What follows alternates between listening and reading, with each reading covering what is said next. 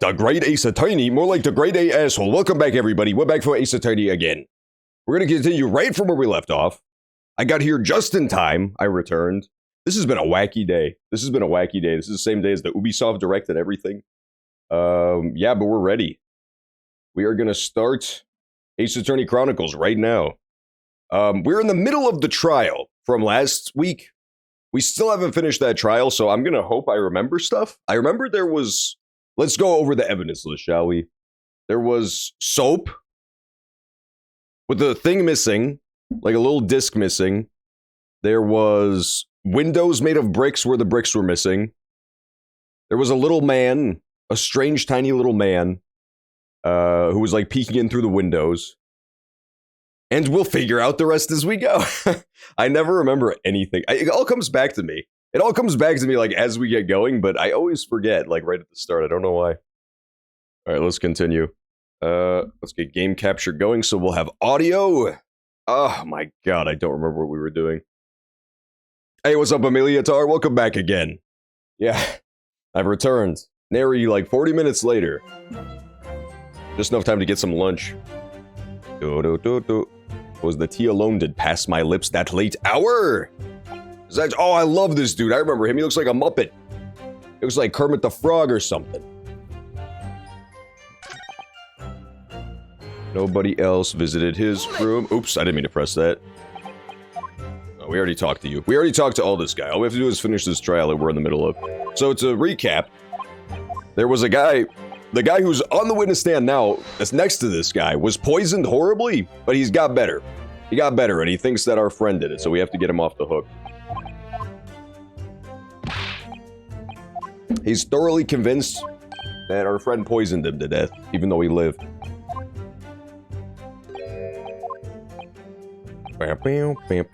Okay, so nobody else was in the building except for the friend and the victim. There's Shamspear. Bitter was his drink, and when he left, I did fall prostrate on my table. Okay. Oh my god, I don't remember. I don't remember what we were supposed to do.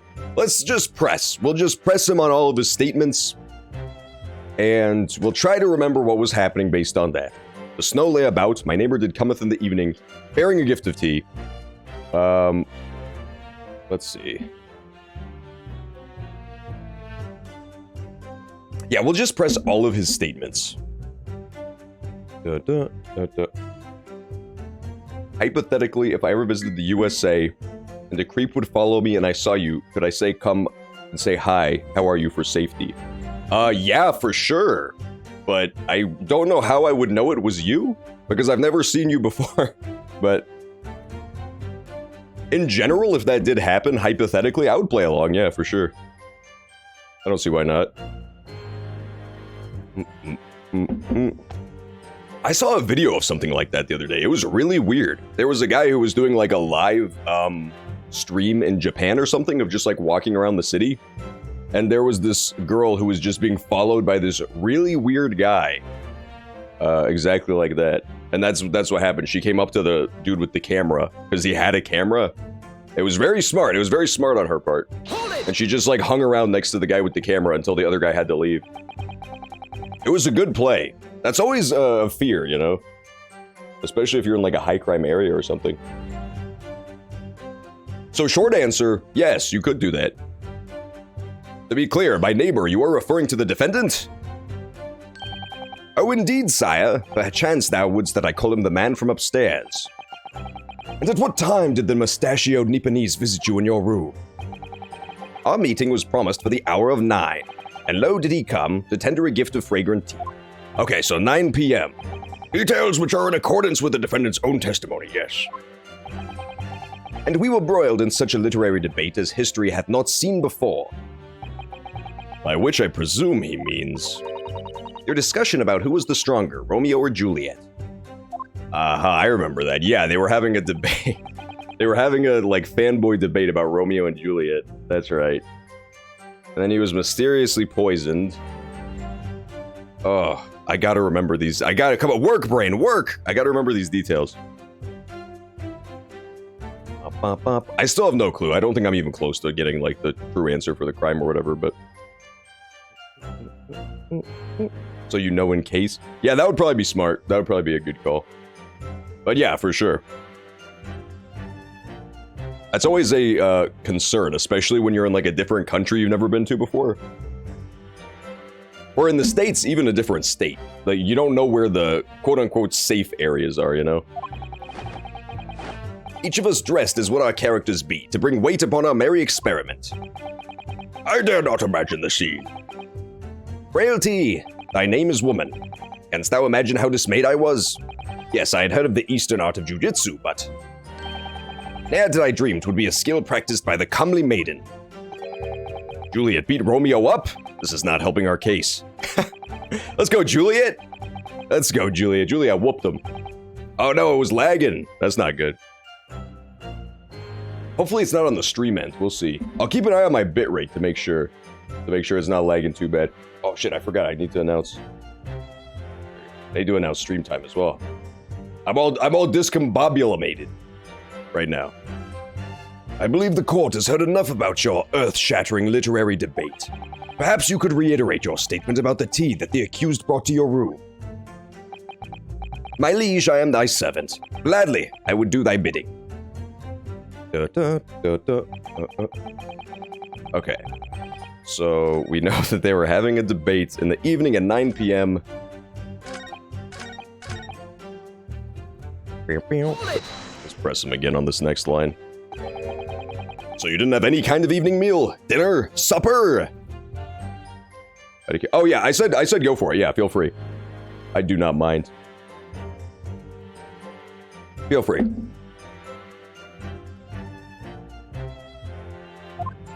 Ha! Fie on luxury, fie on gluttony. To eat thrice daily is but a waste of time. Sorry? I would that my belly were full. No more oft than the sun doth rise. Well, most heroic eating habits, I must say. Let's go, Shakespeare. He is heroic. I like this victim. I'm glad he didn't actually die and was just slightly poisoned. Ah, you were having Wi-Fi issues, got you. I was recently too, actually. I just the other day had to fuck with my modem like a lot. I called in to help have it fixed by like the actual company who provides my Wi-Fi services, and they were just not too helpful at all. I don't really blame the person on the other line for it, but yeah, they just did not have anything helpful to say. But I gotta work it again, thankfully. Night and day do I fill my hours with the learned study of the great bard and playwright. Hence it is that there doth naught in my chamber be than the costumes of mine art. I'm having such a hard time reading this guy's lines. So Shakespearean, man. Takes me back to my high school days. I have not read like Shakespeare or even any stories in this style since straight up high school. It's been a minute. Maybe even middle school. I can't remember when we did Shakespeare. Might have done The Tempest in high school. I don't remember. The judge does look very Santa-esque in this one. I miss the old judge. Ace Attorney 1 through 3's judge, like the first 3 games. He was so great. He was the best judge ever. I like this guy too, but he's slightly less charming. This new judge is slightly less charming. That would appear to be the case, as even a rodent was found starved to death in your room. Now I think of it, it's not just food that was conspicuously missing from that room, is it? Oh wait, he said there was a dead rodent, didn't he? Aha!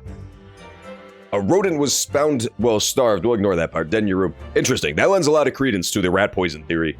Rat poison theory possibly still on the table. Good to know. Good to know. Yeah, definitely the red and gold especially. It's very Santa. All he needs is his little reindeer by his side. That would be adorable. I love reindeers. And regular deers, for that matter. Where I live, there are so many deer for no reason. I don't know. I live in like a pretty urban area, but there are just still so many deer running around.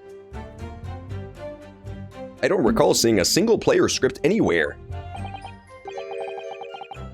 For I have devoured them all. What? You've eaten them? Every word be within my skull. Didst thou imagine otherwise?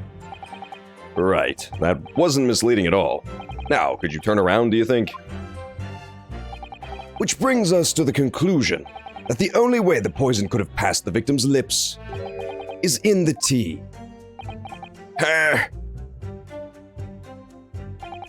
Are I was outside this bloke's window in the freezing cold all night, keeping an eye on his room. Hold it! Okay, so we already pressed this statement. Good. I was making sure I've got all the information since I don't really remember what we were up to last week. Then we should be right back on track to solve this case, to crack it wide open. I think we've kind of got a handle on it a little bit. Okay, so he never left. He was in his room the whole time. And then he was poisoned. Good. Santa Judge, leave us alone. We're busy right now. Santa Judge, we're trying to solve crimes. No one else visited his room but that little Eastern fella. I believe we pressed this too, but let's do it just to be safe. Aha, we did not! You say a short little round-backed Eastern fella, so you can't be sure it was the defendant then. Objection! How many other short little round-backed Nipponese with a mustache do you think there are in London? Well, of course, it's only a narrow gap and it was quite dark, so I didn't notice the mustache. But he showed up at around 9, so I'm pretty sure myself. And when the person you saw arrived, did he and Mr. Shamspear drink together? Nah, sorry, I couldn't say. Interesting. Why not? Because I couldn't see into the room all that well, could I? But what I did see was the silhouette of that little round-backed fella wearing a pretty dress. And then the pair of them started some kind of wrestling match. I'll tell you, I didn't know what to make of it. Okay, so that does add up, sadly. I suppose that was the Romeo and Juliet championship battle getting underway. Mr. Meterman, allow me to confirm one final time. Apart from the accused, can you state with certainty that no one else visited the victim on the night in question? No question. Gasman's honor. Okay. Oh, what the? Herm? Oh, this is just one of those ones where I had to press every statement. I wasn't even supposed to solve anything. My lord. Goodness me. Yes, Mr. Foreman. I've kept my mouth shut and listened up to now, but this has gone on long enough. Are you all with me? Yes. Are we to understand that you ladies and gentlemen of the jury are in agreement with one another? That you've reached a unanimous decision? Too right we have. Are you all with me? Yes. Wait, no. The defense is in the middle of a cross-examination. To be honest, I was holding out a bit of hope for you, young man. Especially after you identified those few hours that followed the accused leaving the victim's room. Yes, the 3 missing hours, as you put it. But in the end, what difference do they make? None, as far as I can see. Yeah, this is a new juror. So all of these jurors on the bench in this case are actually repeats from case number 1, or game number 1. Except for her, she's new. And you could actually tell just visually because she is a way better character model than the other guys. Like, just look how sharp and pointy the guy on the right's shoulder is compared to her model. This is clearly a new asset as opposed to the other guys who were from the old game. It's very, very distracting even. And since that's now apparent, there's no reason to delay our decision any longer. Like I was saying before, if I don't take Five Bob home with me tonight, the missus will blow a top. Huh? What's that? Sorry, I didn't quite catch what you said. Very well. Let the court be apprised of your decisions. Ladies and gentlemen of the jury, you will state your leanings as to the defendant's culpability. Guilty! Guilty. Guilty. Oh, they're all saying, oh dear me. Oh no. Guilty. Guilty. Guilty. Guilty. Oh, damn it. That's not good. It's fine, we still have a chance. This game's legal system is Wacky Bizarro World, and it doesn't actually work like you think it would. We have a chance to trick them into not saying guilty anymore for no reason, even after they've already made their decision. All of you! Well, it would appear the jury is indeed unanimous. Damn you, Van Zeeks. Damn you and your charming vampire looks. So, this time at least, it seems justice will be done. All's well that ends well, as they say. This calls for a toast, I feel. To the guilty being punished. Ah. Damn him. Damn that man. Van Zeek's always is trolling, dude. Get up, Mr. Naruhodo, please. The trial isn't over yet. What do you mean, Miss Susato? What about the information I found in this encyclopedia of British law I have here? That obscure right that belongs to the defense in these situations. Remember? I do remember, yeah. It's an obscure law, to be sure. They made it up, that's the trick. A summation examination. Yes, that's right. We don't have a jury in Japanese courts, of course. But here in a British court of law, if we can reverse the decision of a majority of the jurors, we can force the trial to continue. This trial can't end now. Whatever it takes, I just can't let that happen. The defense moves to invoke its right to a summation examination, my lord.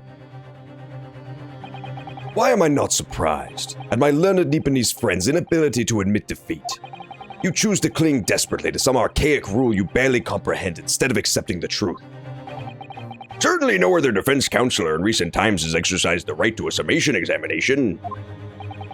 Because they all know that once the jury's mind is set, it cannot be altered. Except for every single case in the last game several times.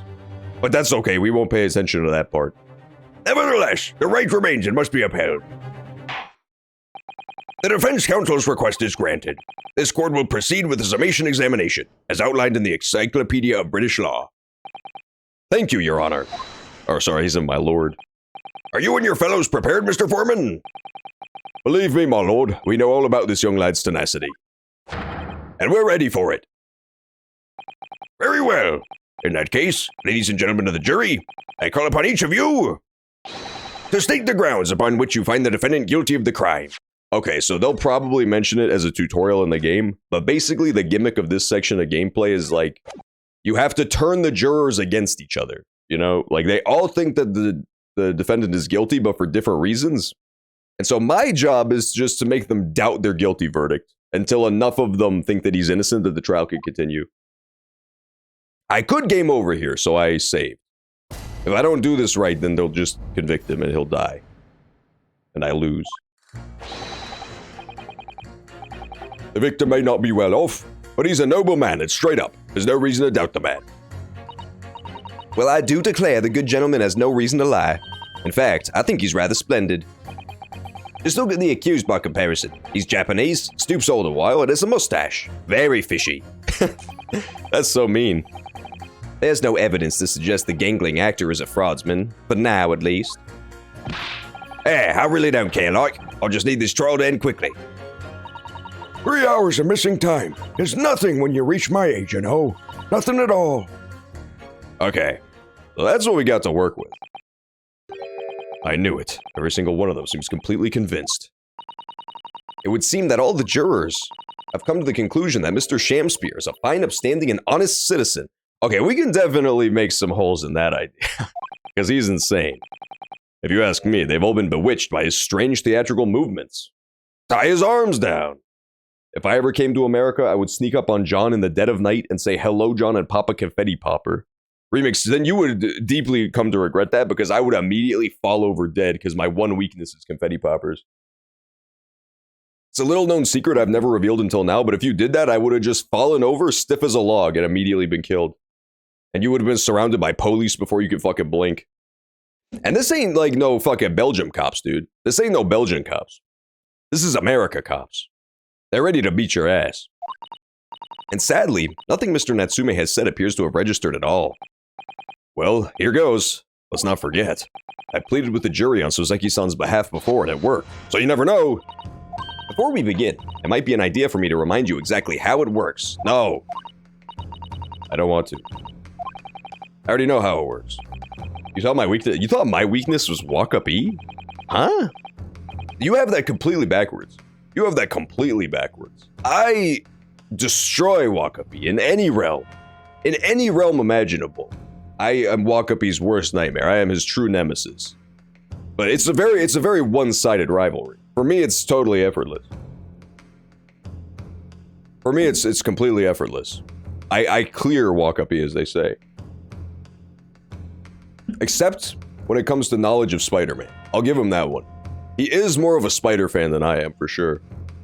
There's always a chance I might have forgotten some crucial detail. Perhaps I should hear Susato-san out.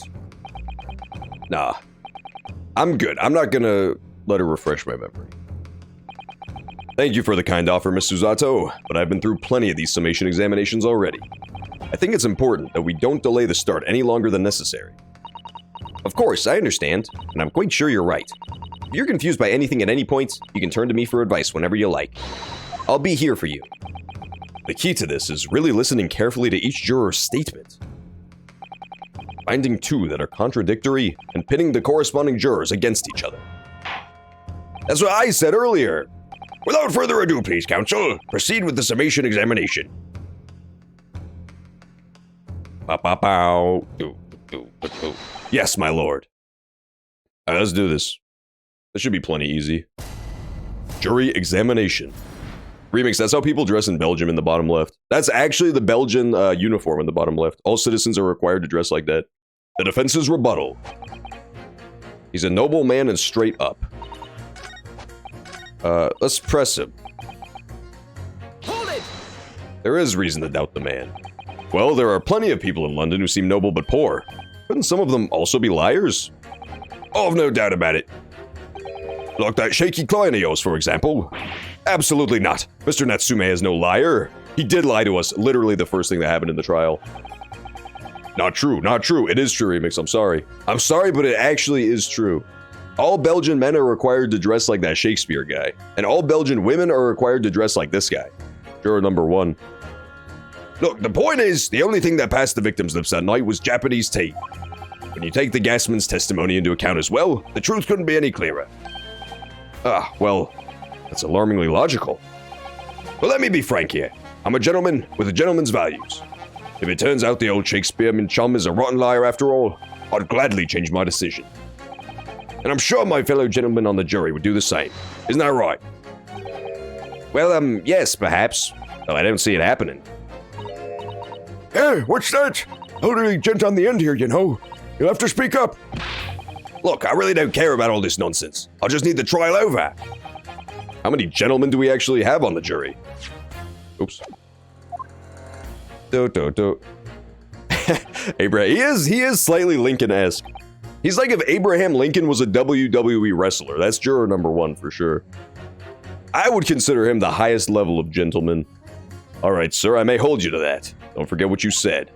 There he is, Honest Abe. He's back again.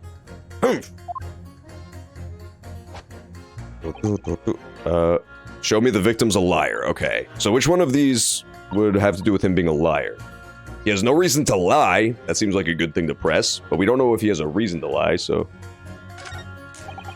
No evidence that he's a fraudsman. I don't care. And 3 hours of missing time is nothing. Okay, we'll press number 4 and we'll press number 2. Yeah.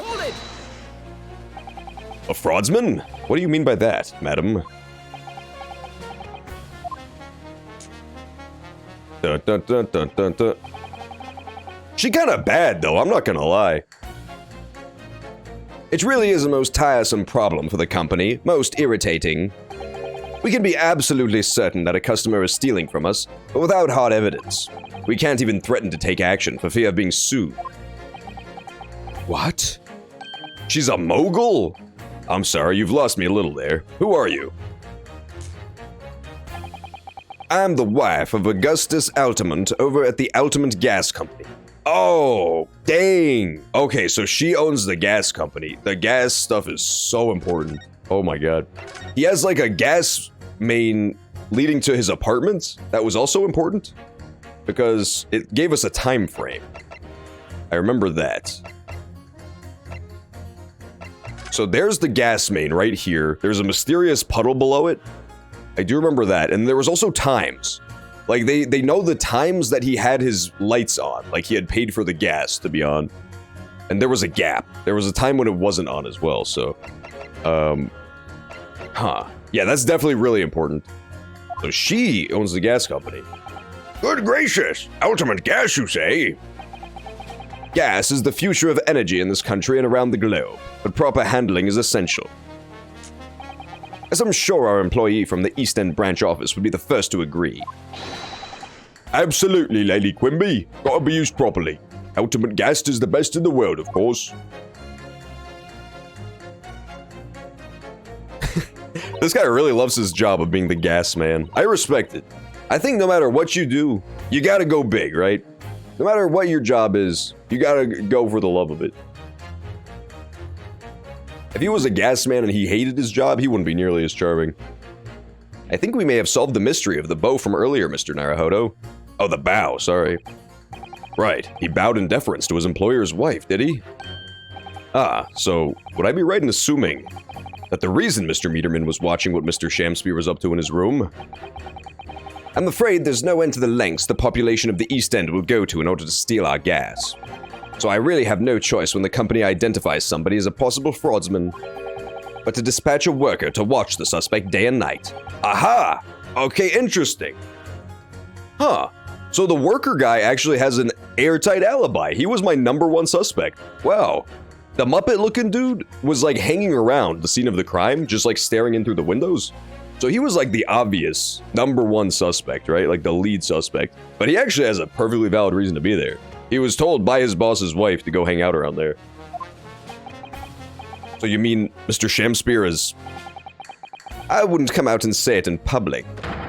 But you can finish that sentence with a grubby little gas thief. You have noticed the public gallery in here, haven't you? The eye of man hath not heard, the ear of man hath not seen. Faith, wouldst thou wound me with thy words, were I to let them penetrate the skin. But seraphs hear not insults, only choirs of angel in song. We may not have evidence yet, but my workers won't stop buzzing around you until they find it. She's a bee? I didn't even notice that she was bee-themed until I saw the umbrella and she said buzzing. That is a stretch. That's definitely a stretch. What does her name have? Usually the names are like a pun. Queen Bee. Queen Bee. Okay, I got it. Queen Bee Altamont. The wife of the owner of the Altamont Gas Company. She's a staunch believer in the superiority of fuel and utterly unforgiving of gas theft. Okay. So she's the Queen Bee. I get it now. That's why she has the stinger. That's why she got the stinger on deck. And when they do, you'll find yourself blasted back to your angelic heights in the ultimate gas explosion. So Mr. Shamspeare's been stealing gas. I wonder, juror number 4, if you wouldn't mind adding that information to your statement. My pleasure. It was the bit about ripping that thief apart you enjoyed? A little before that part, about abject violence, if it's not too much trouble. Yes, of course. This could be it. This should shift the balance. Yeah, that's pretty damning, right? Okay, he's a common thief. We're gonna pit that against number 1. If you can show me that the victim's a liar, I'll reconsider my position. Thief and liar? I feel like those are relatively interchangeable, right? You can't be an honest thief, really. You can't walk into somebody's establishment and say, hey, I'm gonna steal all your stuff. You wouldn't get very far in a career as a thief as an honest man. It's like being a politician. Not a great career choice for honest men. Objection! Objection! Those two statements clearly contradict each other. Good gracious! To whose statements do you refer? Juror number 1. Hey, what are you yelling about, lad? I presume you've heard juror number 4's statement, made by the wife of the owner of Altamont Gas? Well, yes. The victim, who you claim to be a noble, straight-up man, in fact, turns out to be a common thief. So the good lady says, but there's no evidence, is there? You and I both heard him say as much. It's true, we don't have evidence as such, just yet. But the claims aren't baseless, you know. What? You heard me, seeing as his operation has already been compromised. I would suggest that the court hears testimony from our East End branch office employee over there. He's a B2! Oh my god, I didn't realize. He has a little pouch on his back that's like a bee's butt. That's so adorable. I totally missed the whole bee thing. The first session, completely missed out on the bee stuff. To be fair, we didn't know the lady's name. We didn't see that her name was Queen Bee. But yeah, I completely missed that. That was my bad. He's a bee. Look at that. That's great. What a nasty little beetle. I like bees. I have big, puffy bees in my backyard sometimes. Flying around, looking for water and stuff. Juror number 1, you say you're a man of your word. If I could show that Mr. Shamspeare was a liar, you assured me. that you would reconsider your decision about the defendant's guilt. Yes, I did say that. And as a matter of honor, I'll hold to it. As I'm sure the other gentlemen of the jury will. Me? Well, yes. Now that we found out the man's a liar, perhaps we ought to consider the matter further. Well, if I'm perfectly honest, I haven't heard half of what you've all been saying. So if this means you'll recap a few points, that would shoot me down to the ground. Oh, no, I'm not having any part of this. I want this trial over and done with. In that case, I shall change my leaning. So, Mr. William Shakespeare, if that is your real name, we of the jury demand to know exactly what kind of a man you really are. Let's go! Okay, trial continues. Awesome.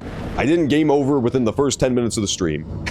That would have been pretty embarrassing, to be fair. That's 4 jurors. 4 for not guilty. That was very easy. Usually those take a lot longer. Victory! Let's go, Susato. Susato's popping off right now. Order! Order! Well, this is quite extraordinary, I must say. As a result of the defense's summation examination, the jury's leaning is changed. Now only 2 jurors say guilty, whilst 4 say not guilty. I therefore declare this court to be in a state of disaccord. Discord? What? The judge would have the worst Discord server of all time, I'm not gonna lie. He would definitely not separate his categories well. No chance. He would not know how to dole out roles or anything. I order the trial to continue. Oh, yeah, fuck you, Van Zeeks. Stupid vampire guy. Uh-oh, he got mad when I said that, I'm sorry. You have spoiled the bouquet, Mr. Shakespeare. The ladies and gentlemen of the jury now find they are unable to trust you, the victim. He's hiding. Let's go, Shakespeare. Honestly, what a likable fella, am I right? Sure, he's a thief and he's accusing somebody of a murder they didn't commit. But he's still a likable fella, because he hides behind his own hands.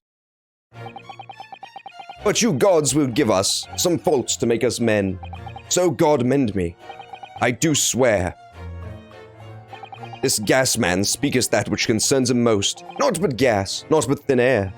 Aye, it burneth bright a while, but it hath no substance, and it doth reek foul.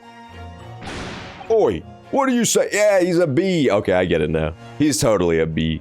See, he's got the brown and yellow striped pouch. Even the little buckle kind of looks like a stinger with the belt poking out of it. He's definitely a bee. But what does a gas company have to do with bees? I feel like that's the kind of thing, it happened in Ace Attorney original trilogy a couple of times. When there were things that were clearly supposed to be like a joke, but because it's originally a Japanese game, it doesn't translate perfectly. I'm feeling maybe this is something like that. Maybe the bee pun has more relevance to gas in Japanese. Maybe the words are similar or something. I don't know. But me personally, I really can't put 2 and 2 together with bees and gas. I don't understand that part. What'd you say? Do I take it, Mr. Shakespeare, that you deny the allegations? Most heartily, my lord. Hast thou forgot? I am a seraph, an angel, noble of mind, sweet of nature, and verily, honest of heart. Ah, you flowery-mouthed, pompous beanpole. Just because I haven't got the evidence yet. He is pompous, I won't lie. I like Shakespeare, but my god, he is so pompous. If I knew somebody in real life who talked in Shakespearean, like, language all the time, I would slap the shit out of him. I would slap the absolute shit out of somebody who refused to stop talking like that. That would get very annoying very quickly. Mr. Shakespeare, if, in fact, you are not noble of mind, sweet of nature, or honest of heart, if you are a liar, then your testimony should have no sway in this courtroom. It is my considered opinion that at the present time, no other possible culprit of this crime has been identified. All testimony heard by the court thus far heavily implicates the defendant. In short, it would not be unreasonable at this stage for me to rule on the case. What?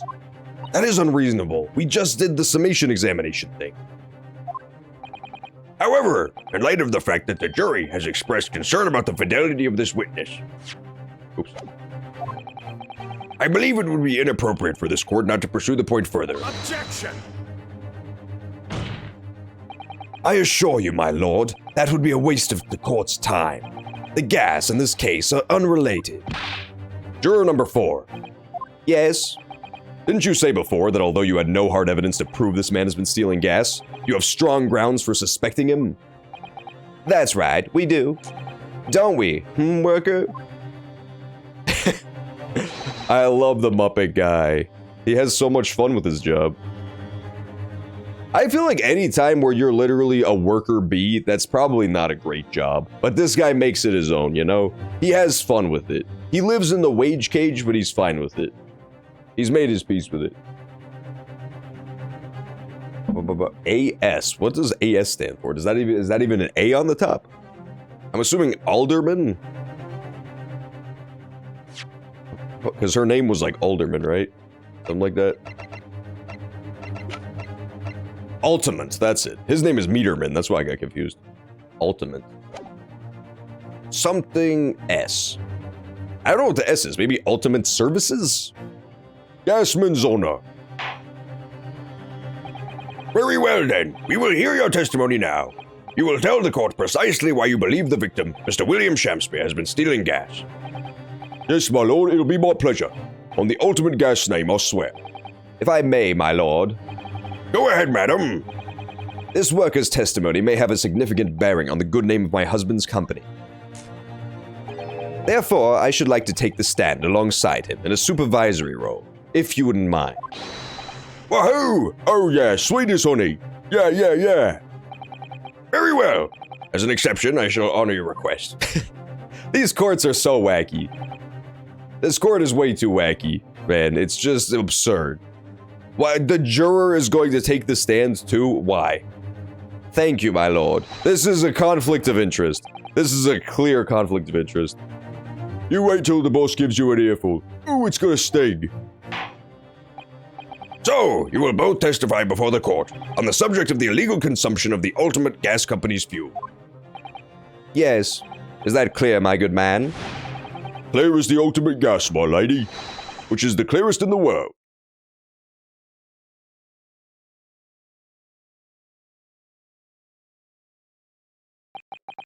Do you think the gas has gone to his head, Miss Susato? I think the man is just a very dedicated employee, Mr. Naruhodo. That's dedication. That's honestly dedication to the craft. I respect it. I respect the dedication to delivering gas to people. He doesn't even deliver the gas. All he does is check the meter. His entire job is just checking the meter, but he loves it. It gives him purpose in his bee life. So now I kind of think she's the killer. / he's the killer, Meter Man, a little bit. It seems like she might have just told him to murder the guy for stealing gas. Maybe? I don't know. She kind of has motive because she can't prove he's a thief, so she can't cut him off. But she also doesn't want people stealing their gas. That's a motive. Not a great motive, but it's a motive. I'm proud to be the company's East End branch investigator and meter money collection agent.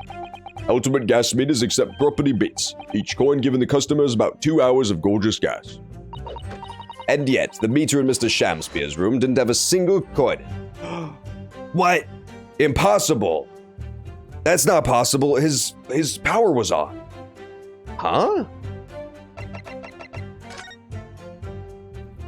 So this is where he's supposed to put the coins. If you didn't see that part, this is what's going on.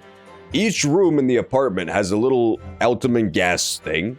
And if you want power, you slot a coin in, like a little fucking gumball machine, and then you get a couple hours of light, a couple hours of power to your room. I think they said like maybe 2 hours, 2 or 3 hours. And so if there's no coins in his box, that's impossible because he had the power running several times. He had the power running several different, there should be at least 2 coins in there, if not more. Huh.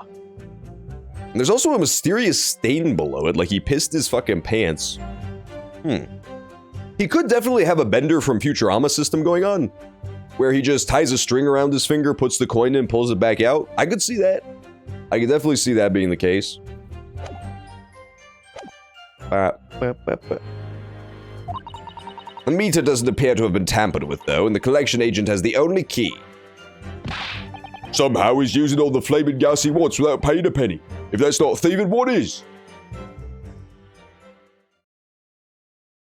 He's got a point. That does sound like thievery to me. Magical thievery. Pray forgive the discourtesy. The irrelevance of this testimony caused me to turn my hallowed chalice. What do you mean by that remark, Lord Manzeeks? Did the mustached Nipponese poison the gangling excuse for an actor, or didn't he? That is all that should concern this court. And yet, now we must listen to this abhorrence. Clearly what separates the vast British Empire and your Eastern Island nation is more than geographical distance. But this could turn out to be crucial testimony. The cross-examination must go ahead. Stop wasting so much wine, Van Zeeks. He goes through hundreds of bottles in a single case. God damn. This dude must be the richest lawyer in all of England. Well, you know what? Maybe not after all the wine. If you factor in the wine expenses into his, like, actual profit from taking the cases, I don't know if he even breaks even, to be honest. Depends how expensive the wine is. Maybe he just goes down to, like, the fucking liquor store on the corner. Do what you will. But Van Zeeks definitely strikes me as a, vintage wine sort of guy. Lord Van Zeeks appears to be in a violent mood. Yes, he does. An attempted poisoning, and an incidence of gas theft with no supporting evidence. It's true that they would appear completely unrelated at first glance. But I wonder, the truth tends to be buried in the most unusual places. And the first step in uncovering it would be to establish just who and what this man really is. What are you, Shamspeare, huh? Something tells me William Shamspeare might not be his true birth name. It would be quite the coincidence, to be sure. That would be some next level nominative determinism if he just happened to grow up to love Shakespeare and his name was William Shamspeare. The Ultimate Gas Company's investigation. I'm proud to be the company's investigator and meaty money. Okay, so we're just gonna... Let's press this. They accept threepenny bits. I don't know what a threepenny bit is. If we have any Britishes in the chat, maybe you could elucidate me, but I don't think that's a real thing. What the fuck is a threepenny bit? Each coin gives customers, so 2 hours of gas for 1 coin, which means there should have been at least 6 penny bits inside of that meter. By the time of the crime, the meter did not have a single coin in it. Threepenny bits. Okay, let's press this. So all London houses that have a gas supply are fitted with these gas meters? They're the latest model, the height of technology, developed by our company, Ultimate Gas. And anyone who uses our gas will have one of these meters in their property. So, if a 3 pence coin gives 2 hours of gas, most people would have about 3 coins a night? A bit more than that usually, if they have both gas lights and a gas stove, that is. Thinking about it, Sozeki-san doesn't have a fireplace in that room of it, does he? Some people still choose to use candles, of course, and only have gas for heating. Ah yes, I do remember seeing candles in Mr. Natsume's room. And how does the money in the meter get back to you at the gas company? Every 3 days, gasmen like me visit the properties and empty the meters of coins. I must say, the design and manufacture of the new meter cost the company an awful lot of money. But happily, it did put a stop to people not paying their dues, for the most part. Ah, because they have to pay in advance, you mean? Yes, exactly right. Okay.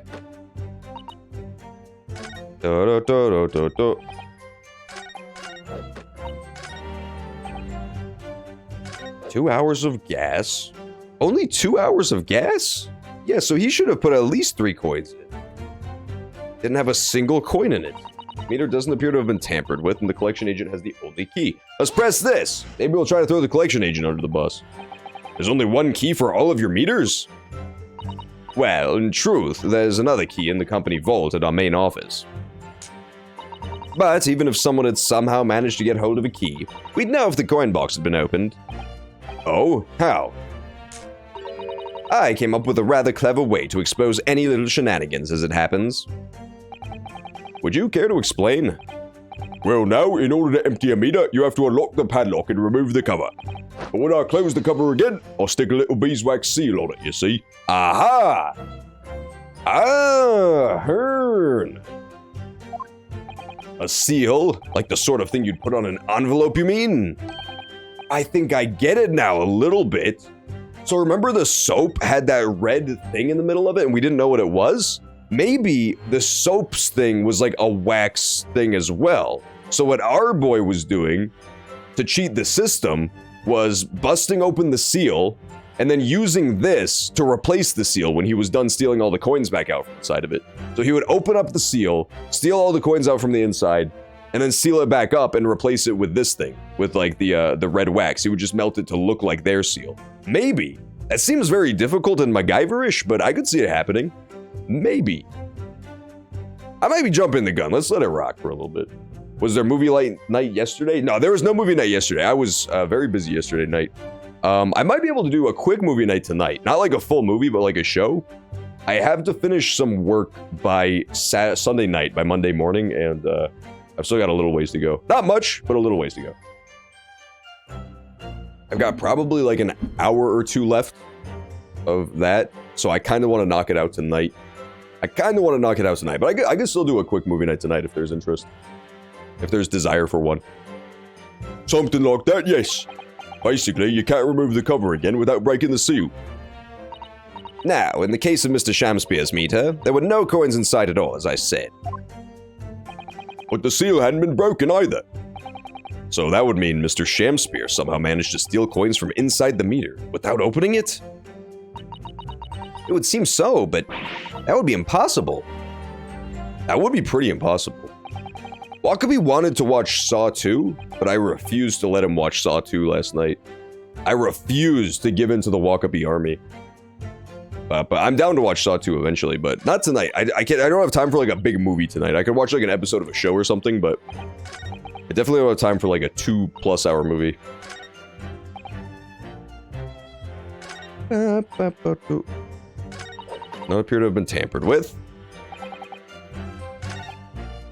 Let's press this. Let's talk about this guy's little life. So does that mean you enter people's houses in order to empty their gas meters? That I do. I have to try to catch people when they're in. Then I ask permission to come inside and do my business. Does that mean you've been into Mr. Natsume's room before as well as Mr. Shamspeare? Well now, interesting you should bring that up, because I couldn't believe how little money was in this meter. I mean, how the pair of them survived the winter is beyond me. It really is. Knowing Mr. Natsume, he probably spends all his gas money on books. And then when he's finished reading them, he probably burns them for warmth. What? He would never do such a thing. You will kindly reiterate your statement about the gas meters themselves, Mr. Meterman.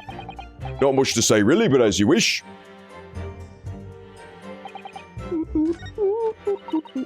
Okay. Let's press the final statement then. He's using all the gas he wants without paying anything. How do you know that he's been using gas, though? Well, now, since I started investigating this bloke, I've been to his room more than a few times. And on every single occasion, his lamps have been blazing and his stove pounding. If it's the middle of winter and he still turns to me, sweat dripping down his cheeks, it says, "Get thee to a nunnery." Get him, Shamspeare. Sick burn. That is probably the single best put down in all of Shakespeare. I think to this day, that was very savage. What was that, Ophelia? I think that was said to Ophelia. He tells her, "Get thee to a nunnery." Which is harsh. That's harsh, bud. But I like it. I appreciate the savagery of it. Hamlet, indeed! Oh, I could wring the bloke's neck. I'll get all hot under the collar, but still. Every time I open up the flaming meter, it's empty. He's robbing me of my salary, too. What's wrong with the world? Where's the justice? But how can Mr. Shamspeare possibly be stealing the money? I don't understand. The simple explanation is right before your eyes. What? A toast to you eventually realizing that the gas man could be an accomplice. You what? Good lord! Eminently plausible indeed. He would never. He's a loyal worker bee. Oh no, he is about to get stung. That's probably why his face is so big and puffy, is because she keeps stinging him with her, stinger of sorts. Her bee stinger. Well, what do you have to say for yourself? Oh, please, Lady Quimby. I'm a faithful worker. And besides, if the money Gus Gasman collect doesn't tally with how much gas has been used, you dock our pay by the same amount. So, you'd be stealing money only to have the same amount taken from your wages. Clearly, that makes no sense. Perhaps it's a case of losing the battle to win the war. Yeah, see, Suzato's the smart one. She's thinking one step ahead. If you were to team up with some guy, for example, to steal it back a little bit, just a touch, you could be like, okay, just give me half then. Like, you get docked your wages, he pays it back, and then also 50%. Then it would be worth it. Would it be worth it to the guy who's paying you? Maybe not, but it would be worth it for the guy doing the crime. No, I'm not gonna stir up that hornet's nest. If I went stealing from the company, I'd be finished. Vampire! Yeah, there's like several vampires in the courtroom at this point. It's getting scary. Let's speak of the devil. It would seem there's no evidence to support the claims of thievery made against the victim. I'm pretty sure this guy is straight up meant to look like a vampire too. I think that's his whole deal. He's got that weird Eastern European name. He drinks wine that conspicuously looks exactly like blood. I think that's kind of his whole vibe, his whole aesthetic. All he's missing is big Party City teeth. He's even got the popped collar like a vampire does. Because Mr. William Shakespeare is innocent. Pray, forgive me if that shatters some illusion my learned Nipponese friend was clearly under. Ugh. I certainly didn't expect to uncover another crime that looks like it's been taking place in the very same room. According to the testimony, it's only the meter in Mr. Shakespeare's room that's under suspicion. It does seem as though perhaps it has nothing to do with the incident involving Mr. Natsume. I know, it does seem that way. But the fact is, since I've been practicing law in England, I feel like I've encountered this at least once already. Cases that are interlinked. Oh. It might seem that two cases have nothing to do with one another at first, but in fact, they're intimately connected. Yes, we have experienced that before, haven't we? I wonder if this is another instance. Perhaps, but we can't be sure of that yet. If the Ultimate Gas Company has been investigating Mr. Shakespeare so earnestly, there must be something to it. But then, how has he been managing to steal their gas? Good question. I still think it might be the wax seal thing. So who knows? Bow, bow, bow, bow. Oh, it was Van Zeeks who you were talking about. I was talking about the rich woman. Because she is supposedly 38, but she looks like way younger than that. She strikes me as slightly vampiric as well. Especially the way she was stinging his neck. It seemed very suspicious.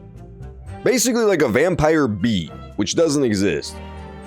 I'm proud to be the company's... Oh man, we looped back around?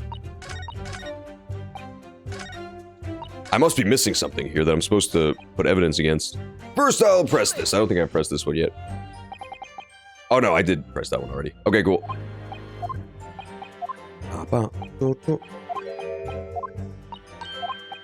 Okay. So, what do we need to say here? Let's see any contradictions. Gives customers 2 hours of gorgeous gas. The meter didn't have a single coin in it. That seems true. The meter doesn't appear to have been tampered with. Aha, that must be what it wants me to put evidence against. So they say the meter doesn't appear to have been tampered with, but I think the meter does appear to have been tampered with. Not necessarily the meter proper, which is what makes me think maybe I'm not supposed to do this, but if you look here, the meter looks fine, right? But then right below the meter, there's that very suspicious puddle. So that part makes me think it's been tampered with. I'll try. I'll just take 1 damage if I'm wrong, so it's fine. Yeah, there's double vampires in the courtroom. It's getting stacked. It's becoming a problem. I think Van Zeeks is taking bites when people aren't looking. When nobody's looking, I think he's making new vampires. The witness's last statement. No, I was wrong. You say it's undeniable, but I fail to see any contradiction here at all. I feel like that's a pretty good contradiction. No, I lost a pip of health. Damn it. Time for a rethink. Huh. Did I fuck up again? I think I know what's going on now. I believe this is another one of those really annoying witness testimonies where nothing is contradictory and I just have to press things in the right order. I bet that's what's going on here. I bet you that's what's going on here. That shit's so annoying. I think I have to press all the statements again because I did it in the wrong order. So I'll just keep pressing statements until it doesn't let me skip through. This game is convenient in that if you have already seen testimony, then it just lets you skip through it like this. But then if you press something and new information is available, it immediately stops letting you skip, so you know you stumbled across something good. Nope, not this statement. Maybe I am just missing something. Do I have evidence of how much gas he used? Because they gave us that information last session, but I don't remember if we got, like, physical evidence of it. Like, you know, the fact that he had his power on. Because he definitely had his lights on.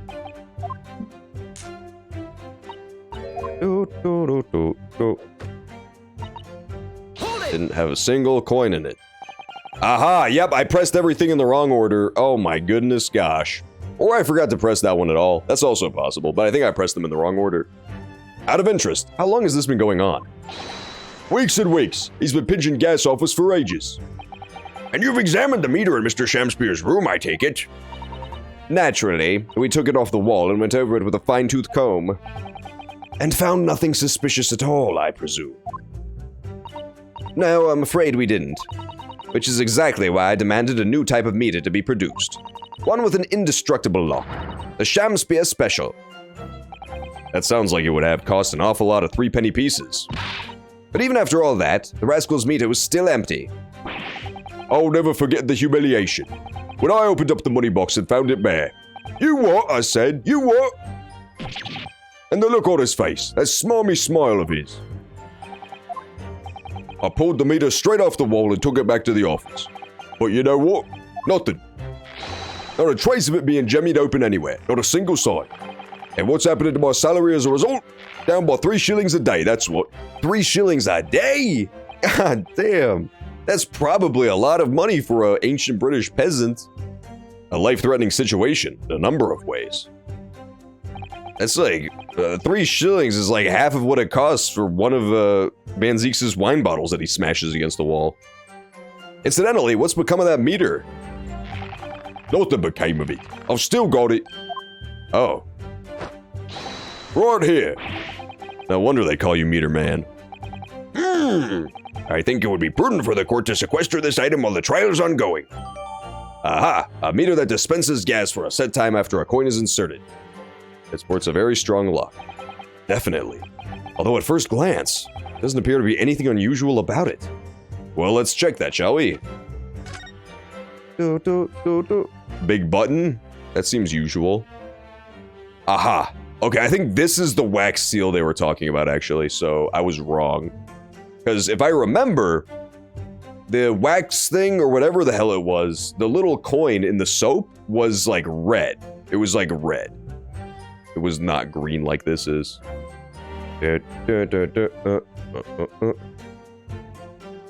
Interesting. Let's take a look at that unbreakable lock. That's a very sturdy-looking padlock, isn't it? And the money box is sealed with beeswax, too. So if Mr. Sholmes were to get up to any mischief, he'd be found out immediately.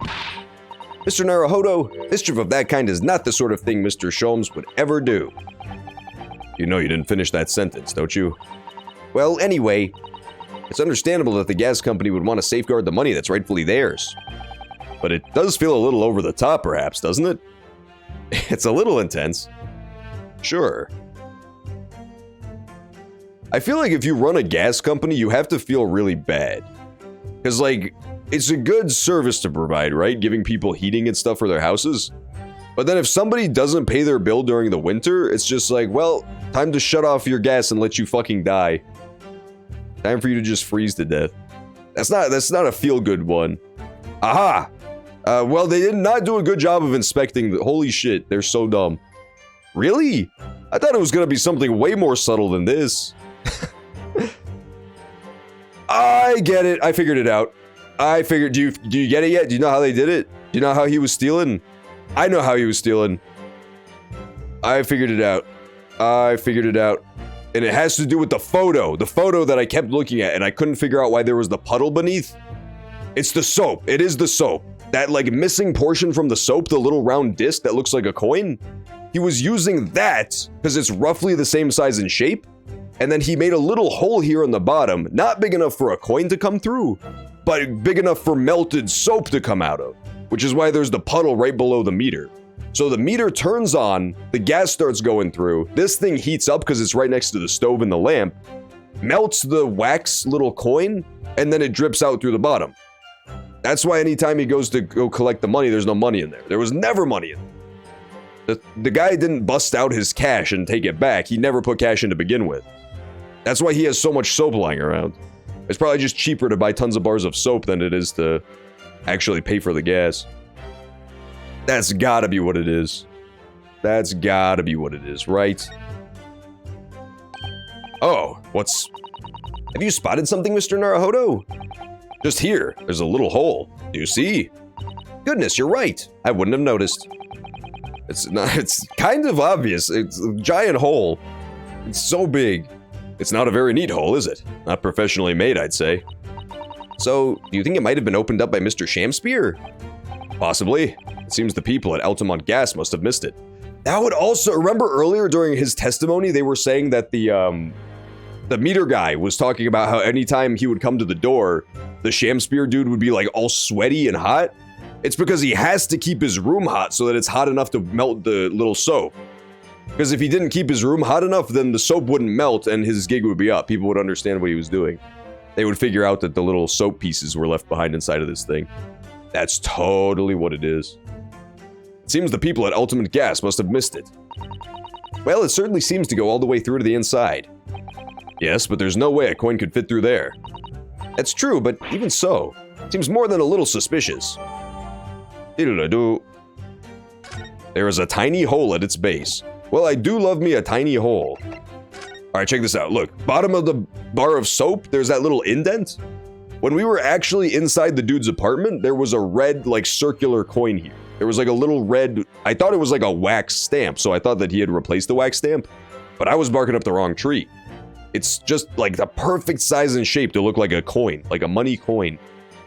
So I think what he was doing was he was buying soap for cheaper than it costs to get gas, plucking out that little circular coin and then using that to pay for the gas. Turn up the heat, let the soap melt, then it drips out through the bottom. Then when the guy goes to open it up, there's no money inside, but there's also no incriminating wax coins inside either. I believe that's what he's done here. Yeah, they call it a little reddish medallion. You'll see. You'll see once the game wants you to see. But right now, the medallion's missing. It mysteriously vanished. There is a tiny hole in its base. Okay. Yeah, so we have our evidence now, too. But more importantly, I think I got to the bottom of what's going on. Not in terms of the murder, still no idea, but in this little mini mystery of the thievery, I think I figured that one out. I'm gonna look real dumb if I'm wrong. Let's move this along, shall we? Continue with your testimony. I hope it's completely unrelated. Though I would say it has as much value as the contents of that meter. What? Man, Zeeks, that means it's not valuable at all. Oof. The meter doesn't appear to have been tampered with, though. Altamont, come on. There's too much money on the line to not inspect the meter at all. There's a gaping hole chiseled into the bottom of it.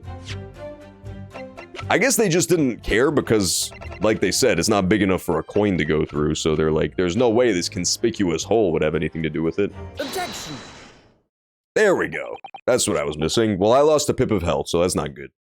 Lady Ultimate, I'm afraid to say that this meter clearly does show signs of having been tampered with. What? Get away! I've been over and over that thing. Oh, I'm telling you, there's nothing wrong with it.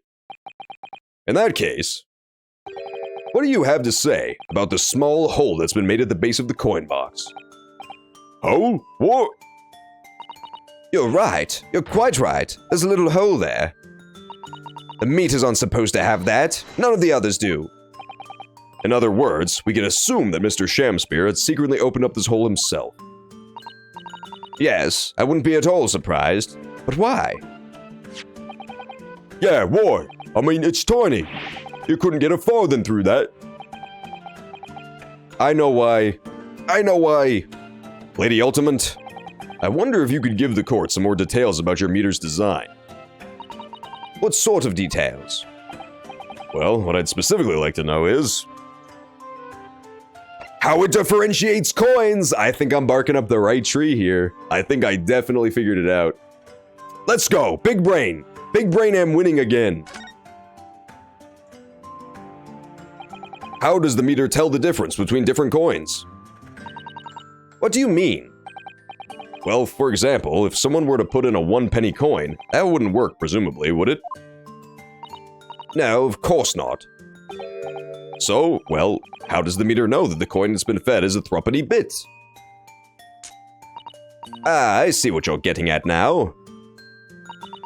The meter tells the coins apart by their shape and size, which includes their thickness. I see, okay.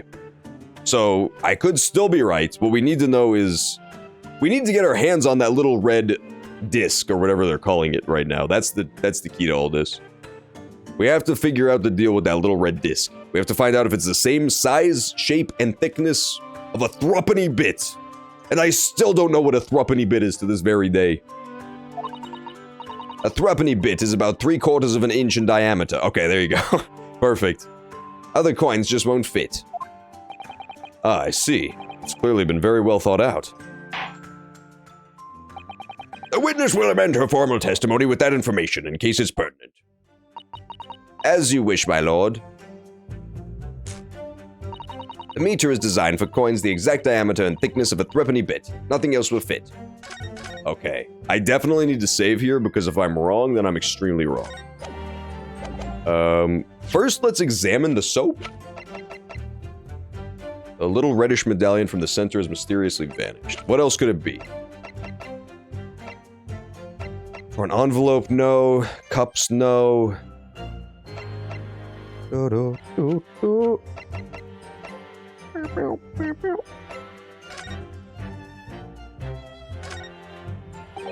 Oh, look at this bar of soap.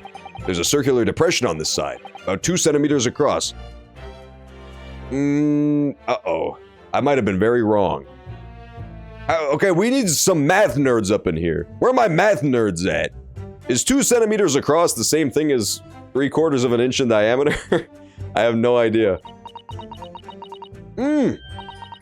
Or 3/4 of an inch. Susato was the math nerd. Let's go, Susato. Let's go, math nerds. At last, math nerds have a purpose in this world. Do you think? We did find the soap at the scene, didn't we? Yes, there were 2 bars on that little ledge just outside the window. So we took this one. But I'm sure that when we first found it, there was some sort of reddish medallion in the middle there. I remember it clearly. Yes, but there's no sign of it now. Where could it have gone? Yes! Yes! I'm so good. I'm actually so fucking big brain for that one. I can't believe I got that. It has been a whole ass week since the first part of this trial where we collected evidence. Okay, so we will present bar of soap. Let me just confirm something here. If the diameter and thickness were to be correct, the meter would accept any object as if it were a threepenny bit. Is that correct? Yes, that is correct. Well, by something of a coincidence, while we were investigating in Mr. Shamspeare's room, we found a particular item that matches the dimensions perfectly. Something in the same size as a threepenny bit? What was it? The item in question is this. What? Have you been inhaling gas? That's a bar of soap. It certainly looks nothing like a threepenny bit, I must say. It looks like I'm gonna have to point out exactly what I mean here. What's so important about the soap is this part here. Yeah! There's that funny little round depression in the middle of the soap. Yes, it's a perfect circle. And I would say almost 3/4 of an inch in diameter. Rather like something else we've been talking about recently. Mr. Naruhodo, it's this part of the soap you need to show to the court. Oh, I thought I did. There we go. You have to turn over the soap to see what I mean. Oh. Are you referring to that round depression in the middle of the soap there? That's right. A depression that's approximately 3/4 of an inch in diameter. Or, in other words, almost exactly the same size as a threepenny bit. Get away! Does anyone here have in their possession a threepenny bit? Quickly now, hand over your coins, ladies and gentlemen. Dude, the fucking Santa judge is just shaking us all down. She said the same thing. It sounds rather like a highway robbery, doesn't it? It really does. It sounds like Santa's got me at gunpoint. He's using his fucking present sack as a burlap sack. Thanks to a kind member of the public in the gallery, I have a thruppity bit. Now, to see if it fits. Oh my goodness. It fits perfectly. Yes, as I suspected. This, without a doubt, is a vital clue to explain how the Ultimate Gas Company is being defrauded. Well, I don't believe it. Imagine building a giant empire, a gas empire of untold riches, and being undone by one Shakespeare man and his dedication to soap. Brilliant. I wish this guy had gotten away scot-free. That's the ultimate, that's the greatest crime known to man. So, your assertion amounts to what? That some inferior bar of soap has a tentative connection to the theft of gas? Yes. The depression in the soap was clearly made by a threepenny bit. I must concur at least that pushing a coin with some force into a poor quality bar of soap such as this is a remarkably simple way of replicating the coin's shape. And then you could use, well, some melted wax or something to pour into the mold. Yep, that makes perfect sense. You can make fake coins in no time. So, I didn't even think that far ahead, honestly. They got me there, because I just thought that the soap came with a little wax seal or something. Like, it was like some sort of soap that has a insignia on it or something like that. But no, he was just making them himself. Good job, Shakespeare. This brings all the pieces of the puzzle together. That being said, I don't think that would actually work. I really don't. I think the way I thought of it made more sense, because if you were to actually, in your real life now, just go and take a quarter and try to push it into a bar of soap, that would not work. Soap is way too hard. It would just crumble. It would just completely crumble it. It would not make a perfect indentation of the coin. That is nonsense. I guess maybe he, like, superheated it first or something, so it got all melty. But even then, I don't think you would get a perfect indentation. But it'll work for now. It'll get us where we need to go in the game. This brings all the pieces of the puzzle together. And then, that being said, I also have no idea how they used to make soap back in fucking turn of the century England, so maybe it was soft as hell. It's the method Mr. Shakespeare has been using to steal the gas. That's the missing link. And now, if I follow the chain of thought, it's going to bring me to a new explanation for what happened that nobody's considered yet. But this is all nonsense.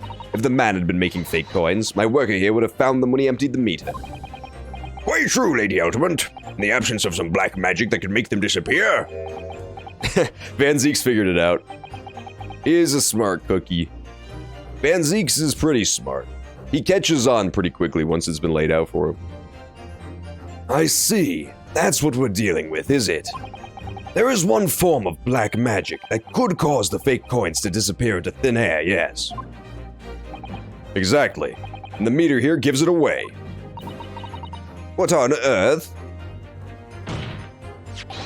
There are remnants of the magical method used, visible on the gas meter taken from the victim's room.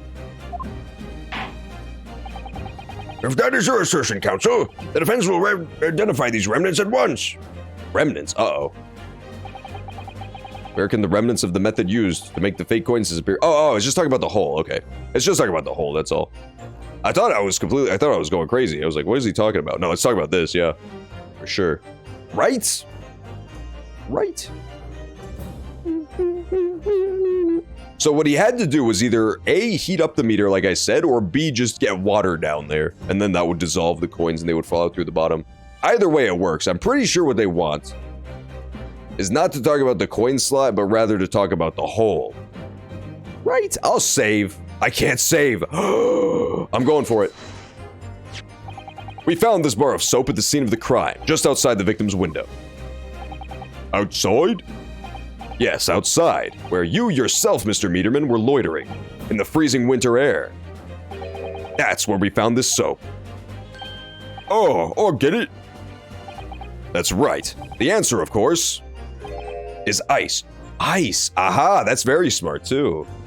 I see what you did there, Naruhodo man. Okay, so what he did is the opposite of what I thought he wanted to do. He took ice, and instead of just pouring water in directly through the coin hole, which would also work, but I guess he was afraid of like fucking with the wax seal. He left them outside so it would rain in and fill in that little indent, and then what he would have next is an ice coin. He would have an ice coin made from the soap, and then he could put the ice coin in, the ice coin melts, boom, water comes out the bottom. That also works. That also works just as well. Did you say ice? Mr. Shamspear has been leaving soaps like this outside his window every evening, filled with water.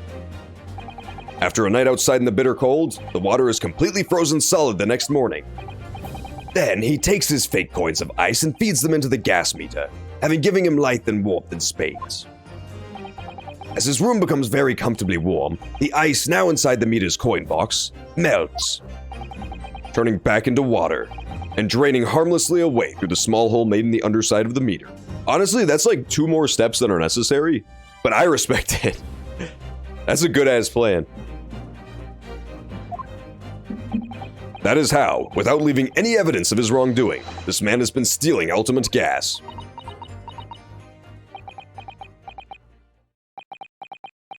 Say goodness gracious. Ah. Just like that. So simply. Is he trying to make us look like idiots? It's working. He's cooking right now. Naruhodo-san is cooking right now. He's been fooling us all with some bars of soap and some water? That's right, madam. I don't believe it. It can't be true. You have any idea how much money we spent to develop that new meter? And now you have the audacity to suggest that a bit of soap and some water can render it totally useless. I'm fairly sure I didn't design it. Evidence! Sorry? I want evidence. If you're gonna stand there and tell me our meters are rubbish, I want to see proof. She's very good at enforcing accountability, isn't she? Slide the little wristband back up. You got some skinny-ass arms, Ryanosuke. You got a lift, bro. If you want evidence, I'll provide it. What? Mr. Naruhodo, are you saying you actually do have evidence to support the theory? We have the picture. The photo will work. I noticed a trace of something that bothered me a little at the time. And I have a feeling that this theory we've come up with now could explain it. The piece of evidence that substantiates the theory about how Mr. Shamspear has been stealing gas is... right there. That's it, right there. Perfect. Soapy, soapy, soapy water. Right below the meter. That makes so much sense, yeah. Because before, my original theory was that the soap just came with that little disc in it, right? That happened to be the same size and shape.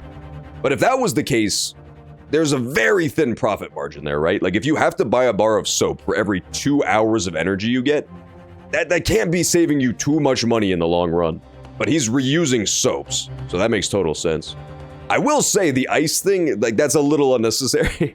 That's a step a little bit too far. You could accomplish the exact same task just by, for example, holding a candle underneath while the soap coin is in there. But either way, it gets the job done, by Gommit. It gets the job done pretty nicely. All that's left probably in here is like a tiny amount of soapy residue, and that's all. There's probably some foamy soap at the bottom of this, where the hole isn't. And then besides that, why would you even suspect it? Why would you ever suspect soapy water, soapy goodness? Everybody likes soapy water. There's not a person on this planet who doesn't enjoy a good soapy water from time to time. It's the perfect crime.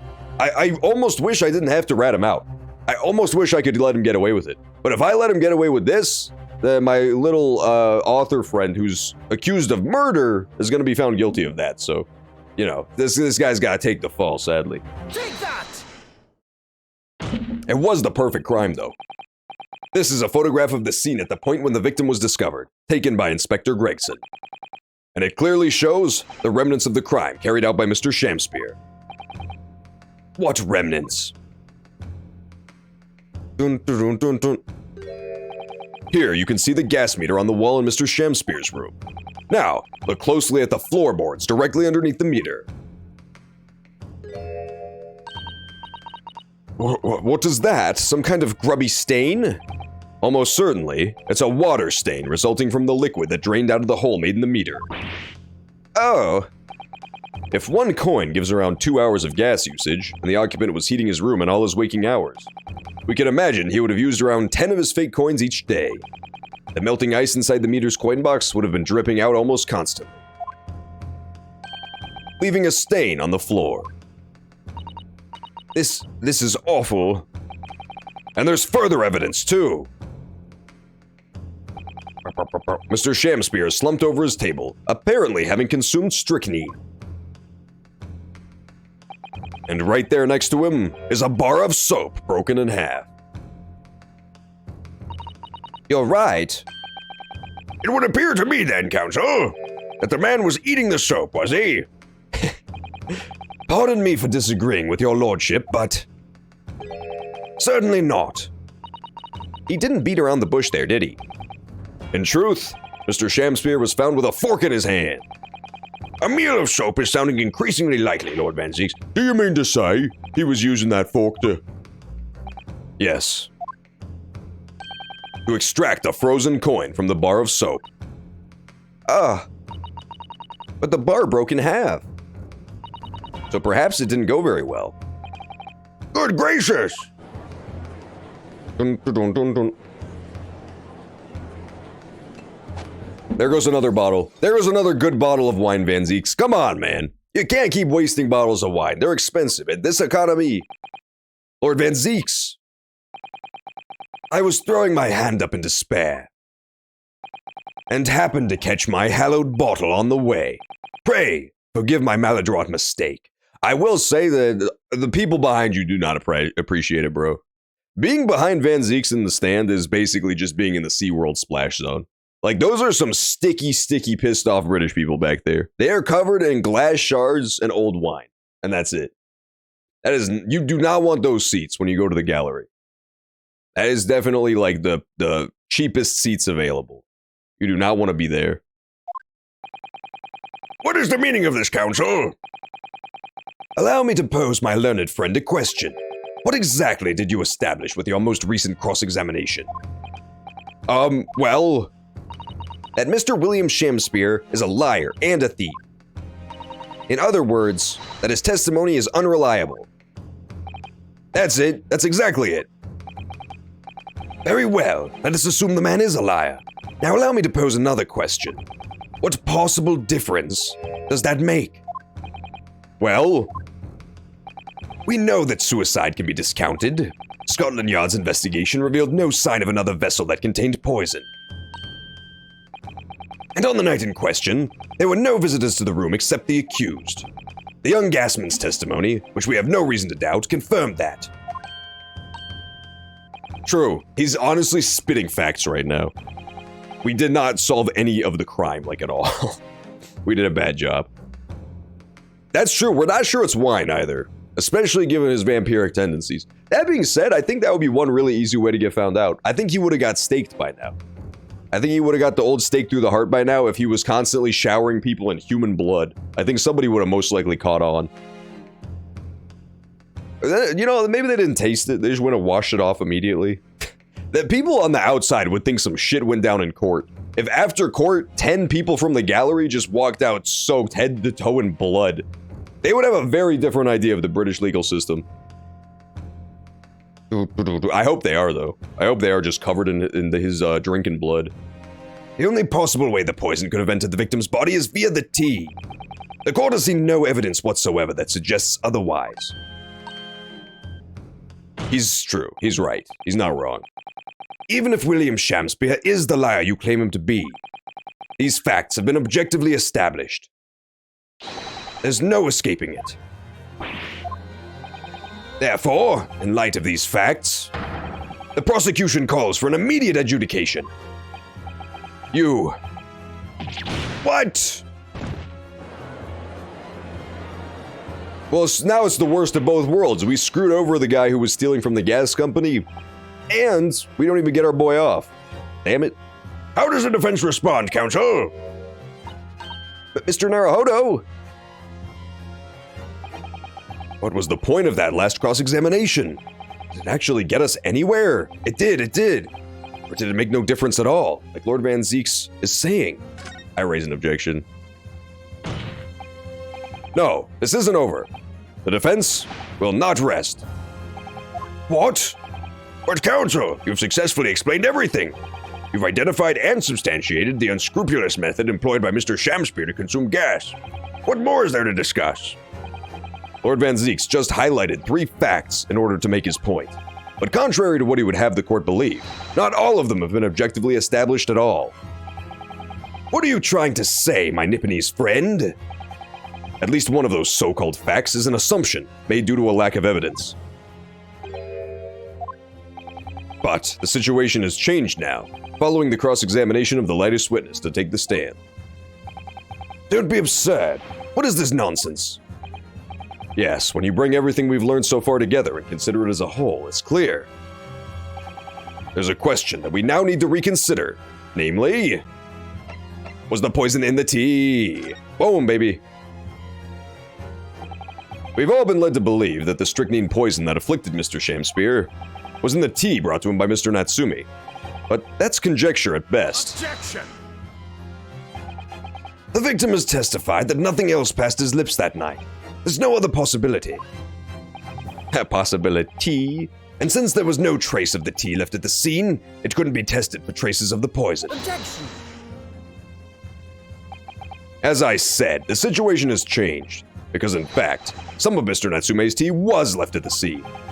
And a particular piece of evidence proves it. Objection! Does it? I don't remember this. A ludicrous claim. Scotland Yard detectives investigated the scene exhaustively. Shit, where's the tea? It could be the puddle? Maybe he used tea instead of ice that night. He didn't want to wait. Or alternatively, the cups. Mjahar. See, there's still a little bit of a ring of tea left on here. Maybe that's what he's referring to? This must be the cup Mr. Shamspear was drinking from. It's stained on the inside. Tea does that. Cool. I think that's probably what they're asking about right now. There's a little bit of a trace of tea left on the rim. I don't know how helpful that is, but... What evidence are you suggesting they missed? The defense has made a bold claim indeed. Very well, counsel. Present your proof. What evidence from the scene of the crime can tell us about the nature of the defendant's tea? Teacups. What exactly is this piece of evidence supposed to reveal about Mr. Natsumi's tea, counsel? Well, I suspect it may, possibly, be related to the tea in some small way, if we dig deep enough. And you will be digging for a very long time indeed, my learned friend. Oh. No. Even at the bottom of the deepest chasm, you will find no sense in that absurd assertion. Yeah, sorry, I'm being absurd thinking the teacups are related to the tea. Ugh, sometimes I wish I could disappear down a deep well to escape his deep sarcasm. Then I advise you to think more deeply before you answer again this time. Okay, the nature of the tea.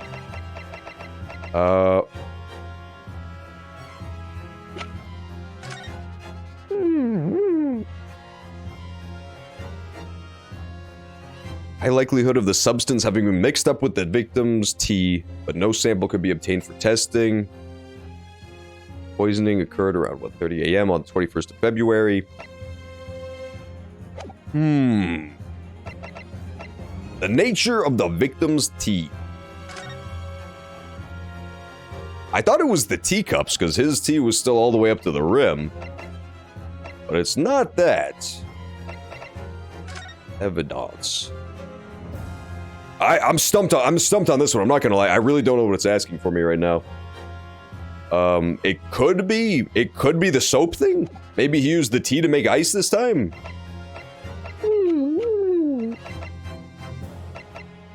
I also feel like the crime scene photograph is a good pick. The crime scene photograph is a good pick as well, but I don't really know what it's asking for specifically right now. I'm having trouble figuring out what it wants from me. I will choose to say... crime scene photograph followed by bar of soap. And hope I hit it on one of those, otherwise I'm screwed. Damn it, nope, it's not that. I might lose here. I might actually get the first game over. No. Let's see, we're getting real close. We got 2 tries left. The nature of the that's such a vague question. What evidence can tell us about the nature of the tea?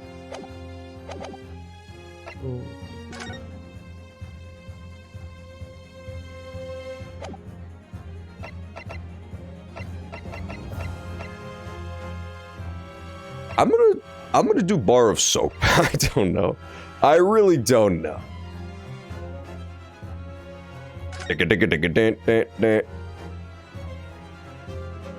Man, I have no clue what it wants. I can be totally honest and say I have no clue what it wants here. I don't even truly understand what it's asking right now. Good gracious! It was the soap. Okay, it was the soap. He was using the soap. The soap again? The same bar the victim used to fashion his coins of ice? Yes, that's right, my lord. It's just come back to me. Something about when we first found this bar of soap at the scene yesterday. It's more bars of soap. What happened at the scene yesterday? I don't remember this. It's more bars of soap. Soap? What are bars of soap doing lined up on a ledge outside the window? I'm quite certain that when we originally stumbled upon the bars of soap, there was actually a frozen coin in each bar. Frozen coin of tea. Okay, so I was right. I overthought it. My bad. So you discovered the gas thief's coin factory. Fascinating. Yeah, this is Soap Eater. This is still Soap Eater. What we've discovered now is the reason he loves soap so much is because he's using them to fashion coins made of ice that are made by using a depression he made of a quarter. He makes ice quarters and then puts them in his gas meter so he can get free gas. They melt and they drip out the bottom. It's a genius plan to get infinite gas. The infinite gas theorem, as it's known. That's all we've established. We've made no progress in the actual crime. Like, we have accomplished nothing when it comes to finding out who the killer is. We just discovered his nefarious soap tendencies. In a way, yes, but there's more. The coins we found in the soap at the time weren't normal ice. There was something strange about them, you mean? Oh, I get what it's... Okay, my bad. I totally misremembered what we were talking about. It's talking about the little coin that lived inside of the soap. It must have been tea-colored. What color was it? It was a week ago, I can't remember. But yeah, it was oddly colored, apparently. No, it was red, right? It was totally red. Because they said it looked like the Dango flag. The Dango old Japanese flag. That's right. Yeah, it was red. It was red, totally. Something's very obviously strange.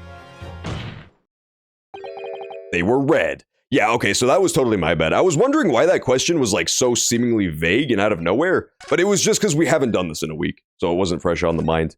If you had done this all in a row, that would be like one of those no-brainer ones, you know? That was meant to be just a gimme question. The ice was red? No, you mean... That's right. It's obvious to me now. The fake coins in the soap were made frozen ice! Made from frozen tea! I went too hard on that one. I went too quick on it. He hadn't finished talking yet. Oh, hell yeah. Second daily watch streak bonus? Oh, fuck yeah. If I just started 800 one-minute streams in a row, people would get so many channel points. Like that guy who does the Persona 4 streams for 5 minutes a day. What? I would remind the court of a statement made by Mr. Natsume earlier in this trial.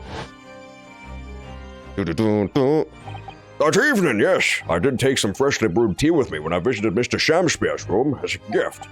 The public water pump outside always freezes at night, so I bought bottled water especially to make it. And this is the result. Never will I touch tea again. Never. Yes, I believe there had been a snowfall that day. It was particularly cold.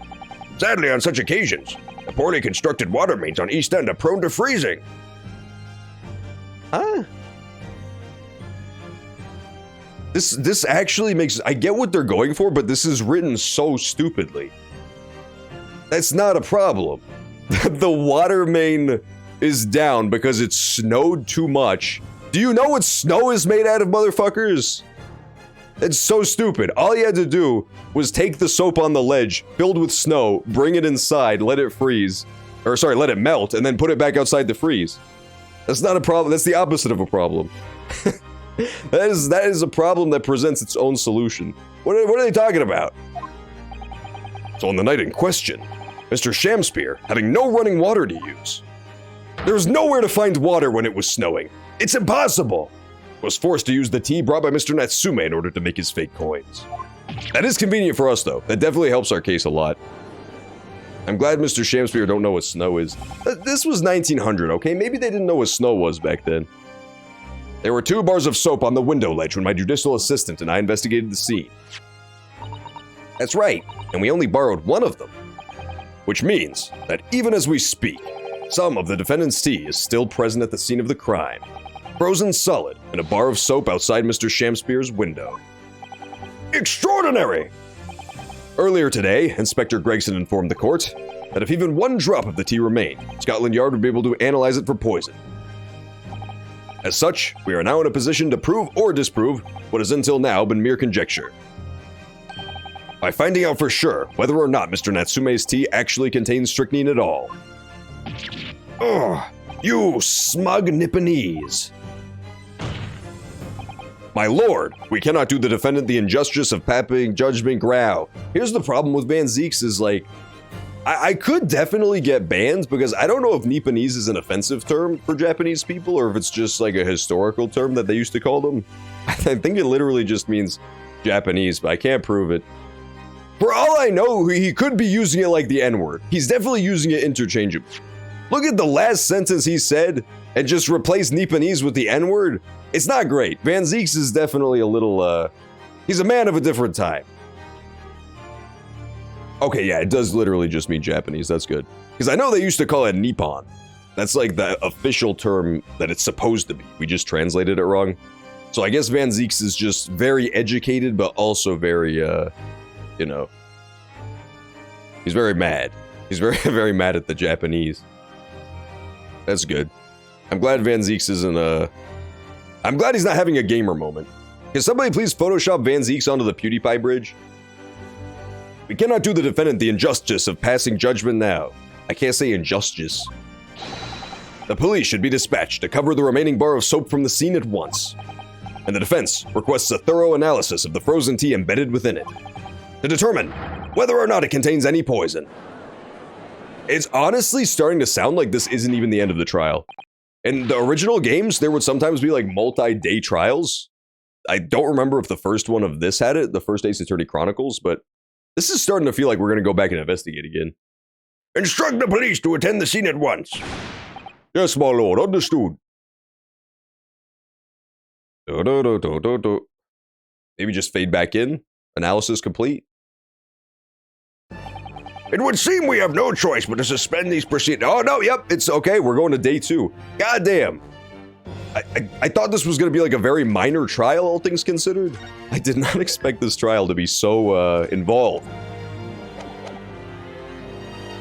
It's just a guy who thought he was poisoned and he wasn't. He was just fucking asleep. He woke up. He's not dead. Why are we at a murder trial? I trust you have no objection, Lord Van Zeeks. None, my lord. Scotland Yard will recover the tea from the scene and carry out the requisite tests immediately. The trial will resume at the same hour tomorrow. The prosecution and defense may conduct further investigations as appropriate in the interim. Yes, my lord. Everybody knows that in court, if you try to murder somebody but you don't succeed, there's no legal precedent for prosecuting that. There's no separate crime, you know? It's nerf or nothing. If you don't murder somebody, then as they say, I believe the legal statute is no harm, no foul. If you try to shoot somebody, but you just like take out their kneecap and they're okay, you know, it's okay. It's not that big a deal. They'll just walk it off, rub some dirt on it. Good job, Naruhodo-san. You did it. Well, we managed to scrape through. There, somehow. Thank you, counsels. Court is adjourned until tomorrow. Woohoo! Oh, maybe we're not going to investigate again. We're just going to fast forward to tomorrow. Yes, to be continued. Okay, that's actually good for me because I was really close to game overing. I was really close to game overing. I have not taken notes in this game, and taking a week break mid-trial, rough. Very rough. Made it quite difficult to remember what the hell was going on. 22nd February, 1:11 p.m. Naruhodo's Legal Consultancy. Whew, we made it back in one piece. Just, to be perfectly honest, I thought we were finished there for a while. Oh, I know. What a lot of close shaves. There are so many carriages on the streets of London, you were very nearly flattened several times. Oh, no, I didn't mean that. Yes, I know. It was a marvelous defense, Naruhodo-san. It really was. I was in awe of you. Oh, thank you. And now that your fervent exploits have won us some more precious investigation time, let's see if we can find some new clues for court tomorrow. Yes, let's do that. Is everything all right? I suppose. I still can't quite believe it, that's all. That I'm here in England, working as a lawyer, I mean. In the Old Bailey, no less. The truth is, it shouldn't be me, should it? It should be him standing in my shoes. It should be Kazuma. Kazuma was his friend who was brutally murdered on a boat. It was rough. It was a hard time for poor Susato because she was his best friend. It was Kazuma-sama's wish that you would follow him to Great Britain and work alongside him. Yes. I mean, I never had the chance to ask him exactly why, but he clearly had a plan. I wouldn't be here today if it wasn't for him. And you're doing wonderfully, Naruhodo-san. I have no doubt that Kazuma-sama would say exactly the same if you were here today. Thank you, Susato-san. Thank you. Aw, that was sweet. Alright, now flash forward back to the new cases. Damn it, we still have to finish this one. We still have to finish this case.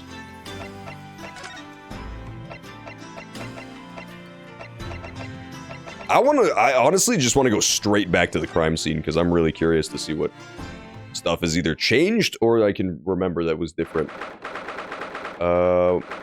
Soap. The soap is put back together. That's new. Remember one half of it was on the floor before?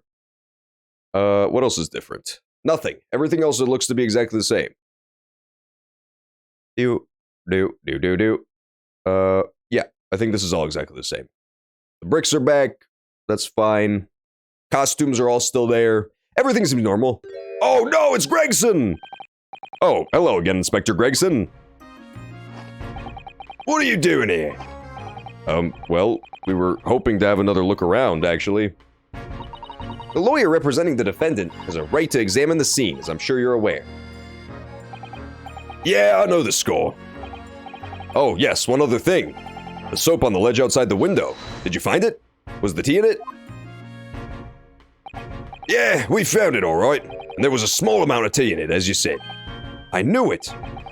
It's with the identification section at the yard now. They're looking into it. The results should be available later today. That's wonderful news. Thank you. Pretty impressive performance in court this morning. Sorry? Nothing. Forget it. Just make sure you don't disturb anything in here. You like me, Gregson. Don't try to hide it. He always acts so rude, but we're secretly buddies. We're secretly Gregson bros.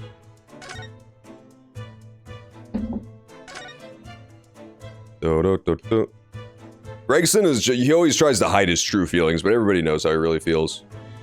That's why he's bashfully averting his gaze.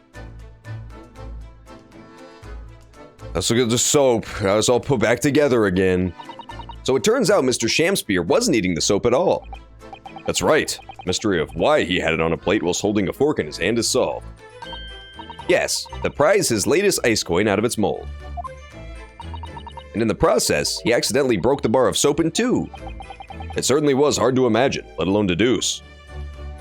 Yeah, that one was definitely like, I figured it out right as it was supposed to be figured out, you know? Like that one, I genuinely don't see how anybody could put two and two together on that. That was an impressive one. The soap with the red coin, like little insignia, secretly being an ice coin made out of tea. I feel like you'd have to go pretty far to get that from this image right here. You'd have to be some next level deducer. It's one of those things too, though, where the game is like intentionally holding information from you, right? Because when the character picks up the soap, they clearly know that it's a coin made of ice. Like, they would know. They have that tactile sensation of fucking ice, but the game just won't tell you because it would make it too obvious. It was holding back. It was holding its cards close to the vest. I respect it. It makes the trial section more exciting if you can't put everything together ahead of time. The sun never shines in this room thanks to that depressing bricked-up window.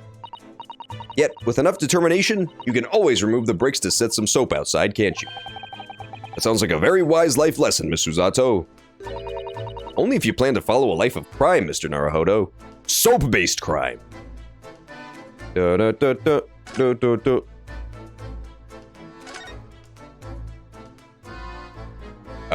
Green thing? Oh, that's the envelope, isn't it? Yeah, we still have the envelope in our inventory, too. Torn off envelope. Yeah, that's still right here. Good. We gotta find the rest of that envelope, man. The rest of that envelope's probably pretty fucking important. Where would it be? I would guess behind the hole in the wall, but we can't look there, so I guess it's not.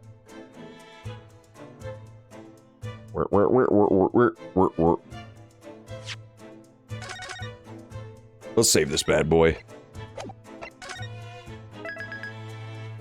Ding, ding, ding, ding. Cool. Hang on, I'm gonna be right back real fast. I'm gonna go refill my water while there's a little lull in the investigation.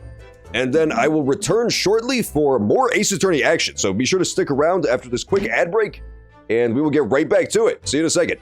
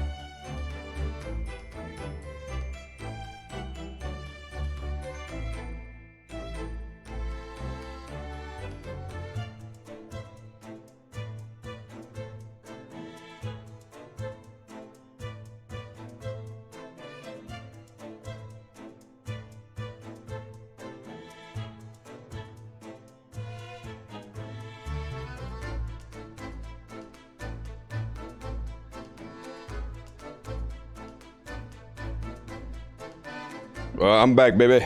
Let's continue. Let's kick it off right from where we left. If I recall, we were just looking at delicious, delicious soap and the ice that lives inside of it. Yeah, so nothing has changed in the crime scene, which is good. Because that means there's no police cops interfering with shit. Good job, Gregson. Hold down the fort.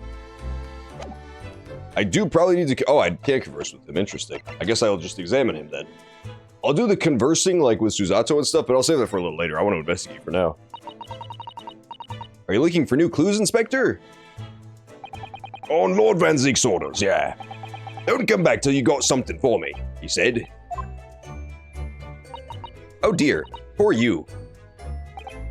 Yeah, poor me, because we've already searched every bleeding nook and cranny in this place. I don't know what he expects, to be honest. Thank goodness for warm chips is all I can say. Well, at least he's honest. You haven't checked anywhere!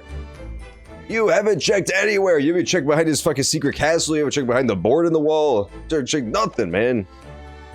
What happened in court? Oh, you just missed it. We just got back from court. We didn't really discover much, I'll be honest. We made no progress in discovering who the killer is. What we did discover is that the soap was not E10. In fact, the soap was being used to create ice coins, which were then put into this, and would then drip out the bottom, which is why there's that mysterious piss stain on the floor. Basically, he was stealing free gas by making a mold of a coin in the bottom of the soap, and then filling it with ice, and using it to steal gas. And that's why when we first got here, there was that red little thing in here. That was tea, though. That's why it was red. It was made of that guy's tea. That part really didn't make any sense, but we rolled with it. They said it was snowing and therefore he couldn't get any water. Which makes no sense if you think about it for more than 2 seconds. But, I mean, it worked because it allowed the tea to come into play. So now they sent the tea to the lab, see if it was poisoned. And, we can't do any more trial till we find out, so we went back to investigate again. So all we've really proven is that Shamspear is a gas thief. Nothing else. We had to rat him out. With your hair, you look like the ancient aliens guy. I know, my hair is a fucking rat's nest, dude. It's a total mess. I don't know why. I have no clue why it's a total mess. I took a nice shower this morning. I combed it, and it refused to be combed. It refused to be tamed. I have what's known as a rat's hair sometimes. Let's move out of here. All I'm gonna say is I thank God every day that I was not born with curly hair. Like, my hair is just so crazy in terms of messiness that if I had curly hair, it would just be insane. I would definitely have like the Jufro. I have no doubt in my mind. I am incredibly lucky that I was born with straight hair. Technically, I have wavy hair, but it's not terribly wavy. It's straight enough. 22nd February, St. Bartholomew's Hospital. I also truly believe that if I had curly hair, I would just look like a Jewish man. I think that's also the thing. What do you suppose is happening? It sounds like some sort of disturbance. Yes, I hear angry voices. Oh, what? Leave her alone. Leave her alone, Shamspear. Leave her alone. Look how sad she is. Oh, she's so adorable. She's fighting back. Poor Olive Green. Be not angry, O ample lady. Verily thou art mistaken. Mistaken my foot. You were looking at my painting. The eye of man hath not heard. The ear of man hath not seen. 'Twas foul indeed, the poison that mustached villain gaveth me. Forgive me, lady. I wish you died from that poison. God have mercy, ample lady.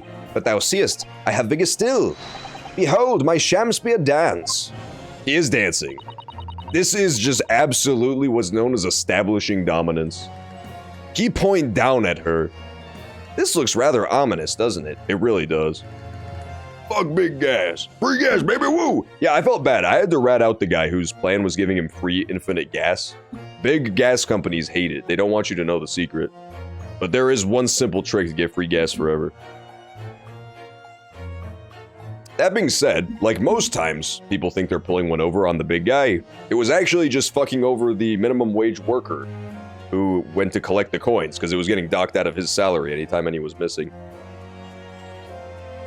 This looks rather ominous, doesn't it? That turnaround was amazing. Ah, lo, 'tis the lawyer from the land whence riseth the sun. How now? What are you doing here, Mr. Shakespeare? Mary, do I believe I am returned to another ward? He was looking, that's what he was doing. Looking at my terrible work. Eastern fellow, so darky clad. Faith, thy work in court this morning was wonderful. I do applaud thee. Oh, well, thank you. But, oh my god, not the sham staff! Why would you do such a thing? That doesn't mean things will go so wonderfully for you tomorrow, does it? Shakespeare, don't start beef with me, bro. You don't want this heat. I promise you don't want this heat, Shakespeare. Fucking beat your pansy ass. Oh, never mind, he's strong as fuck. He unbent it too. He's a god. Anon, exunt! Hi, Shakespeare. Yeah, that's why Barry B. Benson was snooping on him. There was like a queen bee. He was like supposed to look like a worker bee, and then there was another lady, that juror from last week that looked conspicuously like a new model, was in fact a new model, and she is his boss. She's the wife of the guy who runs the gas company. So she sent him on a special mission to snoop on Shakespeare and find out how he was paying no money for gas.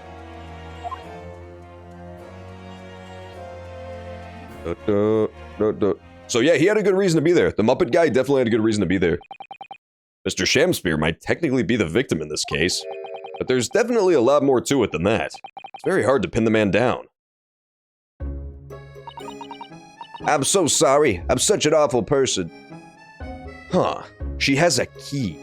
Have you noticed that she conspicuously has a key? And they mentioned that there's only 2 keys in the entire world that fit this box? They very went out of their way. There was like a whole extra line or two just to mention the fact that there's one key that the carrier guy has, the B guy, Barry B. Benson, to open this box. And then there's one more key, which is kept in a safe at the owner's house.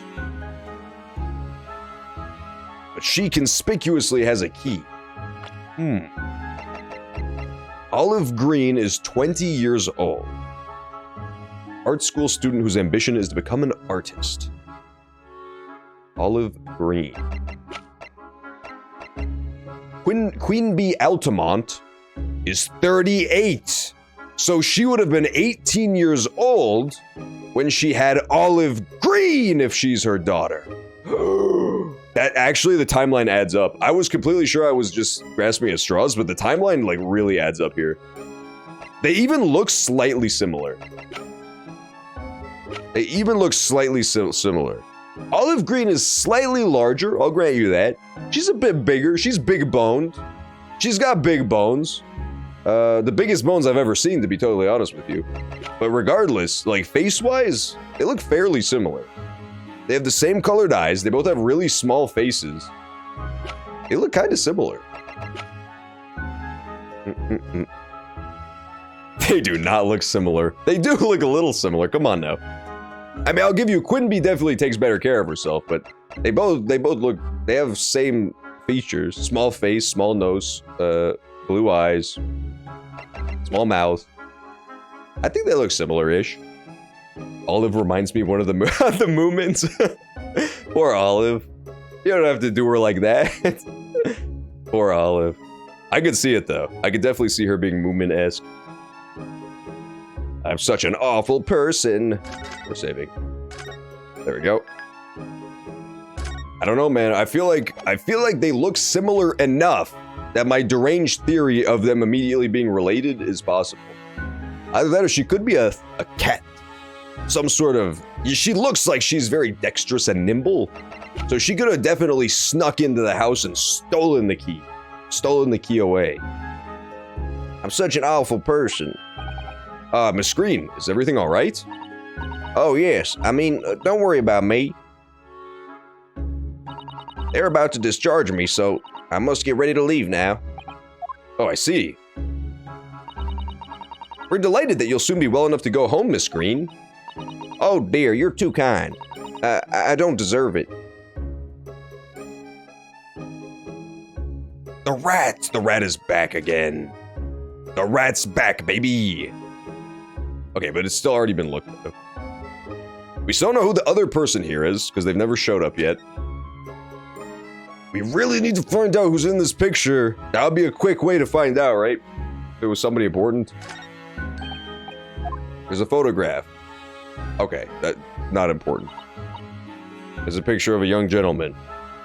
Did we already meet this guy? I don't remember meeting this guy. But, maybe. I don't recognize him.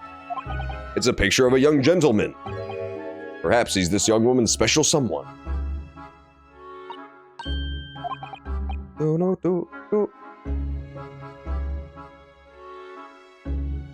Let me look at the painting. I need to look at the painting too.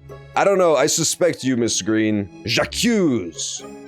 I don't accuse her of murder, but I accuse her of being entangled within this web of intrigue. One of the reasons why is because, what's his face? The dude who was the witness, who was the poisonee, the victim in the case. He came here and he wants something from her, so she's clearly important in some way. He was trying to peek the painting, so the painting's gotta be important. He was trying to take a peek-see. I'm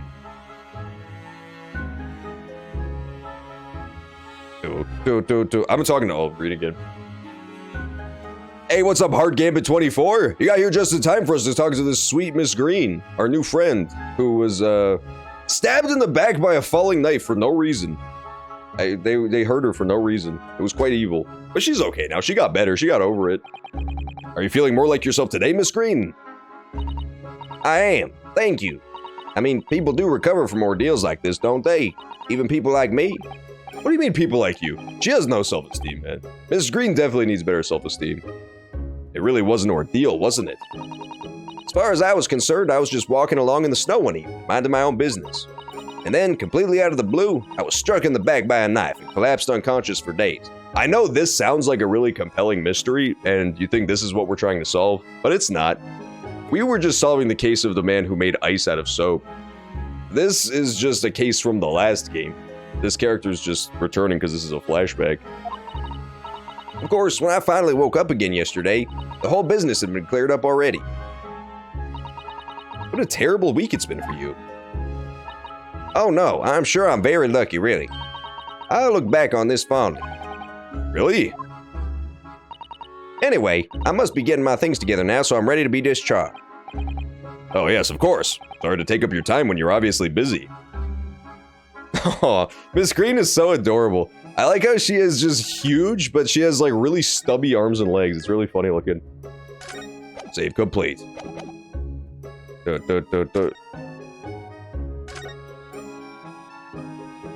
Hello, rat. Little Mai from the Moomins? Okay, I'm looking it up. Let's see this. Let's see how close it looks. Little Mai Moomins. Oh, I can kind of see it. I can kind of see that, yeah. She has the exact same hair. I'll bring it up on stream, too. I'll show it on the display capture. I thought the Moomins were like horrible monsters. That's why I thought it was mean to compare her to one. I thought the Moomins were like horrible, horrible monsters. Okay, here we go. I'm gonna show it. Display. Oh. See, this is what she was talking about. It does the exact same hair. I thought they were these things. I thought you were saying she looked like one of these things. I didn't know anything else about the Moomins except for like this thing right here. Okay, no more display capture. That guy, my dog, all riled up. She hated hearing about Moomins.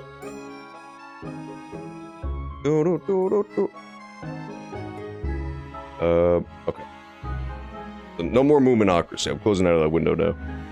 But we can confirm that Nelatar was correct. That did in fact look like Little Mai from the Moomins. That is factually accurate. It's the all grown up version. And nothing else in here, I guess. I mean, that seems strange, but sure. Okay. Nothing more to do with the Moomins. Gotta go back to talk to my boy Sholmes! Woo!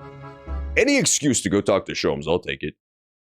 22nd February. Sholmes is sweet. Not you. Not you. Oh, Runo and Susie, hooray, you're back! Hello, Iris. You're in fine spirits as always, I see.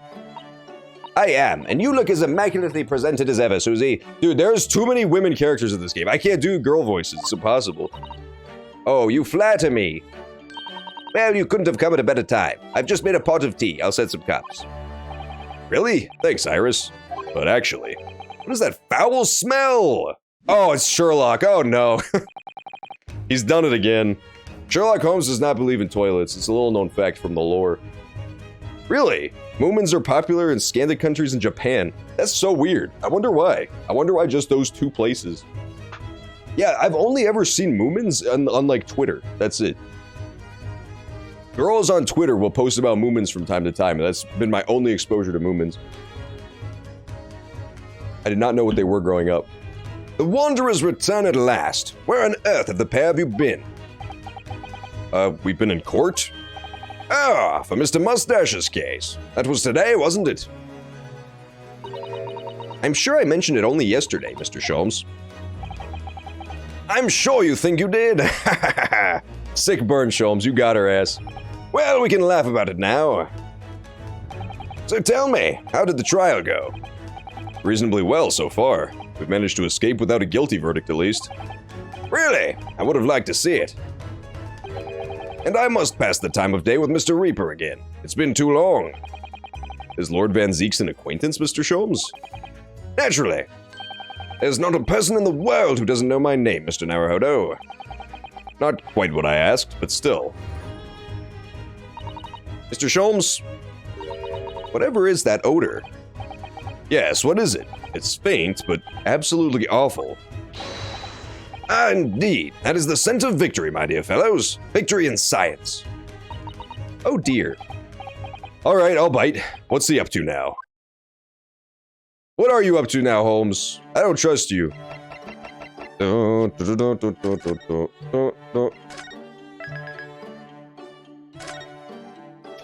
Jansson wrote. Oh, a Finnish author. Interesting. Representing your home country of Finland. Let's go, Moomins. Nelatar is actually secretly a Moomin. That's a little known secret. Little known secret fact. That's weird. I wonder how it got popular in Japan. That happens sometimes though. Just like weird shit will catch on in Japan. I still think to this day, the weirdest craze that caught on in Japan that I know about, axolotls. It is a small little lizard fish that lives exclusively in like 2 lakes in Mexico. And it became a cultural phenomenon in Japan for no reason. They love axolotls over there. They call them whooper loopers. And it's like their favorite thing ever. It wasn't like the 90s, early 2000s. For no reason. I have no clue why. They became obsessed with this small little Mexican lizard. Not me, but like a different Mexican lizard. And yeah, it was just, I don't know why it became a craze. Whooper from Pokemon. If you're familiar with Pokemon, Whooper and Quagsire are both based off axolotls. They're both based off axolotls. Because it was around the same time when axolotls were super popular in Japan, Gen 2 Pokemon. They're amphibians? You're an amphibian. Get that ass banned. Nobody ever corrects me on stream. Nobody ever corrects me on stream. That's an instant ban. Oh, Japan made a Moomin series. I see. That's how it caught on there. That makes sense. Yeah, 107 posted one last amphibian in Defiance and then was instantly banned. He posted one last frog in Defiance and then was immediately banned from the stream for all time. Unfortunately. Got him fucking sitting there shook, looking like olive green, completely still. Hands in a T-Rex pose in front of the keyboard. Where do we go now? Yeah, I ban him. Yeah, I ban him. Yeah, I ban him. Yeah, sorry, 107. It's now occurring to me that I have 2 separate blurbs about banning people. Let's go to... We've been to Sholmes' Suite. Okay, we've been to all these places. I could go back to the attic, but all that's waiting there is Susato, Fringiato-san as she's known. Briar Road? Maybe that creepy guy's lurking around again. 22nd February. Briar Road. Nothing new happened. Yep, confirmed. Confirmed, nothing new happened. Alright. Let's move it then. Yeah, Red Up's room.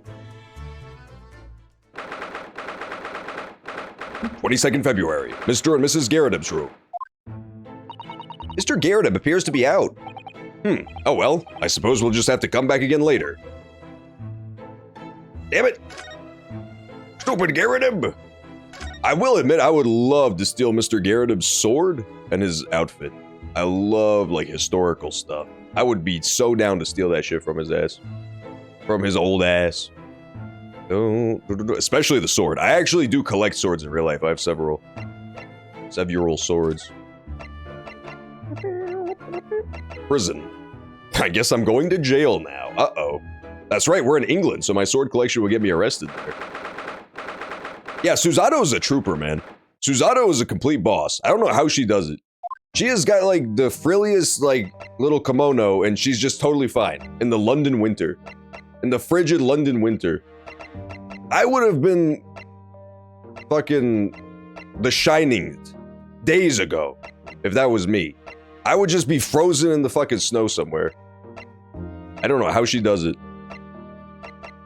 Alright, I guess we'll talk to Susato, because we have nothing else to do now. Look at that!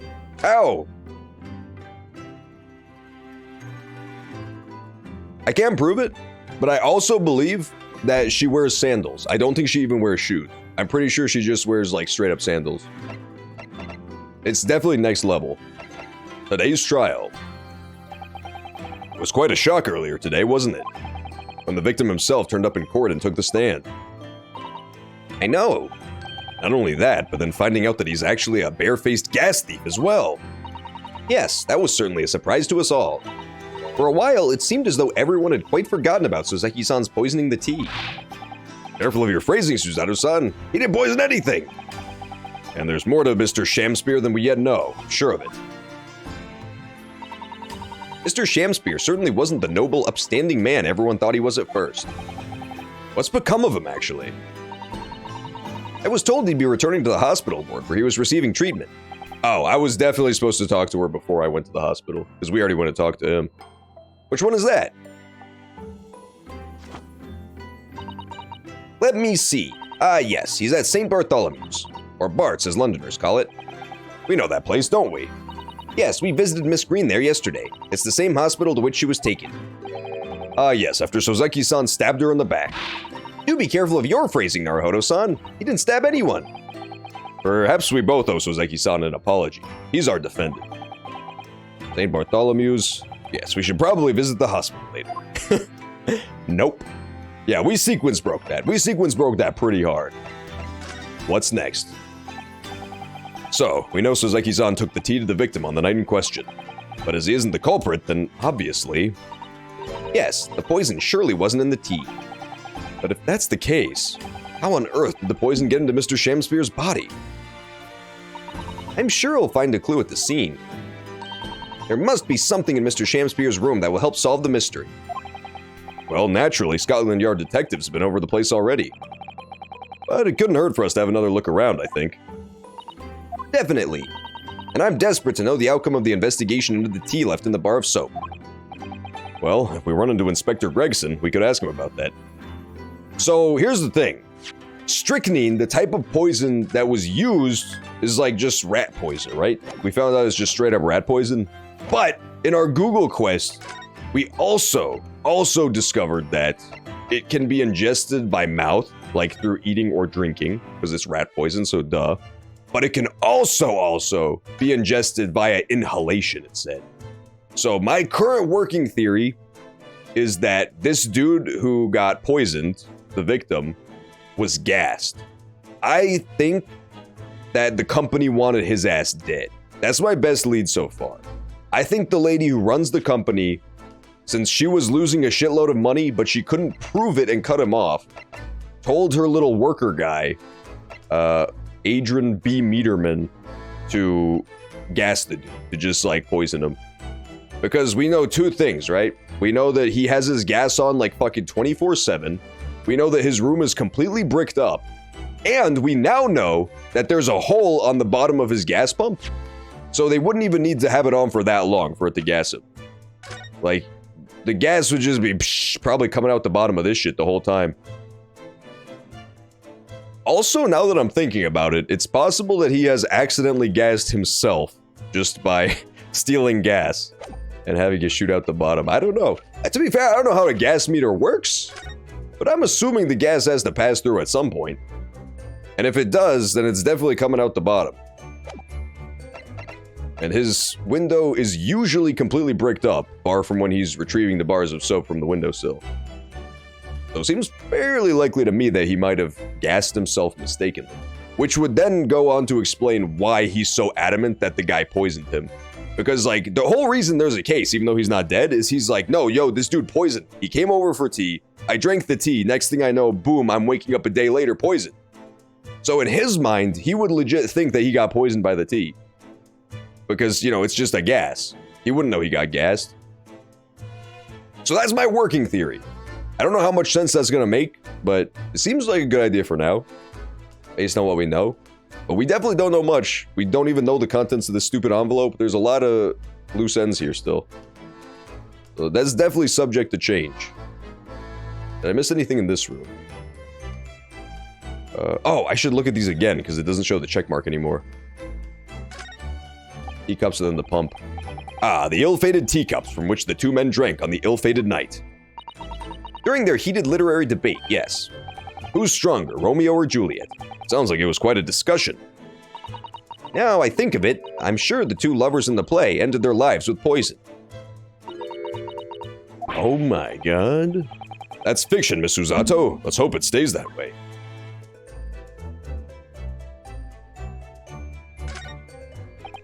If you ran out of change, you wouldn't even have any light, let alone heat. For the needy, London's winters can be very harsh. It's true, but if you think about it, even the wealthy would find themselves freezing if they ran out of small change. London's winters can be very harsh for the forgetful too, then. Frankly, I'm starting to wonder if Susato-san and I are gonna make it to spring. That's true. We don't even have a meter at Baker Street, let alone a gas stove. They're going to die. That's fucking messed up. Damn you, London. Taking yet another... Well, Susato's extremely dead. Her feet probably already have frostbite from walking around in the London snow in sandals. What's this game about? Basically, if you're familiar with Ace Attorney, it's just like a courtroom game where your objective is to be a defense attorney. So people get accused of crimes they didn't commit, and you have to investigate and then prove in court that they didn't do it. That's like the gameplay flow, right? You get a little guy who clearly committed a crime, and it's like, shit, how did he possibly not do this? You investigate to find exonerating evidence, and then you prove it in court while a prosecutor tries to shoot you down. Those are like the three big steps that just loop. And then in this one, this Ace Attorney Chronicles is a prequel. It takes place 100 years earlier. It's the ancestor of the dude from the actual mainline games. Turn of the century England. He's a lawyer straight from Japan, came to England to study.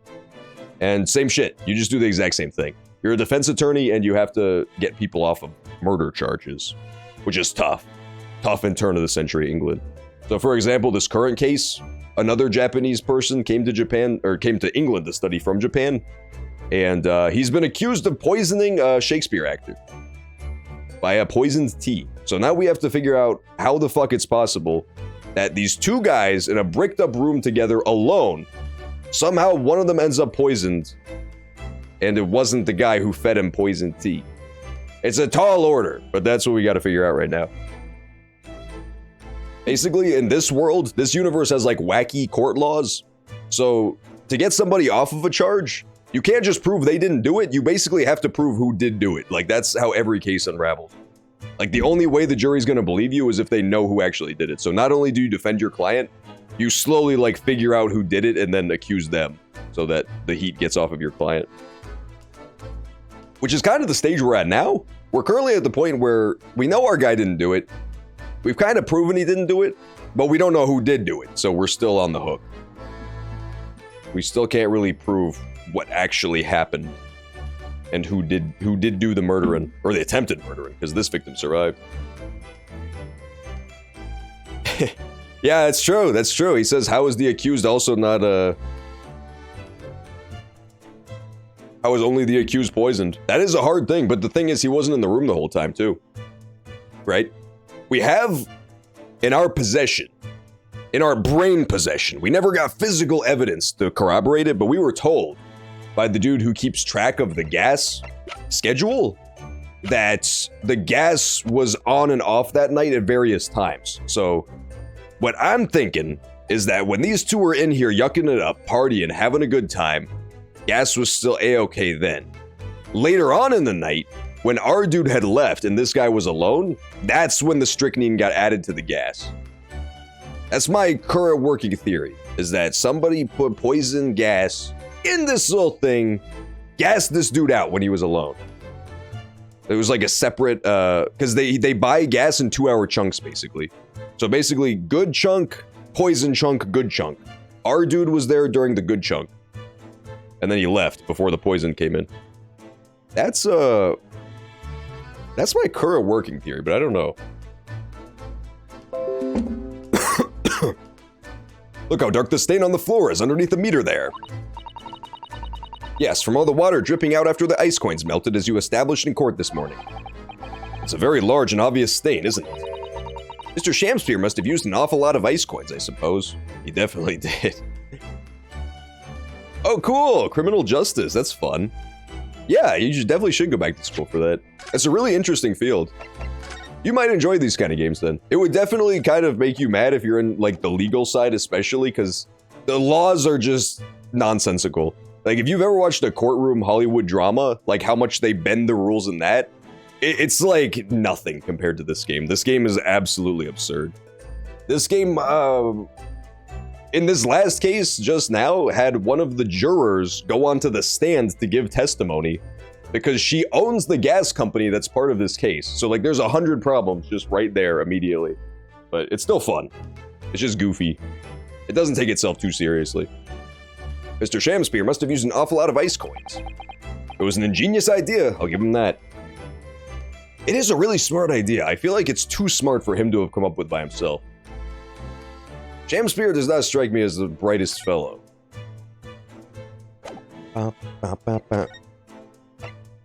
Wire Road.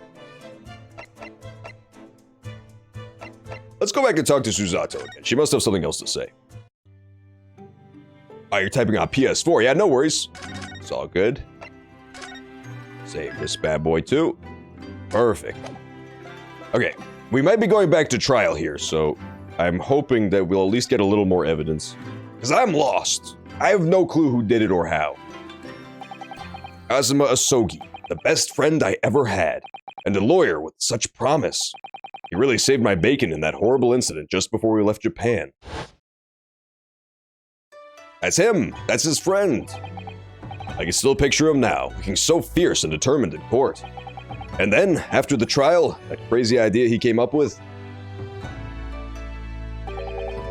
As a stowaway? Yes, you can fit inside my trunk if you curl up small enough. I'm sure no one will know. Kazuma, won't you tell me why? Why go to these lengths so I can accompany you to Great Britain? Well, it's been on my mind ever since we got through the trial. You really ought to go into law, be a defense lawyer. You've got a natural talent for it. Believe me, I guarantee it. Bro, I don't trust this guy at all. I know you shouldn't speak ill of your dead epic friend, but still, I don't trust him. That's true, this is a flashback within a flashback, which is hilarious. We've flashbacked so far. This game is so confusing, man. God dang, it's so confusing. I've never even thought about becoming a lawyer. Not only is this a flashback, like, that we're not... Okay, so the non-flashback flashback, the regular level of flashback, it didn't even flashback that far. It flashed back to between two cases from the first game. It's so needlessly confusing. Well, I can't force you, obviously. You'll have to decide for yourself. But anyway, London is the cultural capital of the world. The city at the forefront of everything. Can't hurt for you to see it with your own eyes. Oh, that's true. I suppose, though, if you were to become a lawyer, that one day... One day what? Finish your sentence! Oh no. Never mind. Good talk, Kazuma. Fucking asshole. Finish your sentences. That shit annoys me so much. That's one of my biggest pet peeves in real life is when people just trail off. Or never mind me. Never fucking mind me. I hate that. Forensic science and being a kid heart surgeon? Interesting. Wow. Those are two very different fields too. Like very different ideas. Yeah, that's definitely something to think about. Definitely something to mull over. For surgeons especially, it's definitely a good path if you are very, I guess the word is like, steely nerved, you know?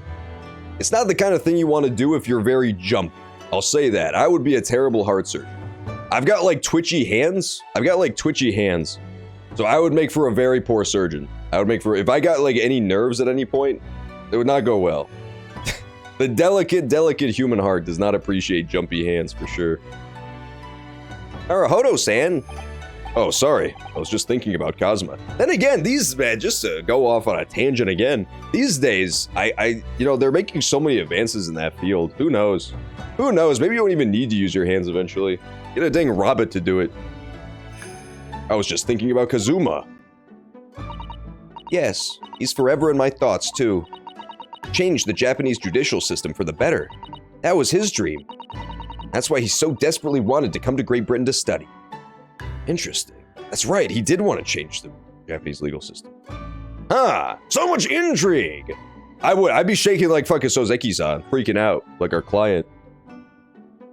You don't want that in a surgeon. You don't want the surgeon who walks into the room putting his fucking gloves on like this. Well, time to cut into your heart. It's not a good time. You don't want that guy. Bro, here's the thing I notice about this game is like, I don't think that this game relies this heavily on coincidence. But if you notice, like all these super important story characters to like the overarching narrative, they keep being the victims. Like, they end up dead when you would never expect them to in a regular story, right? Like, this dude's friend, sure, because he kicks off this guy's motive. This guy's motive to become a great lawyer is because that's what his friend wanted. He's carrying out his friend's dream, blah, blah, blah. But then also McGilded, like the crime boss who was behind the scenes pulling everything's strings, dies in case 1. Like, the fucking crazy duck girl who was like a British high-ranking official from this game's first case who just died out of nowhere. I just feel like there's so many like coincidental, really important people dying that it smacks to me of conspiracy. Like, I don't know. And all the people who die are in some way connected to the British government, you know? I really sound like a tinfoil hat right now, I know, but like, it's true. They all have something to do with it, and then they just wind up whacked. The first victim that died off screen was fucking Watson from Sherlock Holmes story. Like, that's such an important character to just kill off screen, and it's because he was connected to Britain and Japan. I switched over to phone. Yeah, PS4 type. Dude, anytime you have to type anything on a controller, it's miserable. I remember when I was a kid, I got a teenager. I ended up buying that stupid 360 attachment where you would slam a little keyboard into the headphone slot because I was so sick of like sending text messages with the stupid controller controls. Oh. Interesting. Yeah, that is a pretty interesting reason to become a surgeon. That is the crazy thing about heart surgery is like how precise it is. Like the heart itself is such a precise mechanism, you know? And to have to repair that while it's even still going is just insane. That's so crazy. That's gotta be a rough first day on the job. That's gotta be a stressful first day on the job, man. Like, day one of cutting into a beating human heart has gotta be pretty nerve-wracking. But it's also probably a really interesting life experience, you know? That not a lot of people get to have. That's why he so desperately wanted to come to Great Britain to study, of course. Yes, that's right, but... Yes? I do wonder if his true intentions lay elsewhere sometimes. Me too! I don't know. The thought just takes hold of me every now and then, that's all. Oh, Kazuma's true intentions. Yeah, that's true. He was on that mysterious list with Jin, wasn't he? Yeah, I don't know, man. There's just too many coincidental things happening in this game's story for it not to be a conspiracy some way. I still think it's like the most tropey possible guy to be behind everything. And it would be cool if there's some little twist to it. But I do think the guy behind everything is just that dude from the first game who was like the head of England's legal system. The dude who lives in the giant clock tower who was like, in my perfect world, I envision a world of order that runs like a clock. Like, I feel like that guy is so obviously evil and obsessed with order and perfection that he is the obvious choice for the international conspiracy, but I don't know. He hasn't even showed up in this one yet, and he'll probably be dead when he does, because all the important characters just die off camera. Who knows? I'm so confused by this game's story. I'm trying to figure out, like, the overall plot, but it's hard. That is true. Yeah, dude, the brain, that's a really good point. That is a very good point. The brain you can fuck up in ways that you don't even fully understand yet, which is terrifying. Like, back in the old days, they used to just do crazy shit to the brain. Like lobotomy was the worst of it, obviously, but like, they just didn't understand like what ramifications it would have down the line. And like, we think we know now, but they thought they knew then. Who knows what the fuck issues are gonna crop up from like modern surgery techniques. That's a terrifying field for sure. Kazuma's true intentions. Naruhodo-san, what do you mean by Kazuma-sama's true intentions? Oh my god. Don't kill her! First person murder. First person murder. What a twist. I strike her down in cold blood. I mean this. His katana? I never expected to inherit this sword after Kazuma passed away, of course. No, I know. It was because I asked you to take it. When I have it at my side in court, I feel as though it gives me courage. Yes. That's all you ever say, Susato. You do not. She does not know how to fucking carry a conversation at all. Actually, the night before he died, he told me a little about the sword. Yes. Yeah, exactly. You want to know what you're working with, and with the brain, like, who fucking knows? Haruma? The brain, I honestly think is going to be, like, the last thing people figure out about the human body. The brain is just so fucking weird. It's just such a weird thing. Haruma? Is that the name of the sword? That's right. It's my prized sword that's been passed down through generations of the Asogi clan. If you want to know what I mean by important characters dying mysteriously in these games, this dude, who was like the main character's inspiration to become a lawyer, he died by falling over and hitting his head on the floor.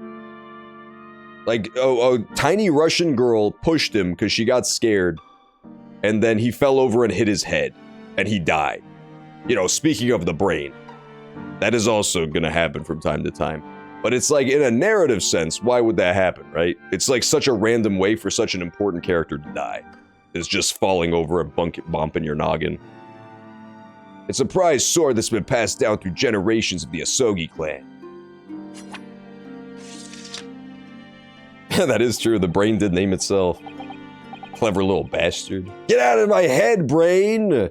The thing that always used to freak me out to think about when I was a kid was how, like, at the end of the day, the you that you experience, like the you that makes up your perception of reality, is just like your brain, your eyes, and your nervous system. You're just like a horrible jellyfish monster surrounded by a meat suit. I hated thinking about that because it's very weird. Especially when I saw the photos of like the full nervous system outside the body with like the brain and the eyes attached. I do not like that. Do not like that one bit. It's very weird. The rest of it is like, you know, it's just, it keeps us safe, basically.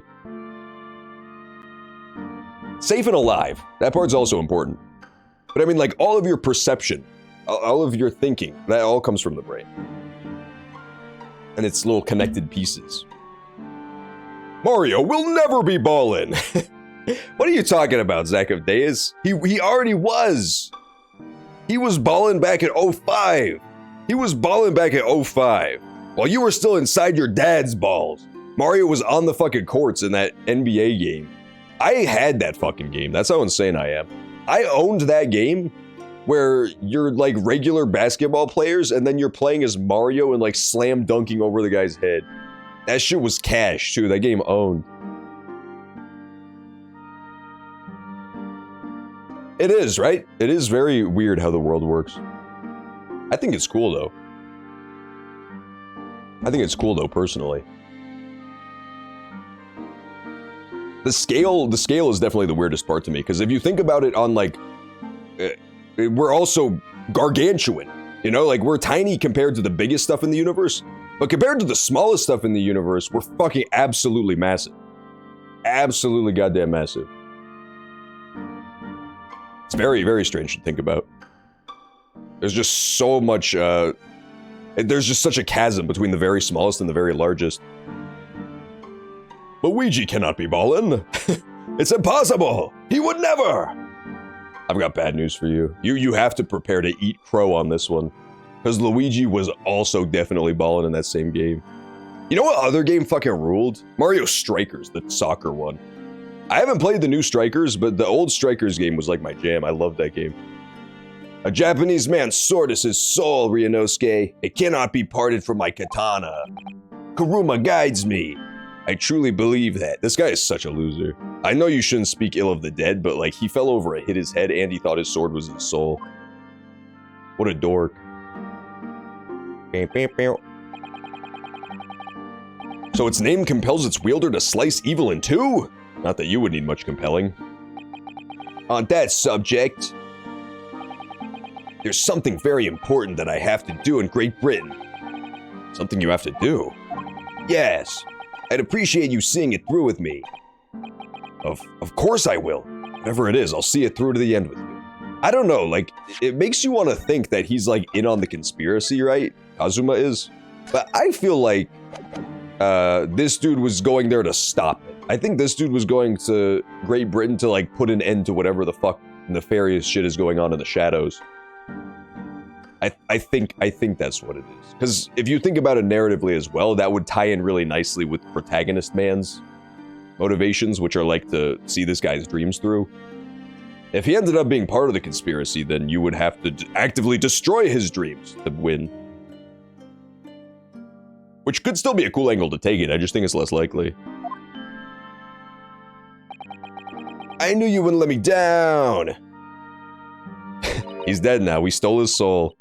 We stole his very soul. How scary would it be if he pulls back the sheath and that guy's face was just like stretched all the way across the blade wide-wise?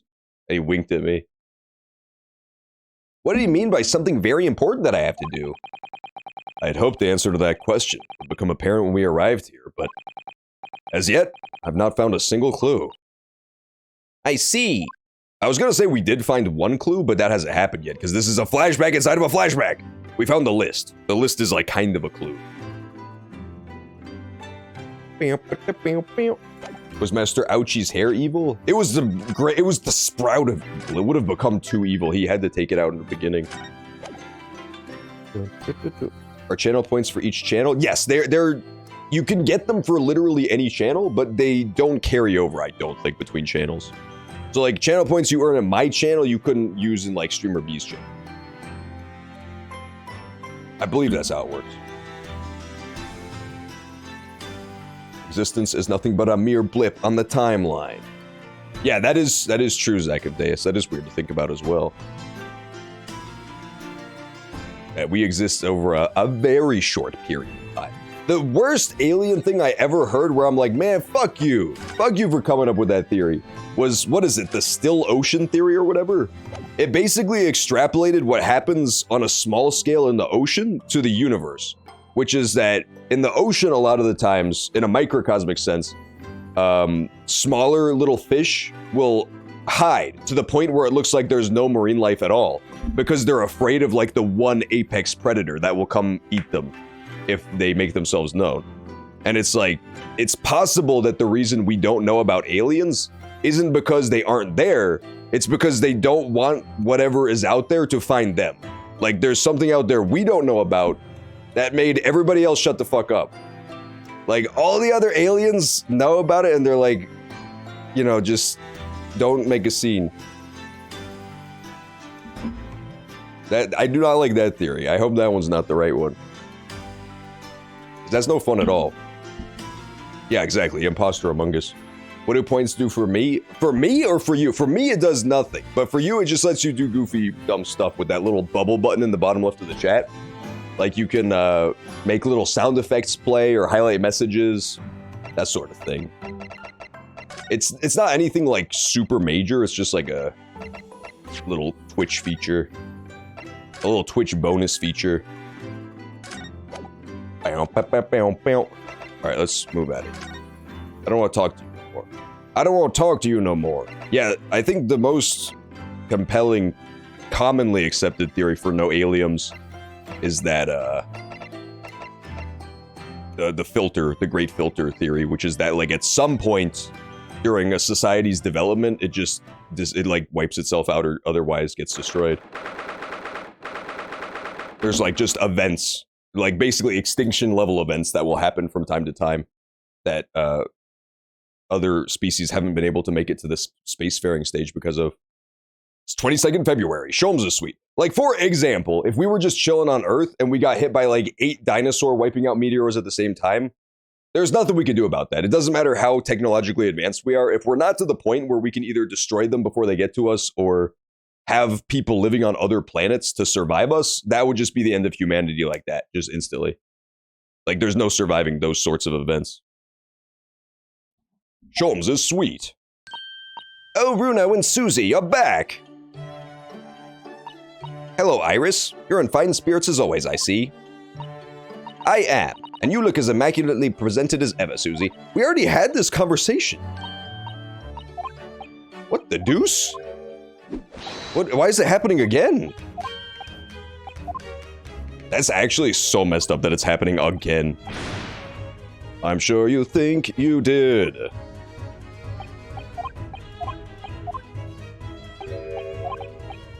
Do not tell the aliens we're here. Yeah, exactly. Exactly. That's, the thing about hypothetical aliens as well is that there's an idea too that, like, I think it's kind of self-centered in a way. It's like very egocentric, but the idea is that humans' development is like the perfect form, right? Like, it wouldn't happen any other way. So every species that we would run across would basically be like us, because they would be forged from the same circumstances, right?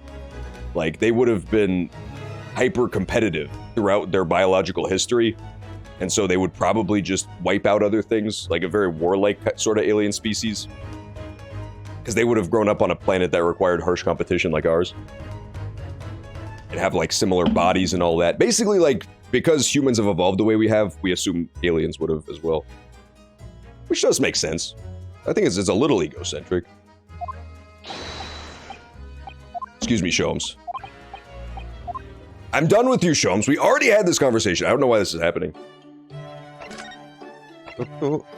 Foul Smell or Lord Van Zeeks? I personally think that the two are directly related. Alright, we're gonna talk about Lord Van Zeeks, I guess. I get my own spaceship and I speak with them. Yeah, send Remix. Remix can be the ambassador to Earth. I'll trust him with it. He'll step up. Getting their guns. Yeah, the what do you call them? The aliens trying to take over Texas. That ain't gonna go too good for the aliens. No, the aliens, the sad part about aliens is that they're little fucking dicklings. I still think the most realistic, like, alien invasion depiction I've seen in a movie, if you don't care about anything on the planet, you just want the planet itself, was actually Alien Covenant. Even though people hate that movie, the scene where that dickhead fucking robot goes to the planet and just dumps a giant chemical cloud onto the planet, killing everything immediately. If you just want the planet, there wouldn't even be a war. Like, it would just be over immediately. You don't even have to go that far. You can just ram something into the planet really quickly if you just want to destroy it, if you don't even want the planet itself. And then it's gone. You can't fight back against advanced technology. It just couldn't happen. Lord Baron Van Zeeks. It's an interesting sobriquet he has, isn't it? The Reaper of the Bailey. Once the legendary prosecutor has fought for someone's conviction, the person is doomed. Even if he or she is found not guilty by the courts, sooner or later the hapless soul will vanish from the capital. But vanish how exactly?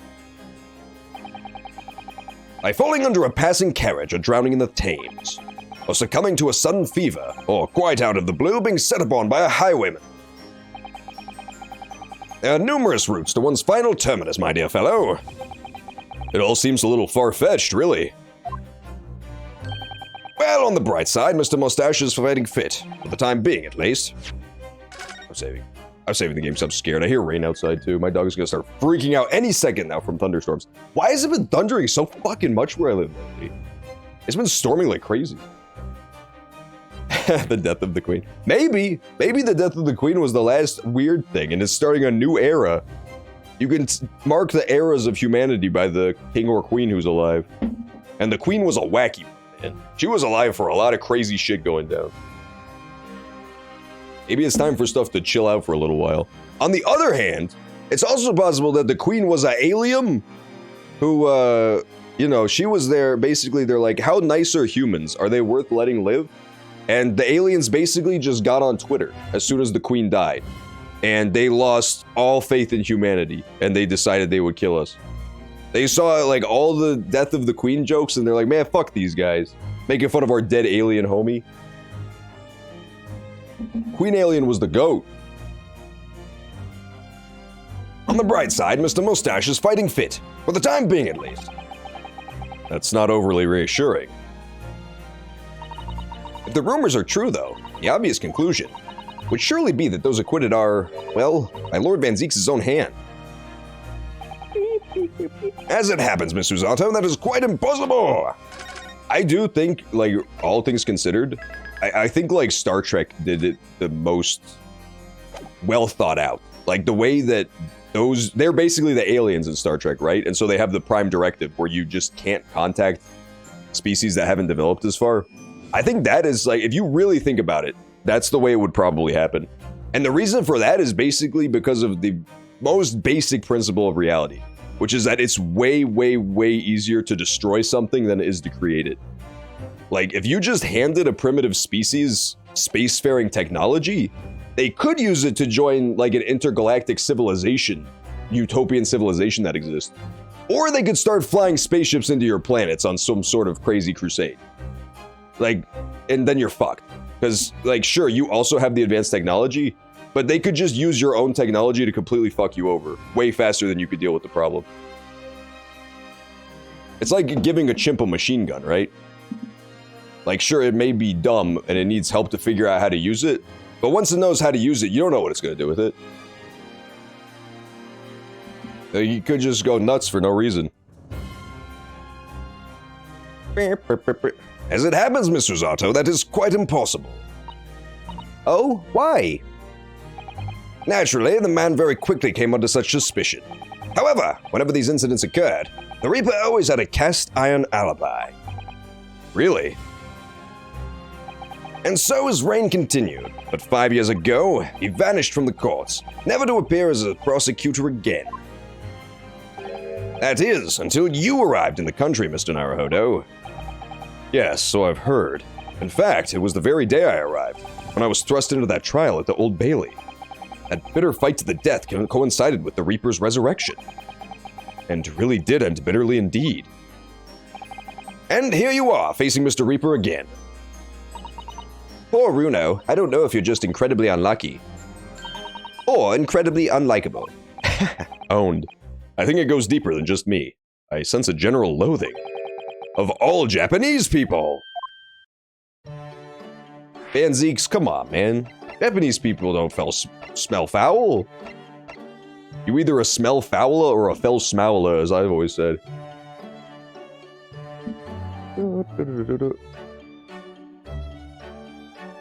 An extremely pasty, white and flat creature. Yeah, you'd think so, right? You'd think there would be all types of alien bodies.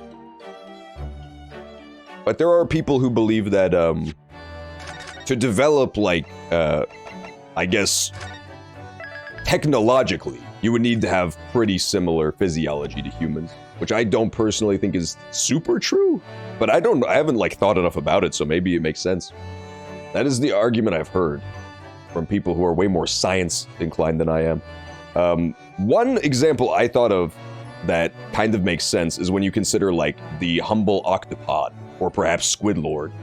An octopod or a squid is a very, very intelligent creature.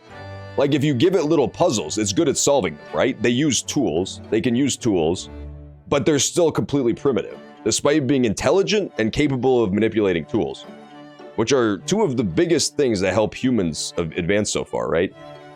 But because A, of their environment, and B, their needs, they don't advance like humans do.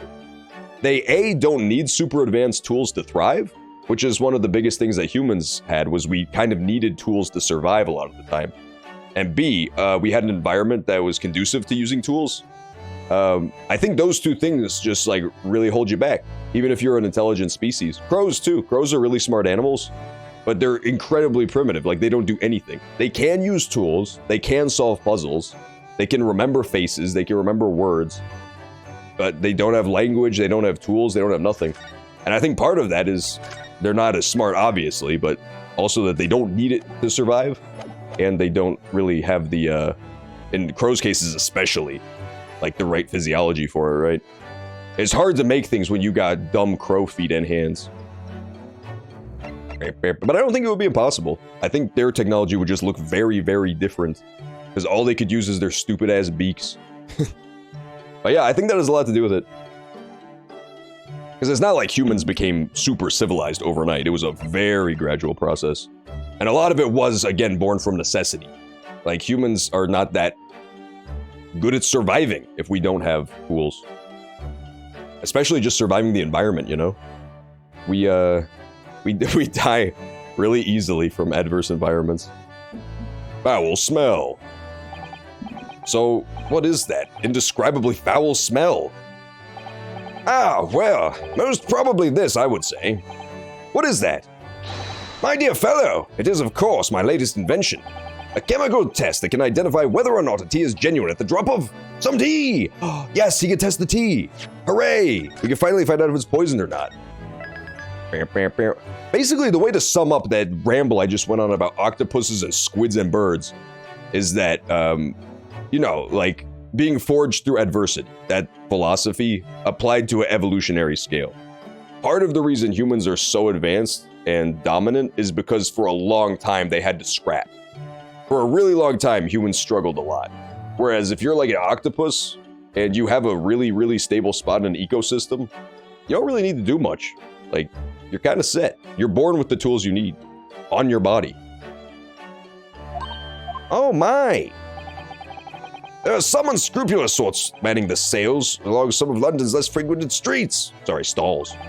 They regularly sell what purports to be high-quality tea, but is in fact merely dyed leaves of drab flavor. Well, that's certainly unsavory behavior. So, when one is presented with what appears to be black tea, one must be careful. Iris! At the ready, Hurley. Let us add a drop of my chemical to this cup of tea here. You see what happens? It turned black as the night itself. And what a foul odor it's giving off. Indeed, the blacker the tea becomes, the more foul the odor, and the better the tea is. It would appear that this cup was a particularly fine Darjeeling. That's very ingenious, but what do you do with that black liquid now? Why, dispose of it naturally. Surely you wouldn't like to drink it, would you? Yeah, exactly. It's like how crocodiles are just the same exact creature they were millions and millions of years ago. And granted, they're not nearly as smart. I'm not discrediting human intelligence factoring into that, but like, you also have to think of necessity, right? Like, imagine if you were born without fucking fingerlers. If you were born without fingerlers, you would have like a strong necessity to find some means of replacing them, or at least getting the same tasks accomplished without them. And if you take that philosophy to the biological sense, humans are kind of naturally little weak babies, little weak dumb babies, especially human babies. We're very, very, very not good at being animals for the first couple of years of our lives. You look at a deer when that sucker's born, he drops out, He just starts running around like a deer. A human baby drops out of his mom's pussy. He just lays on the fucking floor crying for the next year and a half. Like, we suck at being animals for a really long time. Yeah, exactly. With no fingers, you can't even play no dang Elden Ring. Squid can't play Elden Ring, so you know what? Actually, he probably could. Bro, a squid would fucking beat my ass at Elden Ring. Could you imagine how good he would be?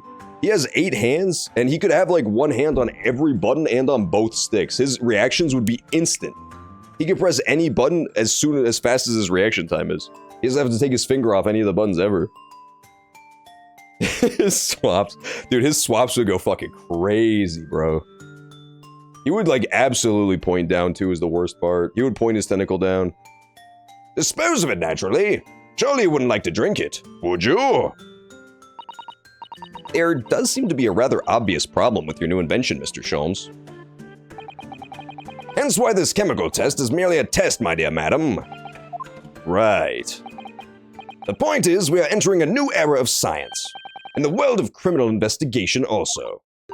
Yes, forensic science. We were just talking about forensic science 2 seconds ago. Oh, these are such exciting times. I regularly engage in scientific experimentation alongside my unofficial consulting detective work. The Sherlock-Sholmes method will be the foundation upon which modern investigative technique is based. That was the fun part about Sherlock Holmes stories, is he was like he was a Renaissance man. Holmes was like a boxer. He was into literature and history. He was into drugs in a big way. He was a chemist. He was basically history's first Mary Sue character, but he can get away with it because he was also a dickhead. He was very likable. Very likable character. This little tea indicant was a happy byproduct of my ongoing forensic science research. Forensic science? I suppose I should find out more about that. Yes. Japanese people or forensic science? These are the two paths in life that you must decide between. It's like that meme of the split road with the lightning and dead forest on one side and the happy meadow on the other side. Japanese people or forensic science? Alright, we're saving. We gotta make a choice. I don't know why he has clown shoes. I know that these are all definitely references to various Holmes stories. They definitely are. I recognize some of them, but I don't remember the clown shoes. I don't remember what story he would have been dealing with clown shoes. I know the Napoleon bust. He would smash it on the floor whenever he got upset because he's very, very British and he hates Napoleon because Napoleon just beat the shit out of the British. I remember his violin, but I don't remember the clown shoes. I do not remember what story the clown shoes would have been from. Do you know Iris? She doesn't know either. Alright, fine, be that way. Damn it, that's gonna drive me crazy now. I just can't remember. Japanese. I'm sure it's a reference to some story. With Mr. Natsume, who I'm currently defending, being Japanese, as well as Miss Suzato and myself, I felt it even more keenly in court today. For some reason, Lord Van Zeek seems to have an inherent disdain of the Japanese. Indeed! It is an interesting observation. You know something about it? Do you, Mr. Sholmes?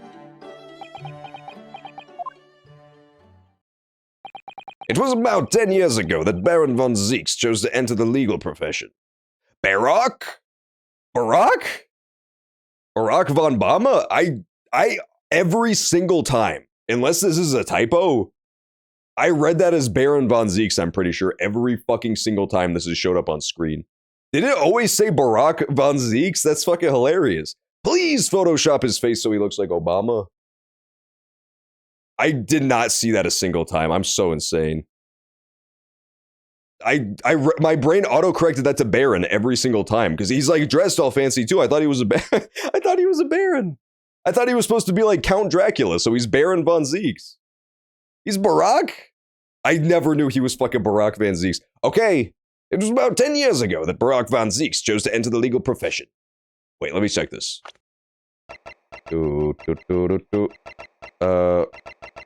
Van Zeeks, 32. Okay, so he was 22. Very, very young to become a lawyer, but that's good. I'm trying to remember how that fits into the timeline, but I don't know. 10 years ago. No, 16 years ago was when Susato's dad was in Britain. Because she was born 16 years ago. Because she's 16 years old. That math definitely adds up. If my math checks out, 16 minus 16 equals 0. I think that's mostly true. So this timeline doesn't add up to that. Interesting. Huh. Okay. Exactly. It's like Altus and Atlas. Why would the word be so... Why would it be Barak Van Zeeks? It's too close to a real word. However, before that time, the young man's closest companion hailed from the Empire of Japan. No! What the? Tell me more, Mr. Sholmes. What happened? Asian! Oh my god, it's Asian, dude. I fucking swear to God. Do you remember the end of the last game, how there was a mysterious list that said Asian on it? Asian is the mysterious Japanese traitor who made Van Zeeks hate all Japanese people forever. It's gotta be. It's gotta be Asian, that traitorous son of a bitch. I believe I've made it clear before. I'm unable to tell you anything about the affair. Oh, but...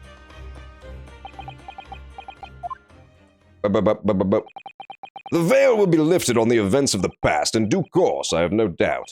For now, however, it is Mr. Mustache who is most deserving of your attention, I believe. You know, speaking of animals that are, like, smart, the fucking craziest shit is the way some, like, chimps are just better than us at some stuff.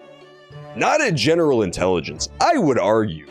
Like, a lot of human intelligence is obviously learned, but I think chimps are pretty dumb compared to us, generally speaking. But if you watch them do some tests, like, I could never do what chimps do. They're fucking godlike. Have you ever seen them do those puzzles where they have to memorize the locations of numbers on the screen? It flashes for like half a second, like 1 through 10 at random spots on the screen. And it flashes for half a second, he just does it in 1 second. Yeah, the memory tests, it's insane.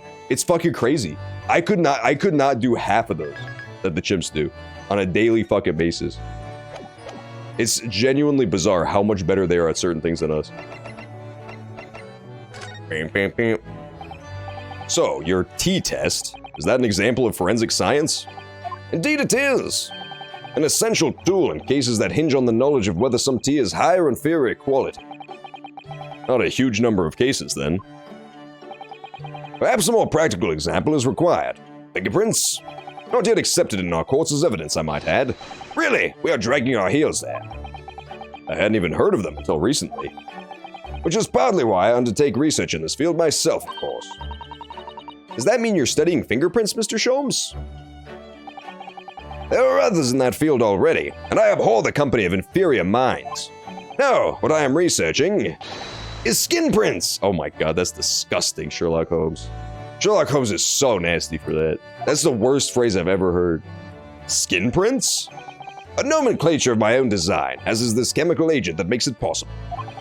It instantly reveals objects touched by whichever person is under investigation. Brilliant, Mr. Sholmes. As long as it doesn't turn everything completely odorous and black. I assure you, my dear fellows, you will witness my forensic talents in action very soon indeed. Bam, bam, bam, bam, bam. Well, I think we should go back to the scene and see if we can uncover any new clues. That's the spirit, Rudo. That's not fair, man. Using skin prints? You know, the other day I was just thinking about that. How fucking pissed off.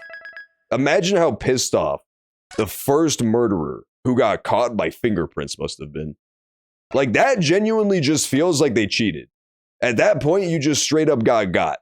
You got by, like, fate. You're the first, you didn't even know fingerprints were a possibility. And then all of a sudden, the police, like, just touched something you touched weeks ago, and they found out it was you magically. That's so unfair. That is so fucking, you can plan the fucking perfect crime. You're like, I got away with this shit scot-free. New invention comes out that makes you guilty. That's not fair at all. That's the spirit, Rudo. See you later.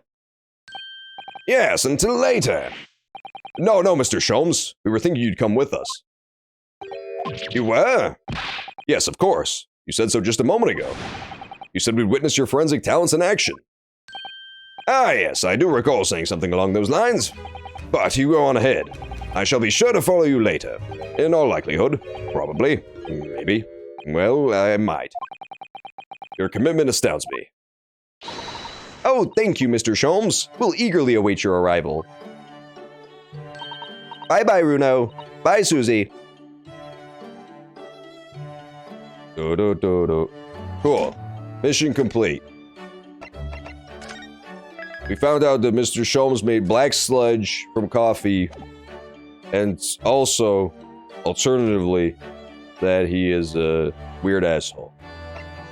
Good to know. These are all important things to know. Oh yeah, he makes skin prints. That was the other big takeaway. And the Van Zeeks used to have an Asian friend. He can't use that excuse anymore. Van Zeeks is definitely the guy who says horrendous racist shit and then says it's okay because I have a black friend. Asian was his cover. He could say anything about the hideous Nipponese that he wanted, and he was covered. There he is! He's taking a skin print from the costume. Oh my god. Oh my god. I can't believe what I'm seeing. I don't get it. I don't understand how this is important at all. Mr. Sholmes, what are you up to over there? What a question indeed. Was it not your good self who asked me to attend the scene? Oi, what are you doing here, Sholmes? What are you up to over there? What are you doing here?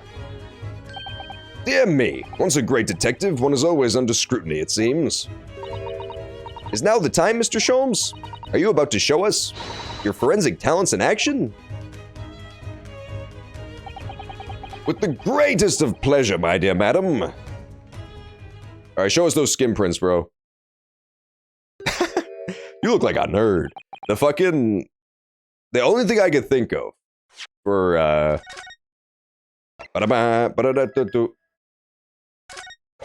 for the skin prints being important when it comes to the costume is that maybe the dude we know as the victim is not actually the victim, and that there's like a double. There's like two people.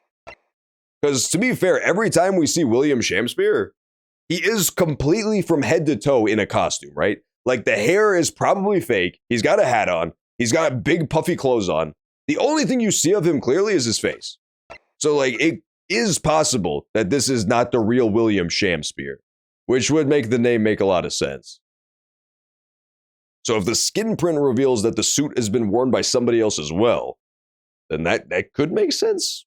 Maybe the real one did die, or maybe the real one wasn't where they said they were on this night in question. A lot of possibilities if there's a body double. A lot of possibilities open up. What is all this? Oh my god. Yeah, he's got the Eggman goggles for real. They spinning too. All this is precisely what you requested, Mr. Naruhodo. Oh my god, he's gonna shoot me. Oh, please don't shoot me. I did not ask you. Sherlock Holmes' sensational skin print seeker gun. Moments ago, I took a sample from the teacup that was used by the victim. A sample? From Mr. Shakespeare's cup? Each individual leaves microscopic secretions on everything he or she touches. I thought it said each individual leaves. I was really confused. Like the fucking leaves off a tree. It made no sense. A sample of those secretions is all I need to produce this, a refined indicator solution.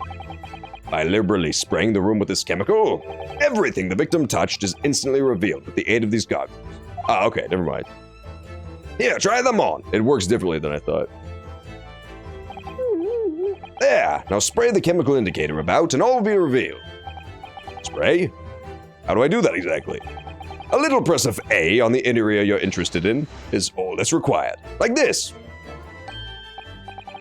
What is that stuff? It's like fog. A suspension of the chemical indicator in a pressurized gas. It's the most efficient way to cover a large area. That was another invention I discovered incidentally whilst I was developing this idea. As you do. Go ahead, try it, my dear fellow. We may learn something interesting about the victim's movements. Well, there's nothing to lose, I suppose. Let's explore.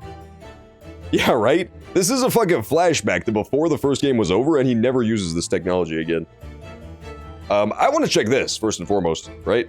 The boarded up thing? No, okay, this is just not important. It's just meant to show that it's a nasty room. This is gonna be important too. Yep. How about teacups? Aha! Little bugger!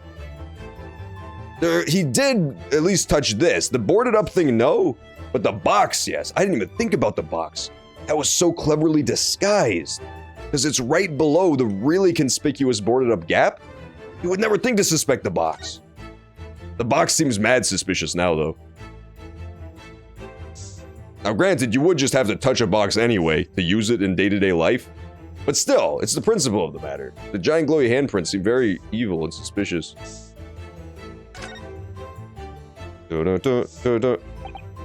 Oh, look at all this here. Ah, yes, interesting. A multitude of the victim's handprints. Why are there so many of them on the floor in this one spot? Ooh, perhaps he had a bad fall just here? There's nothing obvious that he would have tripped over, though, is there? I wonder. Personally, I often stumble when there's nothing obvious to trip over. I think that's something only a great detective would do, Mr. Sholmes. Well, this is quite a puzzle. Handprints all over the floor. Yes, there's no obvious explanation. Well, if he was tripping on something, you'd think it was the box, but I don't think that's trip handprints. Unless he tripped 87 times in the exact same spot. Oops. I just want to get a... Okay, so it looked at first like it was surrounding a spot, but it's not. It's two distinct spots. All on that one spot, all on the spot right above it. Conspicuously right next to the envelope as well, which is interesting. My first thought, and stop me if this sounds crazy, but applaud me and shower me with your adulation if you think this is brilliant, is that during the gap of time where we know the lights were out in this room, he was groping about in the cloying darkness, searching for this envelope. Because the handprints are conspicuously like leading up to the area where the torn remnant of the envelope is. We have in our evidence that same torn section, just like to remind us it was there. But it's supposed to be that one on the floor there. And we don't have the rest of the envelope. So my first thought is that lights are off, he can't see, so he's just groping the area of the floor where he knows he left it. Like, he knows the general area it was, but he forgot the specifics. A lot of handprints here, a couple handprints there, and then he found it. On, like, his 20-second pat of the floor. That's what this makes me think right off the bat, right off the rip. But it doesn't answer any real questions other than why there would be handprints all over the floor. Which, to be fair, is the question we're trying to answer. But again, it's kind of a dead end at the moment, because that doesn't mean anything. Handprints on the floor in a vacuum, even groping in an envelope, that means nothing.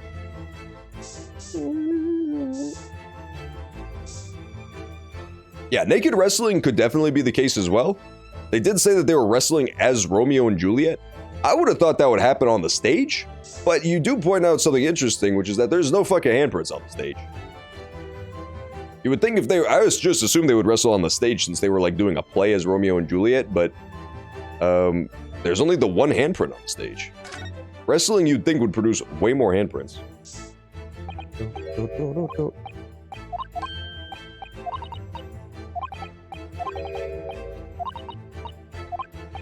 This is quite the puzzle. Handprints on the floor. It could be the wrestling for sure, though it is a weird place to wrestle. It's like right next to the table with expensive teacups on it, next to the bookshelf, and next to all of his expensive clothes. Be a very weird spot to wrestle, but that is honestly probably the most logical explanation. The fewest logical leaps, because it's based on stuff we already know. Oh my god! Oh yeah, he was fucking him up against the wall 100%. I would recognize that anywhere. That is the distinct handprint pattern of he is fucking that guy up against the wall. No question. That wrestling, it was definitely suspicious that he was dressed up like Romeo and the other guy was dressed up like Juliet and they were wrestling on the floor. But yeah, that kind of cinches it, right? He was fucking him up against the wall. There are dozens of handprints here.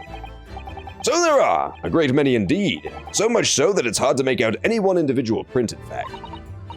It sends a chill down my spine. Perhaps he was leaning against the wall while he admired this picture? Don't know about that one, Ryunosuke. You naive fucker. Unlikely, I would say. It's a rather dull scene after all. And without wishing to state the obvious, you wouldn't generally admire a picture from such close quarters, I feel. Oh, very true, Miss Susato.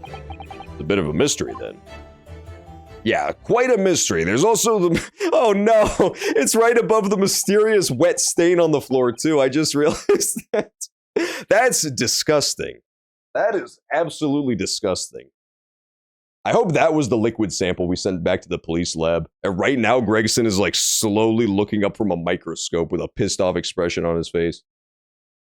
Well, we sprayed Mr. Sholmes' amazing skin print all over this room, didn't we? Something else was also sprayed over this room recently.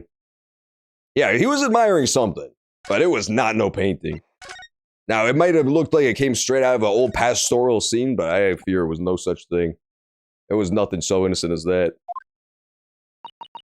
We did, but there are 2 places in particular that are of interest, I would say. Oh! Creaky floorboard! Whom was the question does remain. The question does remain. Did Romeo conquer Juliet, or did it go the other way around? That's the real mystery that has to be solved in the final trial of the game. I think the floor warrants closer investigation. That's actually the first, like, full model Susato we've got in the whole game. I start crawling around on the floor like a dog. What is it, Miss Susato? Look here, Mr. Naruhodo. One of the floorboards popped out. One of the... You mean, it's a secret hiding place? Excellent work, Miss Susato. So what do we have in here? Oi, what are you lot doing? Inspector Gregson, stand aside right this minute. It's my job to investigate there. No need, Inspector. You continue to dig into your portion of chips, while we dig around under the floor here. Your fancy talk's put me off my food anyway, Sholmes. A new bit of evidence is exactly what I need. Don't steal our evidence. We need it. Wow, a secret hiding place under the floor. What a find. It's not a hiding place you could make use of in Japan. I don't think I could lift a straw tatami mat. The fuck is a straw tatami mat? No, I know, but I never expected one of these wooden floorboards to move either. It got me wondering about the wall over there, too. Aren't you curious? Oh! I'll investigate it once. That's so funny. Because not only is it like, presumably there's a thing behind the painting, right? That's like the classic. But it's right above the already made hole in the wall that your eye is immediately drawn to. It was hiding in plain sight the entire time. This whole case, that was hiding in plain sight. You just would never think of it because there's a suspicious hole in the wall right below it. There's nothing. Oh, there is nothing. There's nothing behind the picture, sadly. Only the wall. How disappointing. But then, how do you explain the handprints? I really can't think of why anyone would have been touching the wall over and over in one place like that. Constantly fucking with the light, I could think. The lamp is directly above the picture. There you are, a print for you. Ba-da-da-da. There are multiple prints on either side of a hanging picture. Oh, thank you very much. His invention can make prints too? I know what it is. I actually just fucking figured it out. No, I didn't. I was wrong. I lied. I was a troll. I forgot the handprints aren't actually on the picture. They're on the wall. Yeah, that. Because I remember this thing on the wall. Wait, is it a hanging picture? Okay, interesting. No, it's not. It looked like a painting. I thought it was a painting. And so he was like checking the frame for something he needed or the painting itself, which would explain why he was up in Miss Green's room early. Remember the Moomin? The Moomin woman up in the hospital? When he was bugging her, he was trying to catch a glimpse of the painting, right? So I thought maybe he was like, he had something in a painting made by her. So he went to go look for it, but no, it's on the wall. It's barely on the painting at all. There's barely any on the painting. Also, it's apparently a picture, not a painting. Yeah, hanging picture. Pictures are not the same thing as painting. Those are actually different concepts. And no handprints on the lamp. Very interesting. Huh. See, to me, honestly, to be totally honest, to me, the concept of having no handprints on your lamp is more suspicious than having a bunch of handprints on your lamp. Not only that, but there are tiny little smudges of prints on the actual sconce. It's just the bulb itself is totally clean. The bulb and the knob itself are totally clean of any prints whatsoever, which is very interesting. I wonder why that would be the case. Fresh, maybe? Maybe he had to replace it for whatever reason? Don't know. Okay, cool. Good to know.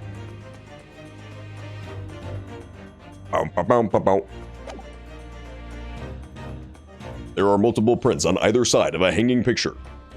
Thank you very much. This invention can make prints too. Now then, I wonder if Inspector Gregson has found anything under the floor there. I'm desperate to know. So am I. So am I, to be honest. I'm fully invested at this point. All right, Greggy, what you got, boy? What you got down there, sucker? I'd love to know if there's anything hidden underneath that floorboard there. Allow me to ask Gregson now. After all, we're well acquainted. Inspector Gregson. Really, it's been too long. What is it, Sholmes? I thought perhaps you might show me what you found there, seeing as we're such good friends. We're not friends. Come on, don't be so cold, Gregson. No, I suppose not.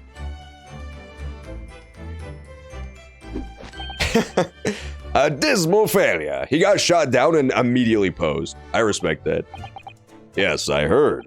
I'd kill to know what was under that floorboard.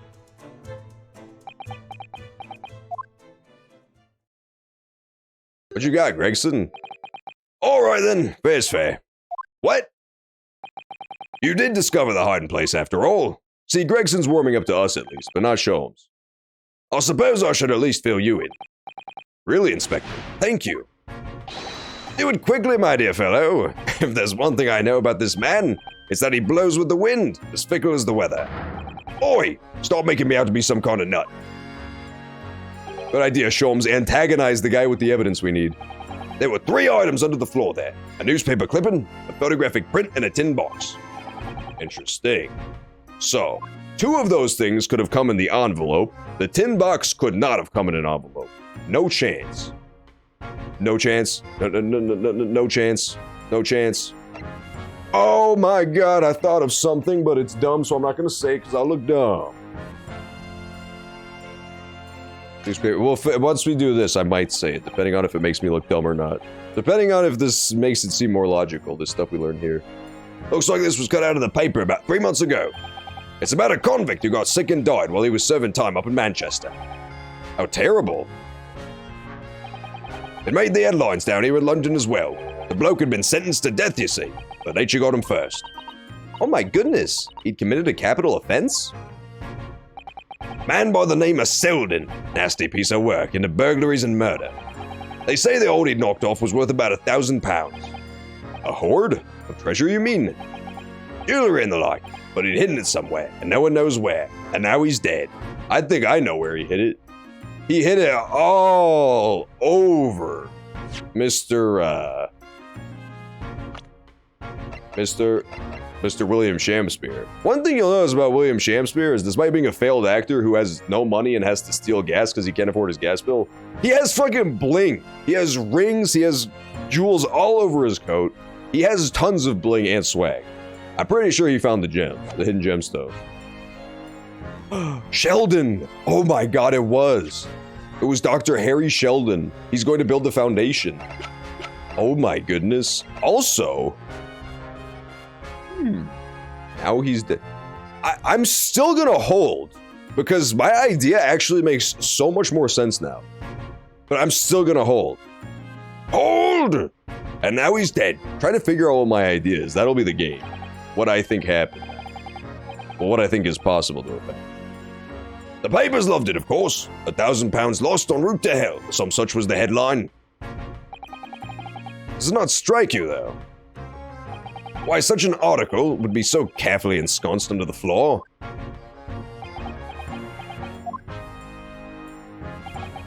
I suppose now you mention it, it does seem a bit odd. Perhaps I'll go over the paperwork we've got on Sheldon back at the yard and see if I can turn anything up.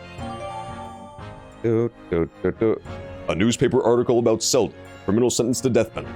However, he died of illness in prison, whilst his loot remained undiscovered. Game theory, he's Miss Green's father. That's what her key is for. The tin box. Check out the picture too. Check out the little picture too in the newspaper. He's part of the Egg Squad. At the very least, he's definitely part of the fucking hashtag Egg Squad from the Ubisoft Direct. I can't say for sure he's Miss Green's father. I'm just saying a lot of things add up. A lot of things add up. A lot of things would add up. His loot remained, and that's only part 1 though. See, that's part 1. That's what made this make sense in the newspaper. But there's something else I'm thinking. It has to do with one of my theories last session. It actually makes it make a lot more sense in retrospect. Photographic print. I'll just photographic print and then I'll say what it was, if it still makes any sense. It makes so much sense. This is the photograph I found. Looks reasonably recent to me. It makes so much sense. Yeah, so it would appear to have been taken on the street in front of the house here. It makes so much sense. It actually makes so much sense. Okay, I'll just say it now. Here's what I think happened.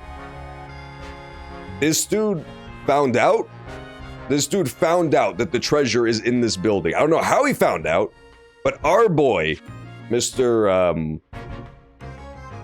Deaconheimer, he found out. Shamspear found out about the treasure, and he knows it's in this apartment building. He knows it's in this apartment building, and he wants his treasure, and he wants it now. There's a hiccup. There's one hiccup. He got some of the jewels, which is how he's all blinged out, but there's more jewels in the building he needs access to. There's the jewels in the tin. It's not all in one piece is what I'm saying. There's the jewels in the tin. The key to the tin is around this idiot's neck, olive green. And it goes even further than that, because nobody tried to poison this guy. He did do it to himself. Remember last week I said he might be trying to frame this guy because he wants his room, or he wants to get somebody else's spot in the building because it's cheap and he wants to drive his prices down? I think he wants to drive his own prices up. I think it's possible that the remainder of the treasure is in Sozeki's room, is somewhere else in this building. So he needs Sozeki to get the fuck out of the way so that he can discover the rest of the treasure. The rest of the treasure he knows is somewhere in this dude's building because he's the landlord and he's in this photo. So he knows. Exhibit A, that the capital offender should happen, blah, blah, blah. He needs the key, he needs the tin. But he also knows there's more treasure to be discovered in the other room with Sozeki. So what he does is he fake poisons his own fucking self because he's an expert failed actor.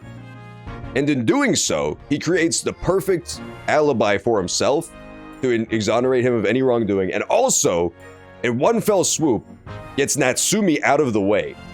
He didn't get to get him on murder, which would have killed Natsume, and then he would be free to just buy or steal the apartment, because there would be nobody to stop him. But he does get him to go to jail for at least a little while. Even if it's not a murder charge, he can still get Sozeki out of the way for a couple months, a couple years, whatever. And he can, in that time, he can thoroughly explore that fucking apartment and search for the hidden treasure. I think that's what he's up to. I think he's so fucking clever and conniving, and I didn't give him enough credit for being smart. I think I did not give this guy nearly enough credit for being smart. I think so. I think he knows it's somewhere in here. That's why he was banging on around the painting. That's why he was banging on around the floor. He's looking for the rest of that sweet treasure. That sweet, sweet treasure. And he knows it's in the guy's house. He knows it's in the guy's house. I think that's what it is. I think that's what it is.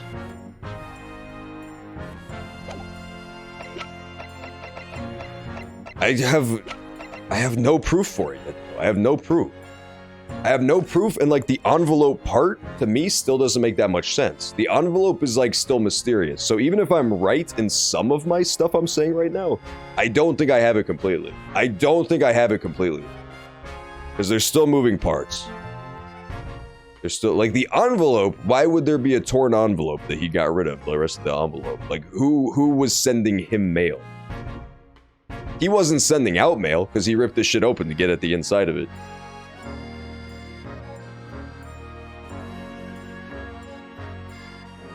don't know. There's still at least like one other person at least tangentially related, but probably some sort of like black male lore or something. I don't know. Seems fairly reasonable to me, because otherwise what does Soseki have to do with any of this, right? That's my thing right now. My thing is like the distraction mystery that the game is presenting to you is who tried to kill this guy. But the real mystery is what does Soseki have to do with anything? It could technically just be coincidence that he happened to hang out with this guy the one time he ever hung out with him ever on the night where this guy was attacked and almost killed. But that's a big ass coincidence. That's a pretty huge coincidence. I think what's a lot more likely is that Soseki is the real victim here. They're trying to pull a fast one on him. It would appear to have been taken on the street in front of the house here. And the gentleman on the left is Mr. Garrett, the landlord, of course. But who's the young man on the right? Mr. Garrett's son, perhaps? Perhaps. You can take that print if you like. I don't think it's his son. Really? Are you sure? We can presume, therefore, that the yard already knows. The identity of the young fellow, that is. Ah, is that true? Well, it's too bad if we do. Unfortunately for you lot, leaking information isn't one of my pastimes. You just leaked so much information. My dear Inspector, if I may be so bold as to point something out. Pastimes are for one's leisure, but this is for work. Sholmes is such a fucking dicklord. All the more reason I'm not telling you. Yeah, I wonder why Gregson doesn't like him. A dismal failure. Yes, I heard. The hidden photograph has been entered in the... This is so mysterious now. I wonder why a photograph like this was hidden under the floor. I mean, Mr. Shamspeare himself isn't in it. Photographic prints are still rare treasures in the East End. I imagine Mr. Garrett was rather delighted to have been immortalized. He probably made a proud present of it. Tin box. Tell me about the tin box. Now this tin box looks interesting, doesn't it? Might I suggest, Inspector, that you open it? If you were to find something inside that reveals the truth behind this case, I wouldn't be in the least surprised. Yeah, funnily enough, I've already had a look. It's completely empty. What? Shamspeare, give us a clue, man! You didn't even have the chance to utter a word, Mr. Naruhodo. But anyway, at least we found out what's inside the box. Okay, so nothing in the box. Thin air. It's empty, rather like how I feel inside. Is there nothing more to this box then? I wonder. Let me look at it! Sucker! I swear to God, if it takes me back to the trial right now, I'm gonna be so mad. Meow! It's the cats! It's the cat, baby! The cat, meow! The cat's back. I love cats. Cats are so cute. I wish I had a cat. I just have a dog right now. A dismal, dopey dog. But I have no conniving, clever cats. Big nose. Big nose man mode activate. That's known as the nose warrior. What else is important in this photograph? Nothing? Nothing.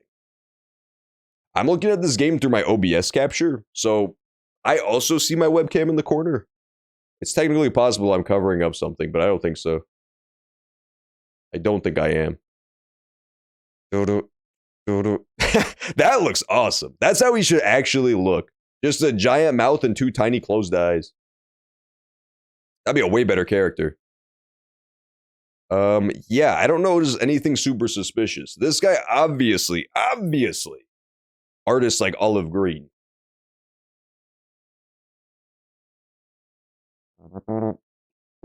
She even has that, like, connection to him. But what they have connections with Mr. Garrett, I don't know. Interesting. Interesting. A criminal sentenced to receive the death penalty. However, he died of illness while his loot remained undiscovered. He'd been suffering with fever since the end of October. Alerted by the shouts of his fellow cellmate, medical staff arrived to find him already dead before his capital punishment could be carried out. Interesting. Natural causes, huh? Okay, fair enough. Meow. There it is, baby. It's the cat. He's back. How'd you get in here, rascal? That means there's a big-ass hole in the wall behind this set. Oh, look, it's that lovely little kitty cat. Dude, he wears a fucking bow tie, too. How do you not love him? He's wearing a fucking bow tie for your pleasure. How do you not love him? It's Mr. Natsume's cat, isn't it? I don't think we ever asked him its name. Why don't we call it, Wagahai? You know, like Mr. Natsume refers to himself in Japanese. That's right, I forgot his name was Wagahai. That was revealed in the last, but this is a flashback, so we didn't know that yet. Wow, this game is, so brave, answering the real questions that people had, such as, how did Mr. Wagahai receive his name? That's like Disney Star Wars level. This is literally a Disney Star Wars level prequel. How did the cat from Ace Attorney 1 get its name? That's the question we're answering with the sequel. Incredible stuff. It's like when they made an entire movie to tell you how Han Solo got his pants and pistol. I wonder how he got in here. Clever cat. Oh, wonderful. Well then, Wagahai, here's something delicious I bought for you from the Cat's Meat Man. The Cat's Meat Man? What the fuck is that? Oh, he's so cute. I love Wagahai. I'm definitely what's known as a Wagahai fan.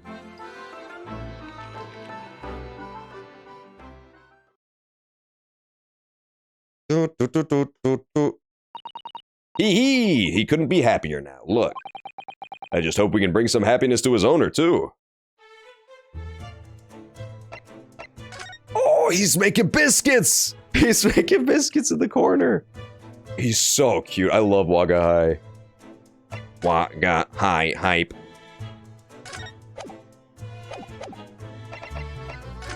He's snoozing. Do it again. Make biscuits again. Oh my god. He could have been the mastermind behind the first trial. I really don't remember because it's been like 10 months since we did part 1. But I'm pretty sure the first trial Suzeki-san was accused of was the olive green thing. The knife thing. I'm pretty sure that was the first trial he was involved in. It just so happens to involve olive green as well. So it would make a lot of sense if he was the mastermind.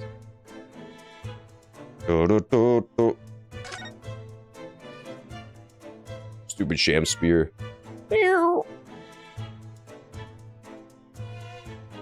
He's so cute. He wears a bow tie.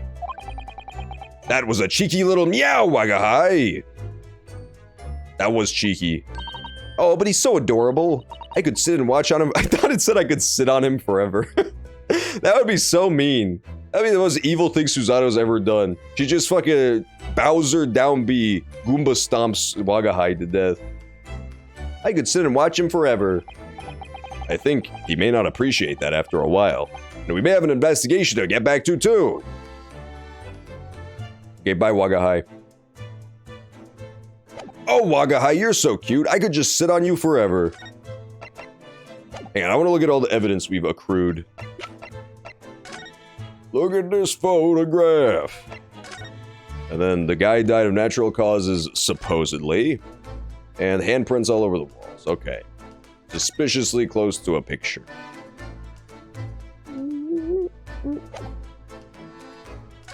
Also, it definitely doesn't necessarily have to have been this painting forever. Or this picture forever. There could have been a painting here previously and been replaced by a picture, who knows? Yeah, we actually have kitty action now. It's pretty great. He's so adorable. He was in the last game too. He was just yeah, he's stretching. He was in the last game too. He was just chilling. That was a cheeky little meow. Are we really not going to question the fact that he got in this room? Are they this fucking brainless that they're not going to question that he climbed out from behind this? Oh my god. I think this does actually, like, borderline hard confirm part of my theory. Doesn't it? Because this means that this dude, Shamspear, is, like, building a fucking tunnel into the other guy's room. There's at least a crawl space for a cat to get through here. Now, at the very least, that already exists. There's enough room for a cat to get from room A to room B. And therefore, conversely, from room B to room A. So I think this dude has set his plan in motion long before this. He's been working on it. He just now needs to get Natsume out of the way. That's why Natsume, remember last session? I legitimately just remembered this. Holy shit. If I forgot this, if I remembered this, we would have got to this conclusion way longer ago. Remember how Sozeki said that there's been a ghost appearing in his room at night trying to strangle him to death? Wow. Yeah, that's important, huh? Forgot about that part. He's already been in the room. Dude, his sham spear has straight up already been in his room through his little secret tunnel. He wants the treasure and he wants it meow. Oh my god, I'm so stupid. I can't believe I fucking forgot that. He wants the apartment. He wants to move into the other guy's apartment because he needs the treasure. But I'm so fucking dumb. I can't believe it. That's like the most important thing he said the entire last session, and I just completely forgot until right now. Alright, we're moving out. We're rolling out. Back to Miss Green's room. Speaking of apartments, how's your new apartment working out, Nelatar? Have you moved in yet, or are you still in the process? Still can't talk to Miss Green. Okay. Still can't look at the fucking painting either, even though it's clearly super important.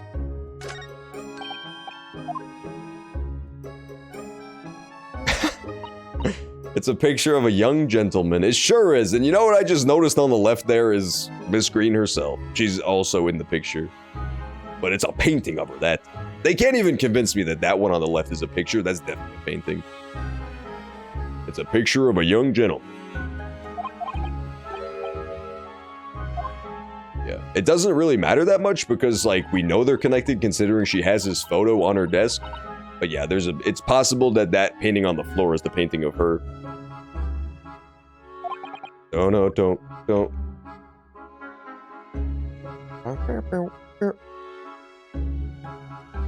you actually think he could be that insane? Do you think he could be that skilled? There's no way he's that skilled, right? There's no way that our boy Shamspear is this much of a fucking absolute genius. It simply can't be. It simply can't fucking be. Okay, she doesn't have it. Never mind. I went way too deep. I got lost in the sauce. I got definitely lost in the sauce. I was thinking that the reason he's so desperate to see the painting, if it's of Miss Green, is because the painting, if it's a portrait of her, would have a perfect replica of the key. The fucking key around her neck. So he wouldn't need the physical key. Because what have we established so far in the case? It's that he makes like perfect replicas of shit. He made the perfect coin replica out of the soap and the ice. So if he had a painting that he could just study for hours of the exact shape and size of the key, he could then recreate it. And he wouldn't even need the physical key to begin with. But that theory holds absolutely no water because there's no key. The portrait of her has no key. I went too hard. I got lost in the sauce, I'm sorry. I got very lost in the sauce. I'll admit it. I'll be the first to admit I went crazy there a little bit. I went a little too crazy. Hello, rat. How are you doing this fine evening? It's a mouse, Mr. Naruhodo.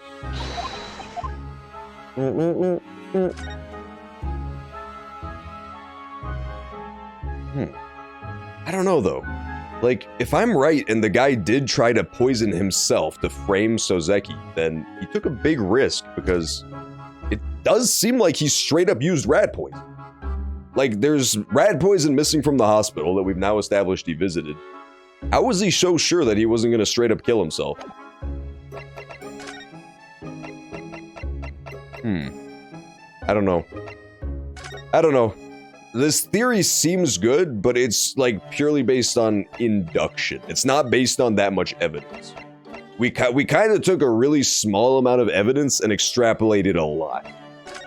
Like, we took evidence that big and we made a theory that big. It just filled in a lot of blanks. So it's entirely possible that I'm just incredibly dumb.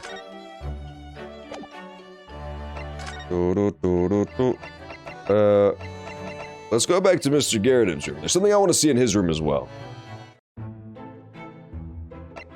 Examine. Okay, no.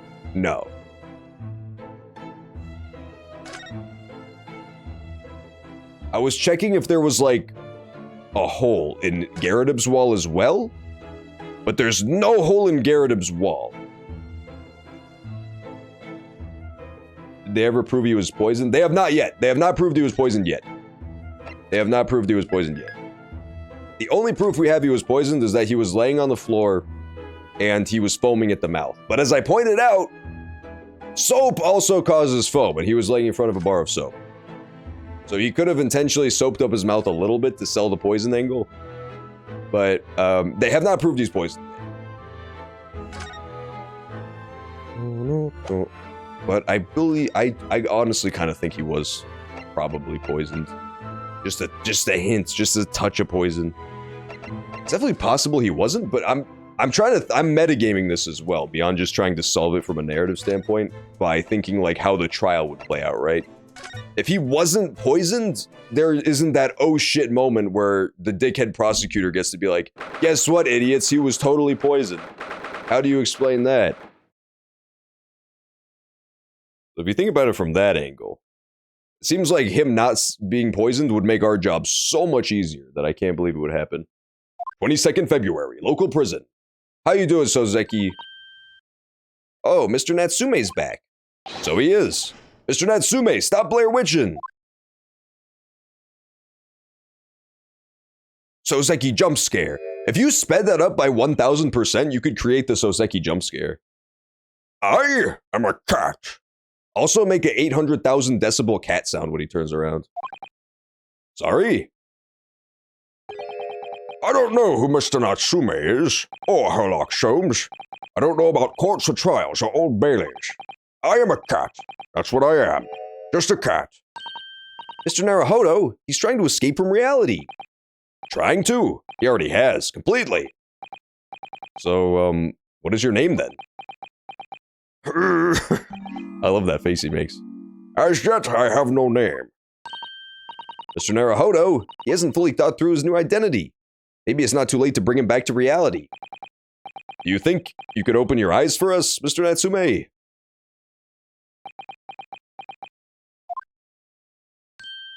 Oh my god, he's back.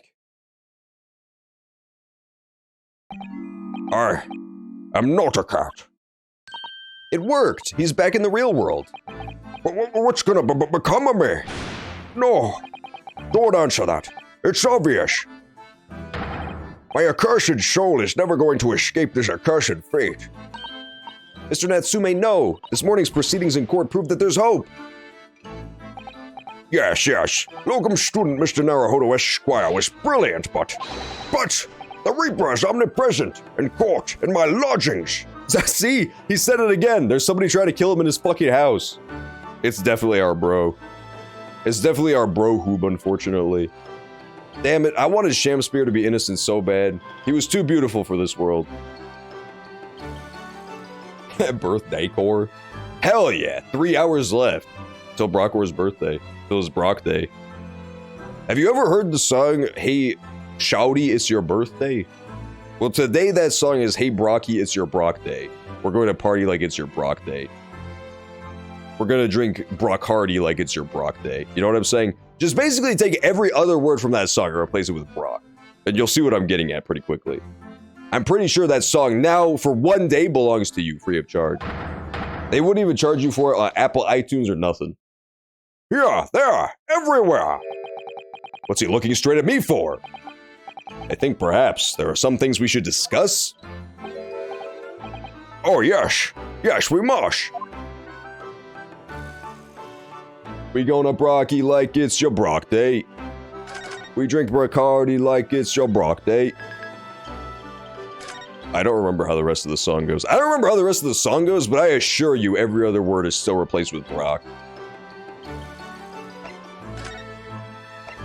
Yeah, that is true. It is the worst thing that's ever happened on September 11th in human history. I think everybody could agree on that. That's like a non-controversial take. This morning's trial. I want to talk about Shamspear first, man. I don't trust that hoe. In my whole life, have I ever been so moved as I was today? No! Of course, if I cast my mind back, there were perhaps one or two other occasions that moved me more. But if I just blocked those out, then today, being in that courtroom was the most moving experience of my life, locum student Mr. Naruhodo Esquire. You're too kind. Scotland Yard found the remaining tea, just as we deduced, and they're analyzing it as we speak. Ba-ba-da-ba-ba-da-ba. There's nothing wrong with that tea. They won't find a drop of poison in it. That's a solemn, sworn Soseki certainty. Good job, Soseki. You tell them. That is true that they don't want you to serve you your cake, Brockwar, but I don't think they're discriminating against you. He keeps trying to convince me that they're discriminating against him, but I still do think it's because you keep telling them that your name is spelled exactly like the N-word. I don't think any bakery wants to take that name request. It's just like if anybody else sees the cake at any point, it's a bad look. It's bad PR. It's bad publicity. Nobody else knows. You're the only one who knows. If that cat gets out the bag, that's like they're gone. Twitter will take one day and they're out of there. Did you both drink the tea at the same time that night? Oh yes, most definitely. Remember, drink tea while it's hot. We both poured it down our throats like it was a hot bath for our bellies. And at the time, you were both completely fine.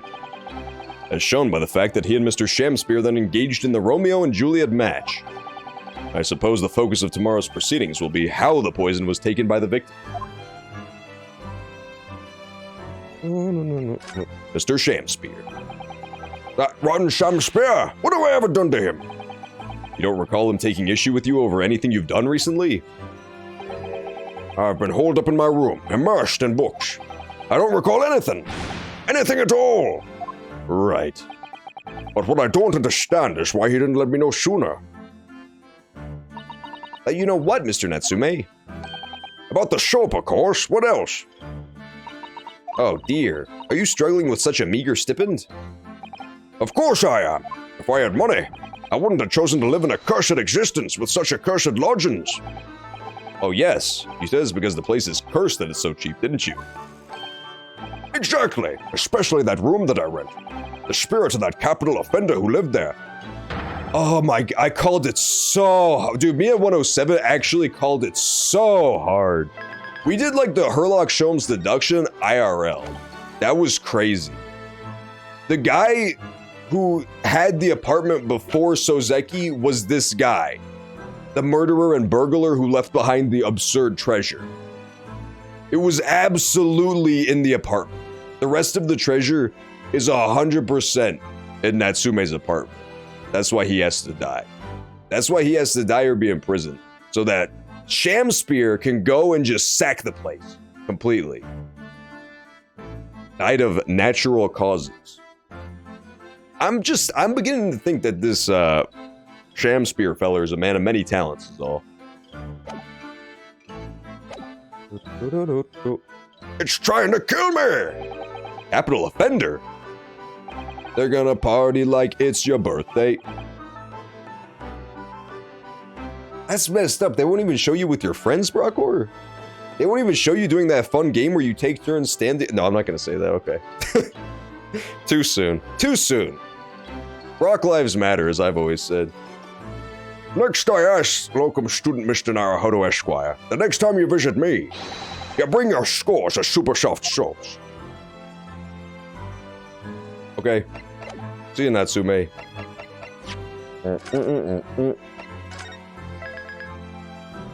Turn the console off, baby. Alright, we're heading out of here. I guess. I don't know where else to go now. I could try showing him some stuff. I'll show him the Capital Offender article. See if it's the name of the guy. What's this? It's a newspaper cutting that we found in Mr. Shamspear's room. Ah, so he knew, did he? Sorry? About this man, Selden.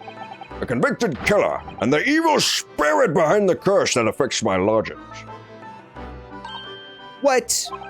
He's already taken one young man's life, and now he's trying to take the life of another. A miserable, mustached, much maligned Japanese man. I'm not repeating myself on that one, Brockwar. I went too far that time. top 10 times I went too far. I definitely got photoshopped onto the PewDiePie bridge for that one. I did cover my tracks a little bit because I said standing instead of kneeling by accident. Alright, so here's the deal. Sneal. It rhymes, but it doesn't make any sense. But I'll always take the rhyme over the making sense. So the guy who died, there was a rumor that the room was haunted, right? Like the apartment he used to live at. But they never knew. We don't know where the rumor came from. We literally don't know where the rumor came from. So I think this motherfucker right here started the rumor. Shamspear started the rumor himself to keep other people from renting that room because he still wants to explore it more. He needs to explore it more to find the rest of the treasure. I think so. I believe that's the truth. So he starts a rumor that the room is haunted. All is going swimmingly for him at the moment. Everything is going peaches, right? His plan is working perfectly. No one's buying the room. He knows there's treasure in there. Every once in a while, because he's got that tunnel, he can go in the room and explore, try to like find the treasure that he can't find. Then there's a big wrench thrown in his secret plan to find all the jewels. Motherfucker Sozeki's dumbass moves into the haunted apartment because it's cheap and it's all he can afford while he still buys a bunch of books. He is basically like the gamer, the addicted gamer who has to blow all his money on video games back in the day. He just can't stop buying fucking books, so he's even willing to buy a terrible apartment that's haunted by a ghost as well. That completely makes Shamspear's plan fall to shambles. In an instant, his brilliant plan goes to shambles. He can no longer sneak in and like fuck around in the room looking for the treasure because there's somebody living there. So he hatches a devious plot to frame Natsume for poisoning himself in order to get him out of the apartment. He doesn't care if he's guilty of murder. He doesn't care if he's guilty of attempted murder. The point is, he's gone. He's not in the apartment anymore. At least for a while. Give him more time to search for the hidden treasure. Or to access the treasure if he's already found it. I think that's what he's doing. I think that's the plan. He had the perfect game going, and Natsume is the one thing that's in the way. The one thing in his way is this dude. He's gotta go. Mr. Natsume, if you know something, please, you must tell us. Tell us everything you can about this quote-unquote evil spirit. Yeah, Sozeki is 100% losing his mind. It makes sense, though, because, like, he thinks he's being haunted by an evil spirit, and he's kind of right. Like, from his perspective, he's completely right. There is something running around his room at night, but nobody believes him, because it's a haunted apartment. It's the perfect cover. There's a dude sneaking into his room at night and attacking him sometimes, and nobody believes him. So he's losing his mind. He thinks he's being haunted by an evil spirit. I think that makes a lot of sense for why he's so crazy. He has good reason to be so nuts. Capital offender Selden. The truth is, I didn't know the details myself until very recently. That Sheldon man was arrested about a year ago now. And at the time, he was hiding out in lodgings. Mr. Garrett's house. What? He lived where you do now? That's right, yes. Exactly where I live now. In my very room. Oh my. Your room was previously occupied by a criminal found guilty of a capital offense? But before his sentence could be carried out, he died in prison. That was 3 months ago now. And that's when it started. The curse! What really is this curse you keep mentioning, Mr. Natsume? It's already caused one death, a few months after the criminal passed away in prison. A man died in the room. The man who rented it after Sheldon, in fact. The poor lodger, he was found dead in mysterious circumstances. The room was locked from the inside. Oh, baby. We're just too good at Ace Attorney. That's the problem. The problem is we're way too fucking good at Ace Attorney. Locked from the inside isn't even a problem. That's not even... Do we have a photo of the room? Off to the left, he builds a secret-ass tunnel. That's the trick. So he snuck through his secret tunnel, killed the dude, locked the door from the inside to create the perfect mystery, went back through his little tunnel. Boom, he's gone. The question we need to get solved by going into that room is how he's made this tunnel in such a way that nobody can fucking find it. There were 2 previous lodgers and a police investigation, and nobody's found this supposed tunnel that I think exists. So how would he do that? How would he pull it off? That's what we need to solve, man. I don't know how the fuck he would do that. That's impressive. That's good tunnel building right there. The room was locked from the inside. Locked from the inside? Exactly like the case we're dealing with now. So that's the convict's curse, is it? Yes. Well, that was the start of it. The convict's curse. Oh, this is getting so complex. Do you have any idea how the lodger before you passed away, Mr. Natsume? The official cause of death was asphyxia. Oh. When they discovered the body, the room was full of gas. Oh my god. Oh my god. Yes? I only found that out after I'd signed the lease. When Mr. Garrett came to tell me later, I couldn't stop myself trembling. In fact, if I'd known beforehand, I'd probably been too scared to take the room. Landlord's lease, luckily legal. Lucky for Mr. Garrett, maybe, but not so lucky for poor Mr. Natsume. And now you believe this curse is affecting you? It is. At first, I just felt as though I was being watched. All the time. And then you talked about having nightmares, didn't you?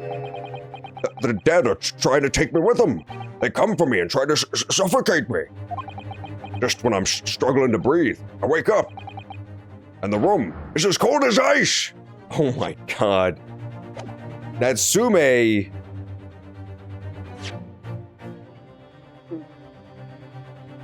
Oh my god. Natsume, you crazy, bro. He was...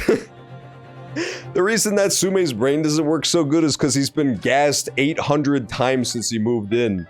Every night the dude tries to gas him out and it doesn't work. And the room is as cold as ice. Interesting. So interesting.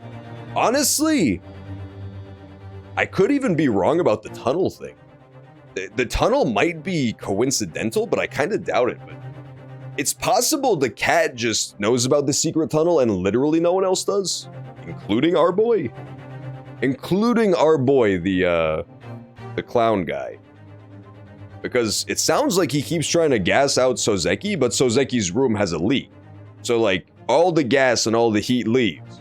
And he wakes up and he's fine. Like he survives. I don't know. I don't know, man. It's so weird. How has he survived 800 gas attempts? How does he keep living?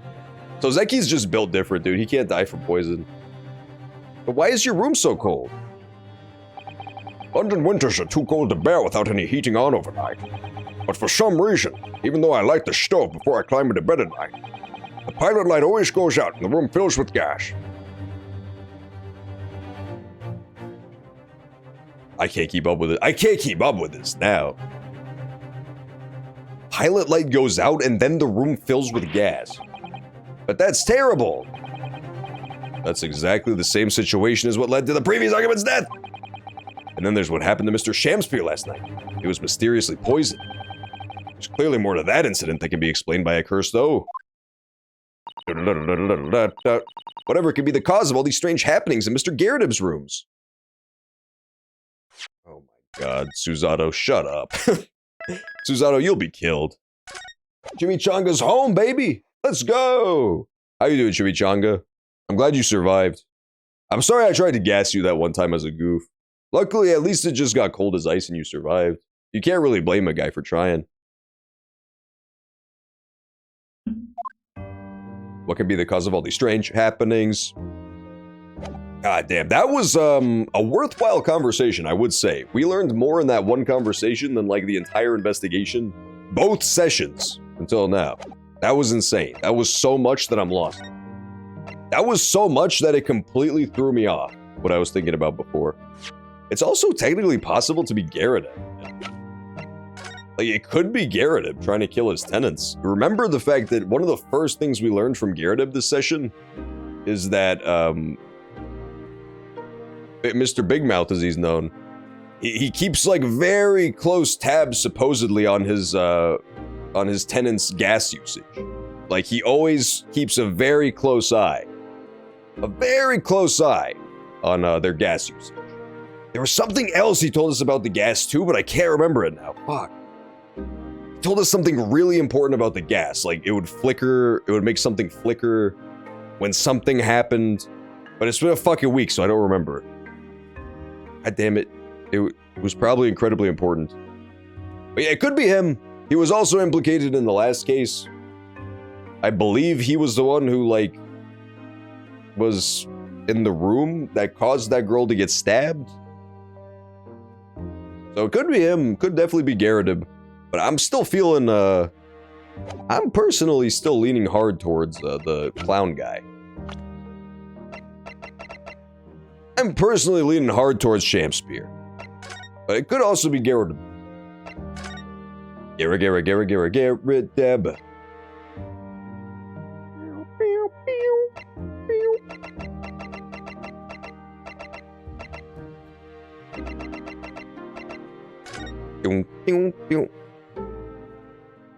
So yeah, my current power rankings when it comes to suspects is like Clown Man, Shamspear way up here, Garrideb way lower, but still definitely possible.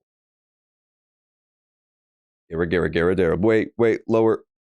What do you think of February? Mr. Garrideb's room. He's so evil. Look at him. He's menacingly staring at me. Oh, you're right. He does come back as a juror, doesn't he? Okay, never mind. Yeah, being a flashback kind of sunk his chances of being the killer, huh? Yeah, he would not be a juror then. He would be in fucking prison jail forever. Ah, you're here now, Mr. Garrideb. Right molly business it is for me, you know? Getting out and about. Were you at the Old Bailey by any chance?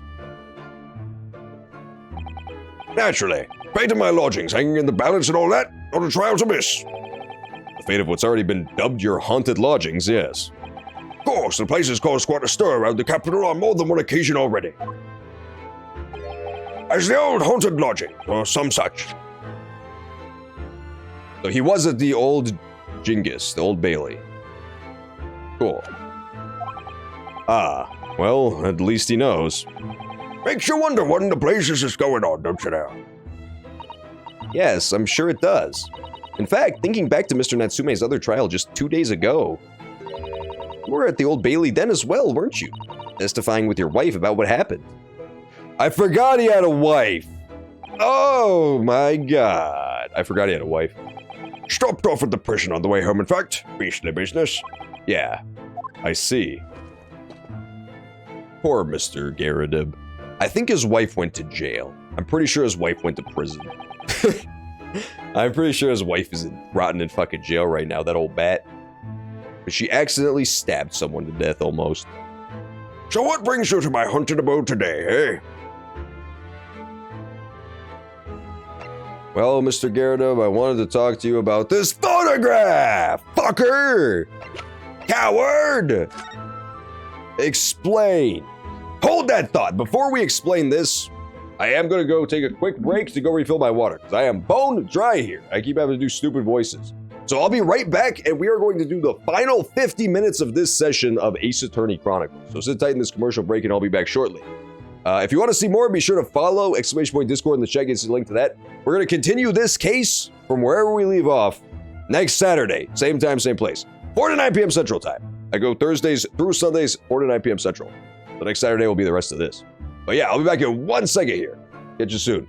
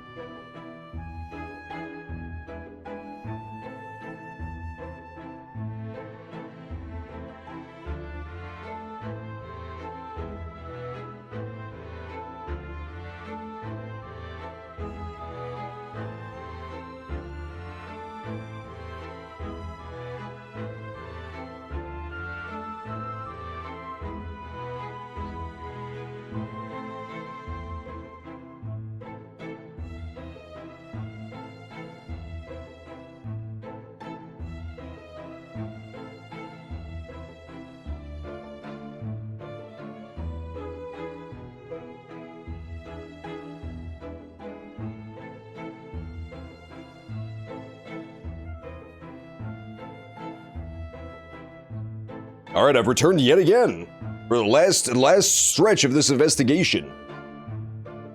Let's do it. You know what would be the perfect timing? Do you know what would be the absolute perfect timing for today's stream to end on? Would be, giant mouth boy.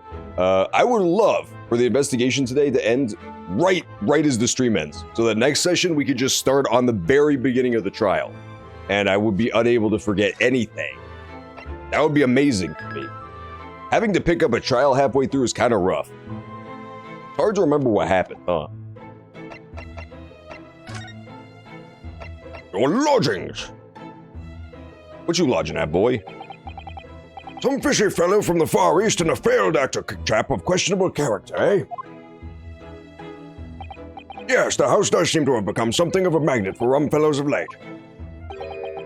Thanks to that bully curse. The convict's curse, you mean? Yeah, heard the stories, have you? Rotten scoundrel was arrested here, and the next chap in the room goes and kills over. Then there was that woman who dropped dead just outside on the street, not to mention the actor yesterday.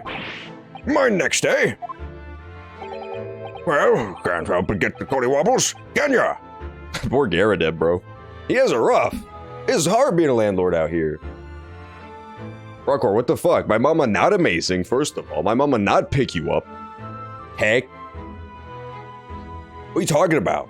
Huh? What was that, supposed to be some sort of jab at my old lady? I'm an empath, I pick up on those things. I can detect the subtext. The fuck is sarcasm dripping from your venomous words? When you say the woman who dropped dead outside on the street, you mean Miss Green? Because Miss Green, who was stabbed by the knife, and Mr. Shamspear, who was poisoned last night, are both very much alive still. Keck, you've got to be kidding me! So it's the Blackstead convict's curse, it seems. Personally, I should be quite content with such lodgings. A bath, a toilet, a fireplace, a fascinating history. Why? It sounds like the lap of luxury. It's not, he's lying. You don't have fucking windows. The windows are bricked up on every other floor. You crazy homes. You crazy Herlock. I'm not so sure about that. I'm not so sure about that. That's inappropriate. Spends the next 50 minutes of the stream in silence, just silently reading without talking it out loud. I wonder how other people stream Ace Attorney games. I wonder if I'm the only fucking psychopath who reads out every single line like I'm a children's reader. Like I'm reading to a fucking preschool class. I bet there's at least one insane man. I bet there's at least one insane Japanese man who's just streamed this game completely fucking dead silent. Like he won't even talk to nobody, he's not reading it out loud, he's just like really fucking quickly reading through all the lines. I bet it's happened. I bet it's happened before. At the very beginning of a game like this, you have to make a judgment call. You have to, like, frame one, you have to decide if you're going to read everything or nothing. There's really no going in between. Because if you don't read it out loud, there's no chance anybody could follow along even slightly. There's no bath or toilet included, and no fireplace either. But you do look out for your tenants, don't you? By watching the rise and fall of the flames in your gas lamps up here? Yes, never hurts to keep an eye on things, in case there are any mishaps or such like. I think you've had your mishap already, sir. Yeah, I want to see Sir Toastman stream this game, too. He does, like, one investigation, and then he has to wait the entire day for the trial the next day. I bet he'll get to this eventually. In 8 years, once he's done streaming Persona 4, he'll definitely get to the old Ace Attorney. I love you, Sir Toastman. Shouts out to the homie, Sir Toastman. Peace up. The guy who streams 5 minutes of Persona 4 every fucking single day. Why? Why, Sir Toastman? Why would you do it? You're insane. You're crazy. That's not helpful, Mr. Sholmes. Heaven forgive me! The words just came to my lips! That's a really good question. How do you do flashbacks? How do you handle flashbacks if you only stream one day at a time? I guess if you really think about it, if you really think about the brass tacks, I wonder if there's any flashbacks in Persona 4. I can't remember. but I think you have to do the entire flashback in one stream. If the flashback lasts, like say this flashback is 15 hours long, I think you have to do the entire thing on that same day. Because technically, the flashback is just the character sitting there thinking about it, right? It's just the character sitting there remembering what happened on that same day in the future. So like, say the flashback takes place on September 10th, you have to do the entire flashback September 10th. Like if that's when the character started flashing back. I think you have to. Oh, we missed it, no! George, shouts out to George Smith. Shouts out to my boy George Smith. What a pimp. The world's only cool British man from human history. When the government took away our right to drive without a seatbelt, I fucking snorted brain snot out of my head. But when they took away our right to drive drunk, that's how I knew we lived in 1984. That's how I knew we lived in true tyranny. It is my God-given right to ride up the curb and take out a toddler at the kneecaps. This is what the principles America was founded on. And to deny that to me is not only criminal, it's treasonous. It's fucking treacherous like a serpent. Some fishy fellow from the Far East. I already fucking said this. Stupid ass old man. There's no need for that, Mr. Garadeb. That's right. Mr. Natsume is in no way fishy. He is undeniably peculiar, however. Is it right that he took the vacancy immediately after the previous tenant passed away? Aha, so it was immediate. There was no gap. That's why he had to go too. Yes, that's right. I asked the estate agent to find someone and he popped up the very same day. Okay, so it's definitely not Mr. Garadeb. It's not Mr. Garadeb, like, actively sought out someone else to take up the room and was not hesitant about it at all. He was active participant in that. He didn't even be like, nah, I don't really need a lodger right now. I kind of want to just explore the room for a bit. He was like immediately proactive in finding a new tenant.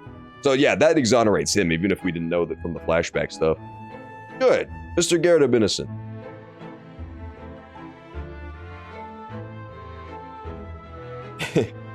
Mr. Toastman is the hero that Twitch does not deserve, dude. In this new realm of Twitch being exclusively like naked people with mirrors set up behind them so you can see their ass, Mr. Toastman is a gleaming beacon of what Twitch could be. Mr. Toastman represents the fucking future, the glorious future that is one of Twitch's many potentialities. 5-minute Persona 4 streams every day where he just plays one day's worth of gameplay. Such a fucking Chad. Such an absolute Chad. Yes, that's right. I asked the estate agent to find someone and he popped up the very same day. For those of you who don't know anything we're talking about, there's a guy I found called Toastman, Mr. Toastman, who streams Persona 4 in real time. Because that game takes place over the course of like a calendar year or two. And like you just live out the characters day by day and like decide what to do to get stronger to solve the overall problem. And so each day in game is like fucking 5 minutes long. And so he does 5-minute Twitch streams every single day. He doesn't even make YouTube videos about it or anything. It's crazy. It's so heroic. Never come across a chap so keen for a place with a background, as it were. The crazy part has gotta be, like, sometimes in Persona, though, like, there are days in that game that are, like, hours and hours long. Like, when you have to go into a dungeon and fight monsters and shit, that will actually be, like, hours-long stream. But it's gonna be, like, 1 out of every 20 streams. So we just have to find the one day. The one day when that dude is, like, doing a dungeon or, like, a story progression dungeon. And it'll actually be like a full stream. Full stream ahead as it's known. At least like an hour-long stream. It is, right? It's incredible. It's so cool. I just wish that he would make fucking YouTube videos about it. It's such an easy solution to the problem. It's such an easy solution to the problem. There's already a site where you can just put videos. It doesn't have to be live. The thing about Twitch is, like, the reason all big streamers do, like, 12-hour streams every day is, like, that's how people find you, is by you being live. If you're live for 5 fucking minutes, nobody has a chance to find you. It's hard out here, man. Never come across a chap so keen for a place with a background. Okay, for context, I will tell you how rough it is sometimes to like have people actually be able to find a new stream. Yesterday when we streamed Elden Ring, I looked at the analytics after the stream, which I usually do. Do you know how many new viewers watched? I'm not saying followers. I'm not saying new people who followed, new people who subscribed, anything. New people who watched the stream, like clicked on the stream for 1 second. Zero viewers who had not already seen my stream watched yesterday, like clicked on the stream. And that was a 5-hour stream. If you do a 5-minute stream, my God, I can't even imagine it. A background, as it were. I don't think it was the room's background he was keen on, so much as the cheap rent, actually. Not even a single big followers bot? No, they don't get counted in the analytics for some reason. Twitch can't, like, ban them for some reason, but they do detect them when it comes to your analytics. Like, they don't affect your numbers, which is very strange. Because otherwise, there would be times when, like, the view count would just spike up to 100 instantly and then drop back down. When the robots approach. When worlds collide. How long has Mr. Shamspear been lodging under your roof? That failed actor chap. Let me see. Oh, of course. Yes, it's been 3 months now. Quite sure of it. It's funny because I also know when Remix, I could actually like dox Remix as an anonymous viewer because Twitch gives you analytics of like location as well. And so I'll always see like one viewer from Belgium. And I'm like, I wonder who that could have been. I wonder who that viewer could have been. Only 3 months. He's quite new here too then. And to what do you owe your certainty in that regard, Mr. Garrideb, if I may ask? Well, it was that Selden scoundrel, as it happens. Selden? The convict, you mean? Are Selden and Shamspear have some kind of connection, then? Yeah, probably.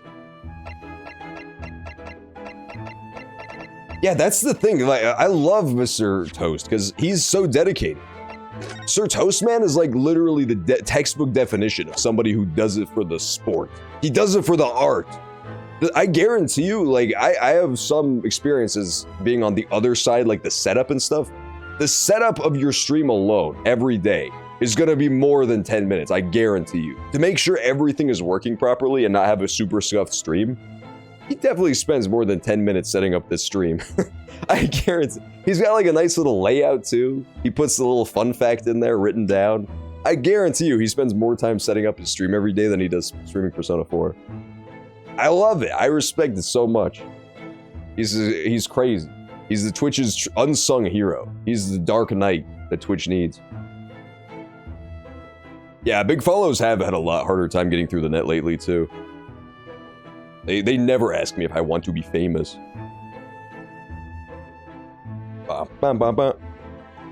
They need to switch up the script, but they won't, so they keep getting caught by the autofilter. 100 robots. I would love to be assailed by 100 robots at the same time. Want to be famous? There used to be a nice robot. I remember the hydrated robot used to exist, but that thing got it got caught long ago, unfortunately. It was called Stay Hydrated Bot, I think. There was this robot that would just come into random streams, like every couple hours and say, have you drank water lately? Because you're probably dehydrated if you hadn't. Shamspear's tendency. That convict chap, Selden, passed away in the clink 3 months ago now, you see. Some malady or other. Yeah, he literally always banned for Stay Hydrated Bot. It was Walk Up E and Stay Hydrated Bot would just be instant bans. Yes, we've seen the report from the newspaper at the time. Well, it was only 3 days later that the tragedian showed his face. Tragedian showed his face, the actor fellow. Really? Yes, I remember it quite distinctly. I don't know what tragedian means. I'm assuming it's tragedic actor? I don't know how to say that word. I can't do it. Tragedic. You know what broke my brain, like, genuinely? This is something that genuinely, like, nuked my brain so long ago. I think this is what bore my love of, like, fucking with viewers for no reason, honestly, is, like, when I was younger, I used to watch Mega 64 all the fucking time. All the time. I would watch like their podcasts, I would watch their videos, like all that stuff. It was the first thing on the internet that I got like super into, was the Mega 64 crew and the podcast. And they would always have this running joke where they would say strategy instead of tragedy. And ever since then, like every time I have to say the word tragedy, my brain has to stop and be like, am I being trolled right now? Am I gonna say it backwards? Am I gonna say tragedy? Every time. Every single time. Because there is a real word called strategy, which is like the same makeup. And so every time I say tragedy, I have to not say tragedy instead. It's so hard. It's so hard not to say tragedy. It wrecked my brain forever for that one word. You know what? That probably is where I got that joke. That probably is where I thought of saying brain is Brian. It's the same kind of idea. But yeah, that just, I always remember that. Every time that makes me giggle. Whenever I would listen to one of those things and they would say tragedy. Tragic. Relating to tragedy. Okay, so it is the genre tragedy. He's just a tragic actor. It's like being a comedic actor, but for tragedies. You know what I mean? That was really funny, yeah, when he kept deleting Wakabi's messages and then I would pretend like I didn't see them in time. That was really fun. Prithee, landlord, hear my request. I, the humble Shakespeare, do desire to take thy room on the middle floor offered elsewhere for rent. Terribly sorry and whatnot, but that won't be possible. I already have a lodger on the middle floor. Ground room's vacant, though. Okay, confirmed. Gyarados was trying to get that room. Interesting. So he actually needed nothing from his room. He needed literally nothing from his room. I assumed that the guy had kind of spread the treasure out throughout the building to make it harder to find. But nope.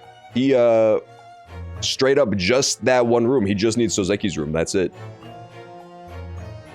I guess the only reason he was futzing around in his room was to make the little secret tunnel. Ground room floor's vacant, though. Nothing can be made out of nothing. Let me repeat mine will unto thee.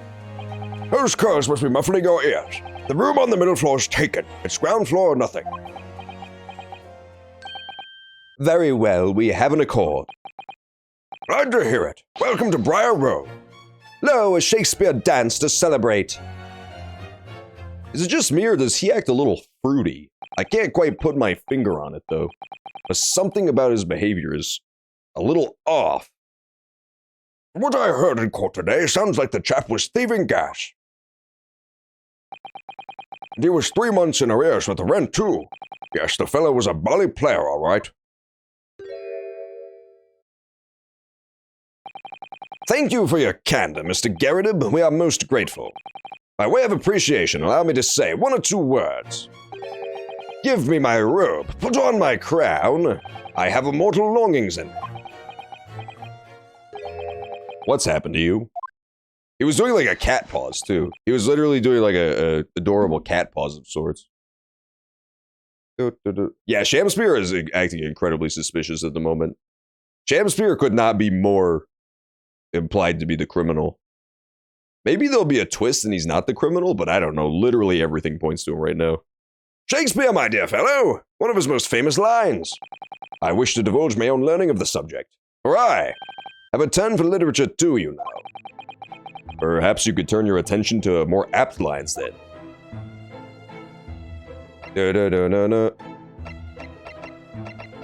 Okay, goodbye, Mr. Gyarados. I'll miss you. I'll miss you forever. I'll sit on you forever, as Susato would say.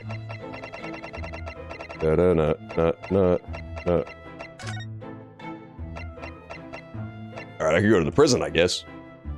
What? You know a small spoiler? That's so cheeky. That is cheek level 1000. No telling the small spoiler. We'll have to figure it out. Alright, let's move to... I'm going back to Miss Green's place, because I want to find out where she is. Miss Green is the missing puzzle piece, I think. I think Green and the other dude who looks like her are the missing pieces of the puzzle at the moment. Bop, bop, bop, bop, bop. Okay. My screen, can we talk? She's not letting me talk. Damn it. There's a photograph in this frame here. Oh yes, it's a picture of a young gentleman. Dude, when Twitch just gave bits for free, that was so insane. That was actually insane. The thing is, I had so much less of a following back then, but I made almost as much money as I do now because of the free bits. And even back then, I was like, this is not going to happen for a long time. Like, this is not something that would last because it was literally just free money. It was absurd. It was actually absurd. Twitch would just give free money. People would just get bits from watching ads, and then I would just get free money. And I'm like, that's not right. That can't be a thing. This can't be a thing.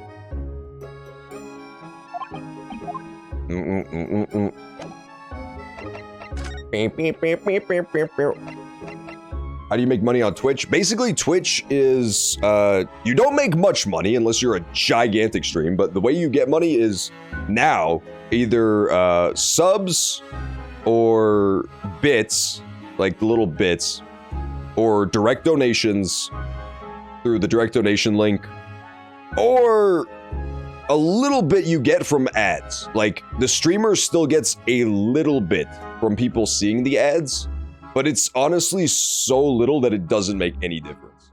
Like, you technically get ad revenue as a streamer, but it's very, very, very little.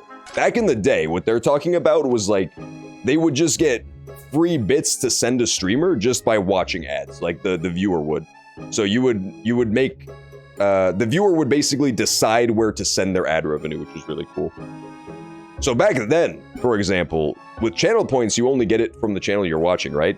But back in the day, you could watch just like, I don't know, some random IGN stream, and then take the bits you earn from ads there and just donate them to a different channel. So basically, it was viewer-directed ad revenue, which is a very interesting idea. What are bits? The bits were, it's like just Twitch coin, basically. It's like you pay a certain amount of money and you get a certain amount of bits in return. So it's honestly cash inefficient compared to just direct donations, but it's like more Twitch oriented. It's like you pay $1 and you get however many bits, like 80 bits. And if you send those bits to a random streamer, then the random streamer will receive the monetary equivalent of whatever 80 bits would be, like 80 cents or whatever. No. Let's go back to the attic.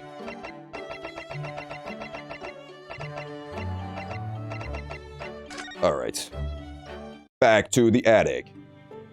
But honestly, the thing about the ads is, like, I always tell people, if you have a way to circumvent them, do it, because I do make almost nothing from the ads. Like, it's not a big deal at all.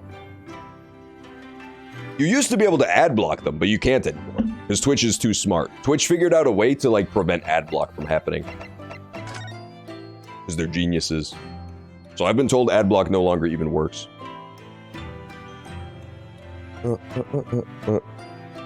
Oh no, Brockor. Brockor, you gotta leave Suzato alone.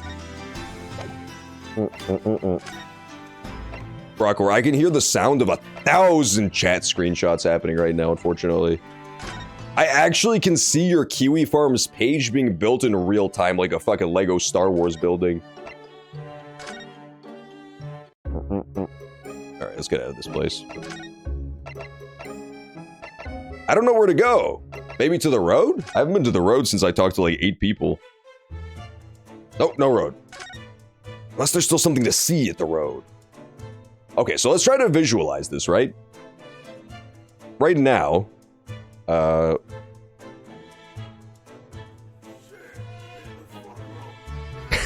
is it so quiet? I heard the fucking straight mustard face coming from down the street. I saw the guy's head poke out from behind that building and I heard him start yelling. But for some reason, the blurbs are so quiet today. I don't know why. Brockor, you're supposed to say, he's right behind me, isn't he?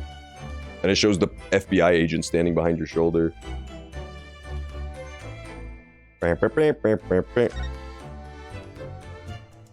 Okay, so let's visualize this. Floor 1. This is the floor where I believe Mr. Shamspear lives. He lives on floor 1. And this dude lives on floor 2. Mr. Natsume. So the question becomes, how? How do you manage to do two things, right? If he did use the gas himself, how does he manage to poison gas the middle floor without gassing either the ground floor or the top? Now, top floor, it's fine, it's whatever, because he has a real window that could feasibly be open. I don't know why it would be on a cold winter's night, but could be open, so maybe the gas doesn't matter there. First floor, there is the gap in the bricks, so that he wouldn't gas himself. But,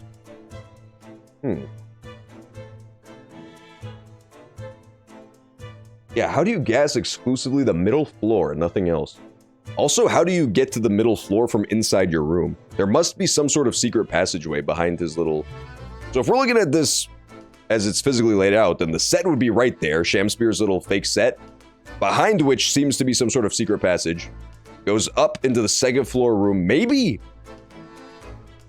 And that's how he can try to kill Natsume. But how? And how would nobody have found it by now? There was a whole police investigation in that room.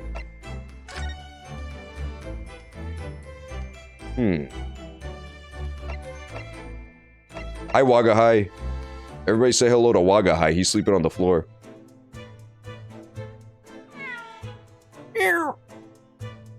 He got tiny teeth, too. He's a tiny-toothed fool. Meow. Yeah, see, there's the fake set.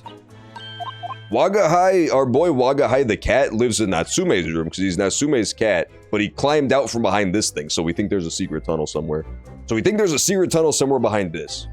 Because this thing should be on the second floor in a closed room with a bricked up window. But somehow he ended up climbing out from behind this. So, solution, I think, secret tunnel.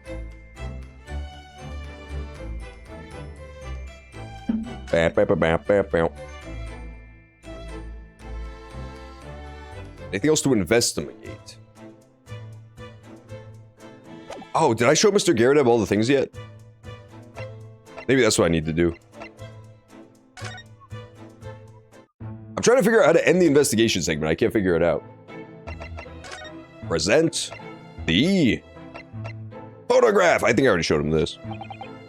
Mr. Garrett, could I ask you to look at this photograph?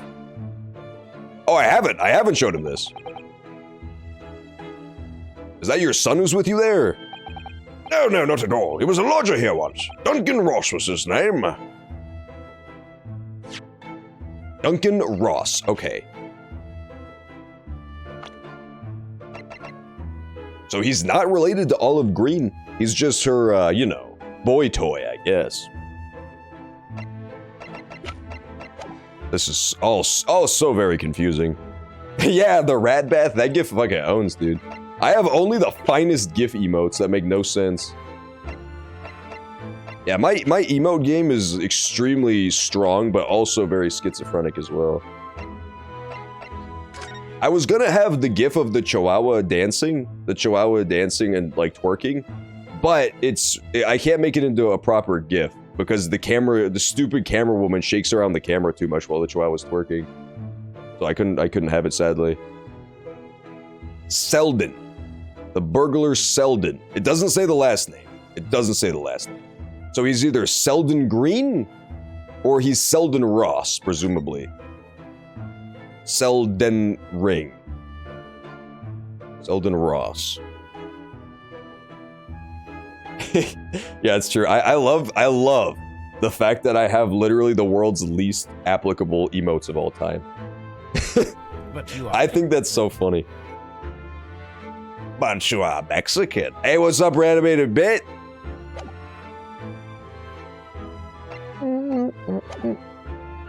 The pitbull twerking. You know, that's not a bad idea. I don't know how much the camera wiggles around in that GIF, but that's actually kind of a good.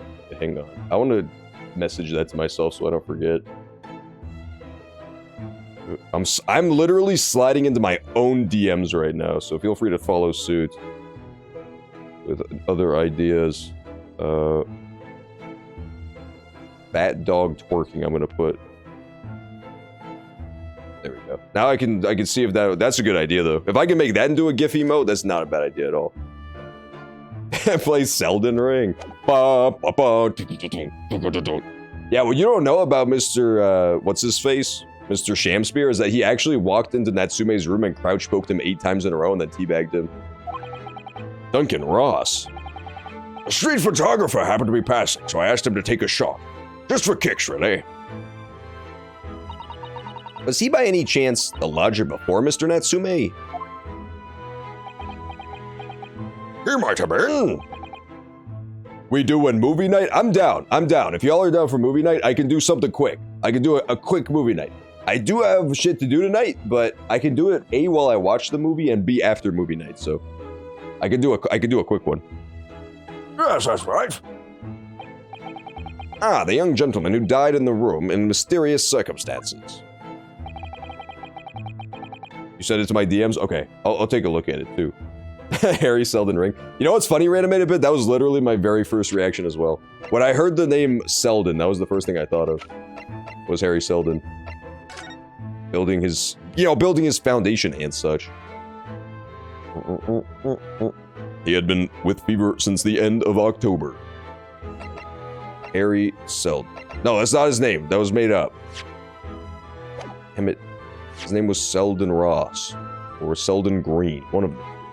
Because Duncan Ross is the tiny boy. That's what Mr. Mustache was waiting for, one might say.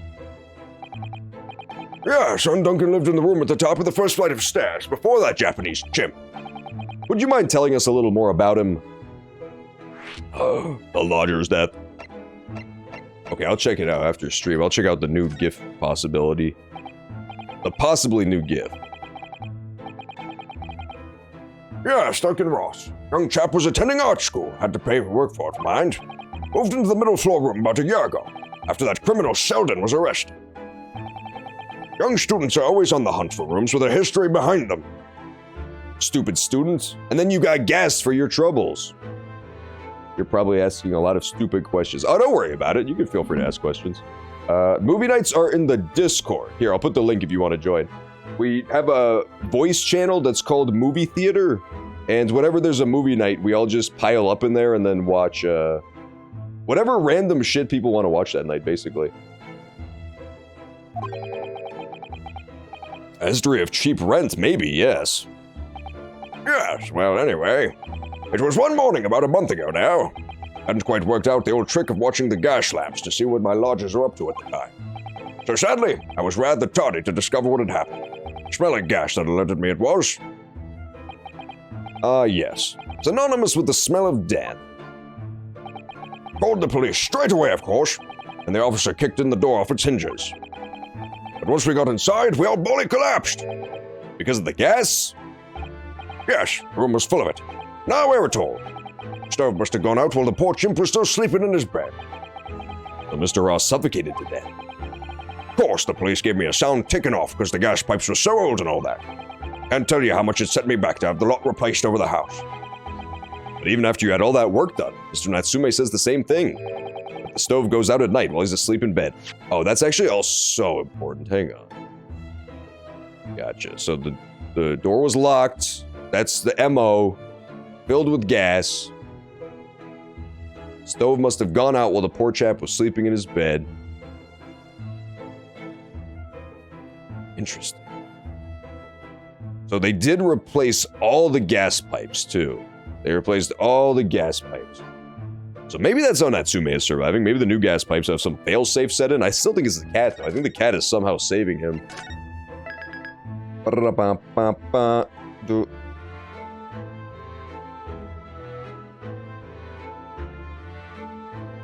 Oh, the scary movie on Thursday.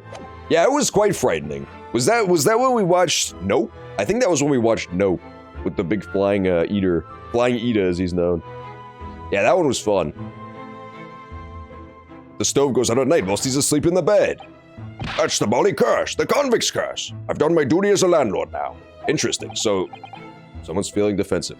I'm still trying to keep this all straight in my head. I'm so confused. Oh my god. I genuinely don't know anymore. I think I know who did it, and I think I vaguely know how, but like all the logistics, I have no fucking clue. This case feels like it's so close to getting cracked, but we're just not there yet. I'm sure somebody's already figured it out, but not me. I'm too slow. I'm behind the curve. That reminds me, actually. Yes? About young Duncan, the night before the poor chap perished. He'd been writing a letter of affection to a young lady. Oh. I see. The envelope, huh? Uh-huh. The key. The key. I think the key. The night before the young chap perished. I think Duncan. Or no, not Duncan. Who's the guy who died? Yeah, Duncan. Duncan died. Duncan died. He was probably Olive's ex. I think he was Olive's ex-BF. Because that would explain why our boy, Shamspear, is so obsessed with, like, finding Olive and shit like that and talking to her. A love letter, you mean? Yes, where did I put it now? Ah, here it is. Left it on my desk. If you'll excuse me, let me see now. What does it say? To my most beautiful and charming sweetheart. Do you think that we should be reading such a personal piece of correspondence? My dear Miss Susato, that is precisely why I prefaced my reading with, if you'll excuse me. You know what? Good call, Sholmes. That was smart. I will not excuse you, Mr. Sholmes. No. Bad Mr. Sholmes. Sadly, he didn't address it, though, so I've no means of delivering the thing. Rather sad, really. I see. It's gonna play on my mind. But really, the identity of Mr. Ross's sweetheart has no bearing on the case. I think we should leave well alone. Yes, I suppose you're right. Indeed, the intended recipient's address is missing. However, there is a name attributed to the man's most beautiful and charming sweetheart. Mr. Sholmes, please. I've already had to chastise you about this once. My undying love to you, my colorful darling, Olive Green. Oh my god. Oh my god. It's all coming together now. It's gotta be him. It's gotta be him. But how did he do it? He's sitting there fucking mocking me. Because he knows how he did it. I don't know how the hell he did it. How did he do it? I guarantee you the, like, solution to this case is going to have so much to do with the mechanics of how the gas works, and I don't remember. They explained it to me last session. They explained the gas, we know from this session, it comes in 2-hour chunks. You pay 1 coin, you get 2 hours of gas, and it somehow affects the other rooms whenever somebody gets gas. They said that, but I don't remember how. Garrett was explaining it to us, that, like, the way he knows people are using gas somewhere in the house is that something happens in his room. So anytime somebody turns on their gas, the other people know, like they're alerted. Ah, Olive Green, the woman who was plunged into a coma after a knife plunged into her back outside this house. The victim of the last case Hoseki-san was in court for, who regained consciousness only yesterday. Is it just chance that her name has come up now? Could it possibly be a mere coincidence? Mr. Naruhodo, whatever can this mean? Reading personal correspondence can have its merits, you see, Miss Susato. Let's go, Sholmes. He's so great. I love Sholmes. He's such a dickhead.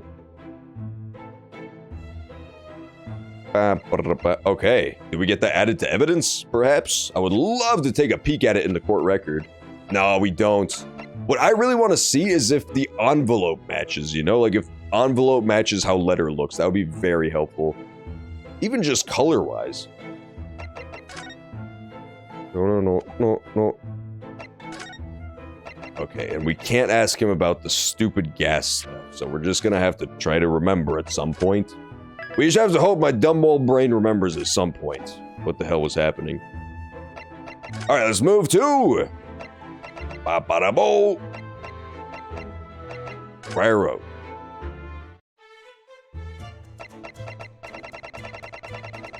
Bing, bing, bing, bing, bing, bing, bing. Ah, okay. When someone turns the gas on, the other's lights dim. Interesting. Gotcha. That's what it was. So you could tell by the lights in the room. So that'll probably be important at some point. Yeah, we gotta remember that for sure. Everything's still good in Sholmes' place? Ira's still typing on her weird computer? Cool. Back to Miss Green, of course. We just read her love letter, after all. Aha, she's gone! She's missing! Oh my god. St. Bartholomew's Hospital. Oh my god, stream is almost over. Oh, this is actually perfect timing. This is actually such perfect timing. Because now, next session, we're probably gonna have time to, like, actually catch our breath and remember what happened this week right before the trial starts. Because we're probably, like, coming right up on the end of the investigation segment. Which means next time, we can start with the trial. I don't know how long this damn case is. This case is absurd. This case is crazy long for no reason. And need I remind you, this is a fucking flashback. This actually does not progress the narrative at all in the present timeline. All that's happened so far in this entire game is that Susato did her first case as a lawyer back in Japan at present time. That's all that's happened in the whole game. This is like session 4. This is 20 hours in. We're 20 hours deep and nothing has been accomplished. I wonder if there's going to be a third one or if it somehow concludes. Please don't be Persona 4. Please don't have this game be as long as fucking Persona 4. That's all I want. Oh my god. Oh yeah, but I'll mention now. We'll do movie night. We'll do movie night. But I will jump in the movie theater voice channel in like 10 to 15 minutes after the stream ends because I always go feed my dog first before. Because otherwise she gets very irritated. But once that happens, we can decide what to watch. If anybody has any suggestions, feel free to let it be known. Otherwise, we'll just figure it out. Mr. Naruhodo, I've just finished speaking with the doctor. It seems Miss Green is well enough to be discharged at last. Let's go, Miss Green. Miss Green's popping off. Yeah, I don't know why this case is forbidden. I guess we'll find out. It seems to have nothing to do with anything. Hey, what's up, X-Men? How you doing, man? Good to see ya. This is good news, but hopefully just before she leaves. What is it? Oh my god. Don't do it, Miss Green. Miss Green, is that rat poison? Miss Green, what were you drinking? She clearly just hid something behind her back. The real-life NPC is here.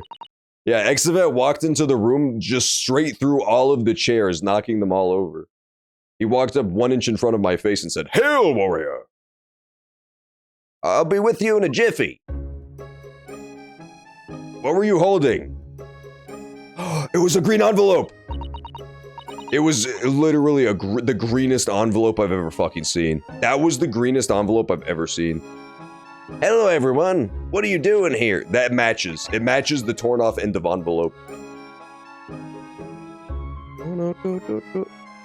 Let's see. Okay.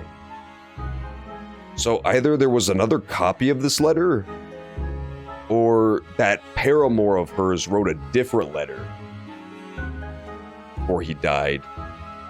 And so, I think, dude, either way, I think Shamspear intercepted and, like, rewrote a letter to her. Like, wrote his own letter. The Romeo and Juliet! Oh my, he's trying to trick her into killing herself. He's trying to trick her into killing herself. Why is he doing such a horrible thing? Why would he do that to poor Olive? She didn't do nothing to nobody. Hello, everyone. What are y'all doing here? The doctor said I could be discharged, so I'm just getting my things together. Miss Green? Oh, Miss Green, what were you just doing? Oh, nothing really. I was just about to take some medicine the doctor prescribed for me, that's all. Well, we were hoping to have another quick chat with you, if that's all right. I don't really have anything else to tell you.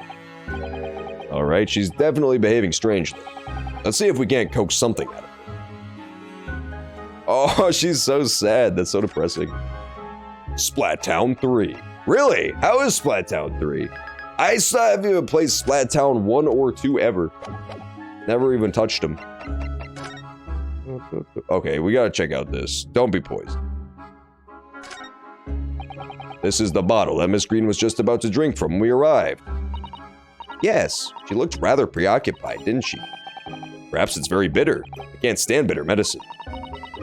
I suppose that could be it. In fact, whenever— check the fucking bottle, idiots! Whenever a doctor prescribes me medicine for a number of days, I always take it all at once. What? That's not how that works. Well, if you have to take something you don't like, it's best to get it all out of the way in one go, isn't it? Oh, it's your first Splat-Town too. Nice. I'm glad you like it. I got an achievement awarded. Down in 1. Oh dear. And I thought Miss Green and I should be worrying about for the moment. Oh my god. She was drinking mysterious medicine that we refused to investigate. I hope she doesn't die. I like Miss Green. She's a moomin of sorts. She's a moomin human. You know what? Since this is probably going to be a pretty important conversation, I think I'll just save this for next time. The stream is like over now. We have 30 seconds left in the stream, so I guess I'll just end it here. I'll just cut it off, and then next week we'll pick up exactly from this spot. Next Saturday, 4 p.m. sharp, we will continue. And if you miss any of the playthrough, no need to worry. Right below, in my About section, you can see the YouTube archive. All the old parts of this game are going to go up on the archive, so you can catch up there. And also the highlights section of the Twitch channel. These whole segments are uploaded there as well for these big story games. So yeah, we'll continue for next week. Damn. I'm so curious. Why is this case so fucking long? Damn it. Oh well. Hopefully next week will be the grand conclusion, but who knows at this point. Hopefully. No promises, but hopefully next week will be the grand conclusion of this case. And yeah, hope you all enjoyed the stream. As I said, I stream Thursdays through Sundays, 4 to 9 p.m. Central Time. So I will catch you all tomorrow for more. Again, we will do movie theater or movie night tonight. So in about 10-15 minutes, look for me in the movie theater voice channel in the Discord, and we'll watch some stuff. But yeah, hope you all enjoyed the stream, and I'll catch you tomorrow for more. Peace out for now, everybody. Have a good night.